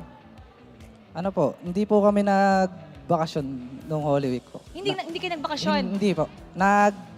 Tuloy-tuloy po yung practice namin. Tapos, yung Cobra po na yun, parang pinilit ko lang na, ihabol na para dito sa BREN. maganda naman po yung resulta ng scrim namin nun. Kaya nagkaroon din po ako ng confidence sa paggamit ng Cobra. So you guys made a big sacrifice na hindi kayo nagbakasyon, you guys didn't chill, see your family like the other players. So for you, was it worth it? And ano yung mga pinagdaanan nyo nung week and a half? Sa tingin ko naman po worth it kasi nanalo naman po kami ngayon. Ayun na ba? At si Nets naman, ikaw yung winning hit, na backdoor mo ang iyong kalaban. Gaano ka fulfilling na not only did you beat yung team na usually sila yung nagsisweep ng kalaban, but kayo pa ang nakasweep ng top seed. How fulfilling is that? And what does it do for ONIC? Sobrang saya po kasi yung po yung best series namin ngayon eh. Dahil sa pinagdaanan po namin na lose streak. Sobrang saya po namin kasi ayun po, sila po yung number 1, tapos natalo po namin. Na 2-0 pa. Congratulations! I could feel the excitement that you're feeling. Parang kinakabahan ka? Ngayon, sa interview lang. Sa interview lang. Para sa laro, Wala akong kaba sa laro. Wala ka ba? Dito lang. Okay, but hey, you're answering really well. Good job. Na-excite din kami sa nakita namin sa Mincetor. Maganda. Actually, ang daming comments pag naririnig niyo yung crowd. Talagang yung hero mo, yung galaw mo, yung binabanggit nila. First time namin na makita na ginamit mo to. What is this inspired by? Nung preparation namin na 2 weeks, may gumamit po sa amin ng Mincetar sa scrim. Tapos gumana po sa kanila. Tinalo po kami. Tapos in-apply lang po namin tinry po namin i-apply sa preparation since ginagamit ko naman po siya nung season 7. Kaya parang mas effective naman po. This has nothing to do na yung success ng inyong counterpart sa Indonesia kasi ginagamit din nila to eh. Hindi naman. Hindi. This is all you. Opo. Tinry lang po namin. Now, congratulations. Pasok kayo sa playoffs. How does it feel? Kasi alam ko medyo rocky nung umpisan. What do you guys have to say to the fans? Coach Bossing. Yun nga po, actually before pa kami pumunta dito sa venue, nung nalaman namin yung result ng RSG versus NXPE na pasok namin sa playoffs, masaya. Talagang masaya kasi nakahinga po kami ng maluwag. Pero nung nandito kasi kami, at the same time kasi yung preparation namin nung 1.5 week na yun, yung lahat ng sacrifices ng mga bata, yung nagkaroon ng mga sakit and everything. Kasi yun nga, sinabi ko pa rin na okay, magpasalamat tayo kasi magpasok na tayo. Pero at the same time, may laban pa rin tayo sa BREN. So, kailangan pa rin natin na manalo sa kanila. And at the same, parang sinabi ko lang po sa kanila na ilang beses na natin napatunayan na kapag inisip natin, kaya talaga natin gawin. Napatunayan na natin yan sa NXPE, napatunayan na natin yan sa TNC, and ngayon sa BREN. And sobrang saya lang po na yun nga. Bukod sa nanalo kami, nakasecure kami ng spot sa playoffs. Congratulations, and Coach Bluff C, your leadership, it's showing. And because of that, na-sweep nyo ang top seed. Congratulations! Once again, you may now take your bow and take your walk of victory. ONIC Philippines! Thank you, Coach. Great leadership. ONIC Philippines, although they already secured the playoffs before coming to the venue, they did not go easy. And they were able to sweep top seed BREN Esports. And we're going to break that down for you. Here we go. Casters, pass up. From Mincetar's Spear of Glory, from ONIC Philippines' Walk of Victory. From that happened on how Nets did a backdoor up against BREN Esports, Coach Ducky might have to check. Again, a backdoor play in our team. In a BREN. Against BREN. Against BREN Esports. What was that again? That saying about week 3 or 4 when Nets was like, yeah, it's just a normal day. It's just a normal day for Nets. Again, game number 1 did have deaths, and game number 2, no biggie. I'm on a Claude. It's my normal day. That's how Nets works with his day. And on to translation on how the game went. Coach Bluff, Coach Bluff Z said that the team went through whole of the week's practice during the Lenten season break. All of them training hard, and that's how we expected or didn't expect for them to go up against BREN Esports with a 2-0. And it's amazing how they wanted to have this reset and mindset to have a way of like, hey, we can still do it and we can still prove it up against BREN Esports, who's in, as you mentioned, ISU, the top seed in the playoffs right now. So to break things down a bit, ONIC Philippines playing it clean with a sweep up against BREN Esports. Chantel, break things down for us. Indeed, the best series for ONIC Philippines as they win with a sweep against BREN Esports. Again, just one hero to change things up and at the same time do a positive mindset or approach with a positive mindset on the game. Again, if you go back on the hero composition, it's literally the same lineup for ONIC Philippines. Just change the Minsithar. It was a different hero earlier. It was a different hero earlier. So with the Spears of Glory from Ryota, it has been difficult for BREN Esports to back away every time there is an initiation for Ryota on those moments. And what's easier for them is that there is Kikidut for the initial setups. So with the vision that he has and the follow-up that he can give for Ryota's Spear of Glory has been intense for ONIC Philippines. When we say Minsithar, it's expected that it's going to be the King's Calling that is going to change or spice things up. But for ONIC Philippines, they were able to use Minsithar or capitalize Minsithar's Spear of Glory. It all started with a 3-man Spear of Glory during that team fight. As to why BREN Esports is as if they have to be mindful. Should I go here? Should I go here or not? So ONIC Philippines just capitalized on that. But kudos, of course, to BREN Esports because they were able to try and negate the initiation prowess that ONIC Philippines has. Looking at the overall team fight statistics on this game, it was a really close fight. But the difference is that for the side of ONIC Philippines, majority of the players are really participating on the team fight. So average is around 75%, having Super Friends on 88%, but again, Ryota with a 71%. So again, we've mentioned that ONIC Philippines' strategy is somehow same with the Ube strategy, wherein they're really together in an initiation as much as possible, force the players of BREN Esports to go and retaliate on their initiation. Again, BREN Esports, there was a nice super marker damage on a torn apart memory. But again, we've been talking about Atoy R. Ryota of ONIC Philippines with Minsithar play. He is our smart MVP with a 1-3-11 KDA kill participation of 71%.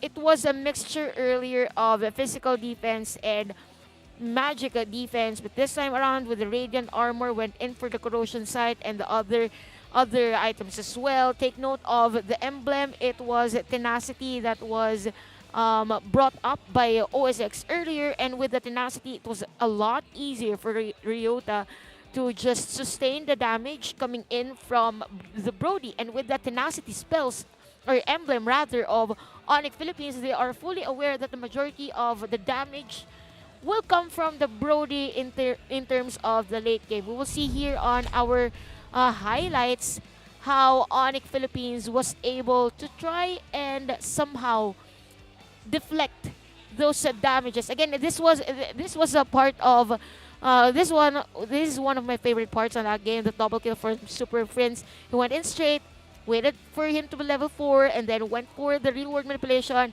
And then again, ONIC Philippines went straight for the other objectives. There's always this trades.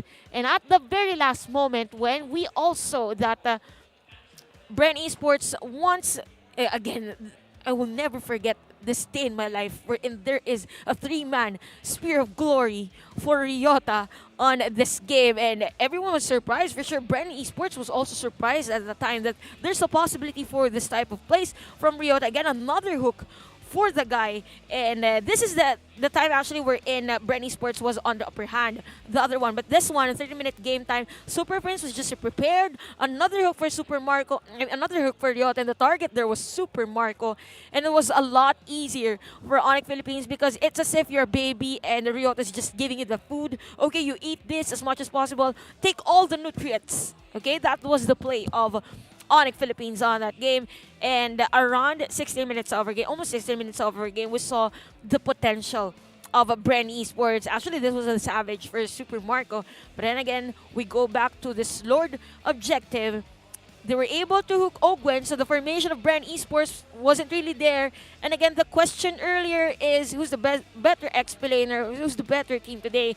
And for today, it was ONIC Philippines because of the time they took just to practice and study the other team that they fought today. It was really exciting, guys, and we had a lot of lessons for this year. True, lessons, wins. Again, a triple header with 2 zeros.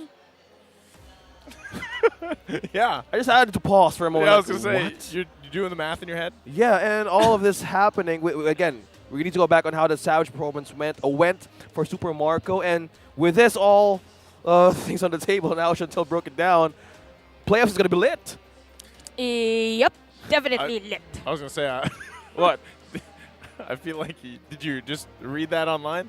No, I just saying everything you guys are doing with the rhymes and bars. I need to up my game. I was on gonna how say you're using the language of the the youngins out there. Really? Am I not part of it? That's true. You're young too. You're young, We're all young. at heart. At heart. At heart. Yeah. So it's a mixture of being lit and so lit. So lit. Lit and solid. Yeah. Yeah, lit and solid. This so is lit.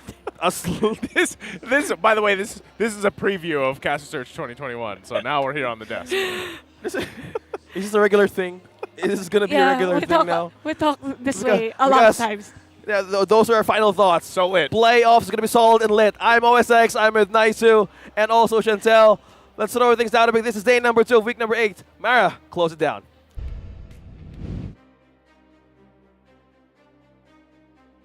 And officially determine the 6 teams that are making it to the playoffs. First, we witnessed RSG Philippines get their ticket en route to the playoffs with that sweep. And Irad's season debut was just so phenomenal, especially with his Lancelot and Joy.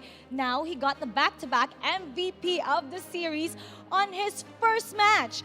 After that, nakita natin yung classic Smart Omega that just when they're pushed to the very edge, lumakas ang kanilang lason and very, very potent with that sweep.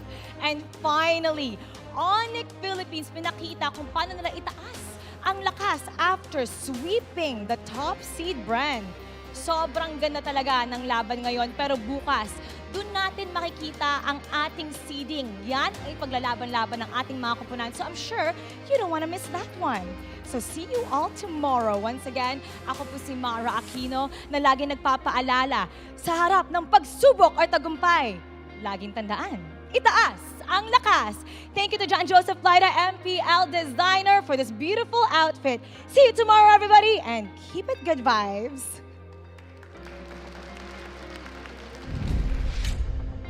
The 11th season of MPL Philippines is brought to you by the following sponsors. Smart, the official tournament telco partner of MPL Philippines Season 11. Our official sponsor, Infinix. Infinix Note, ultra-fast gameplay. Our partners in esports, Maya, it's everything, and a bank. And Secret Lab, the official gaming chair of MPL Philippines. Experience the MPL Philippines Season 11 action live at Shooting Gallery Studios. Tickets are now available via tickettome.net. Get yours now. If you missed the matches and want to quickly recap what happened, visit our official website for post-match reports at ph-mpl.com/news. Don't forget to catch all of our official league content on TikTok, Facebook, Instagram, and Twitter. To ensure the quality and fairness of our games, MPL Philippines is also monitored and supervised by the Games and Amusement Board.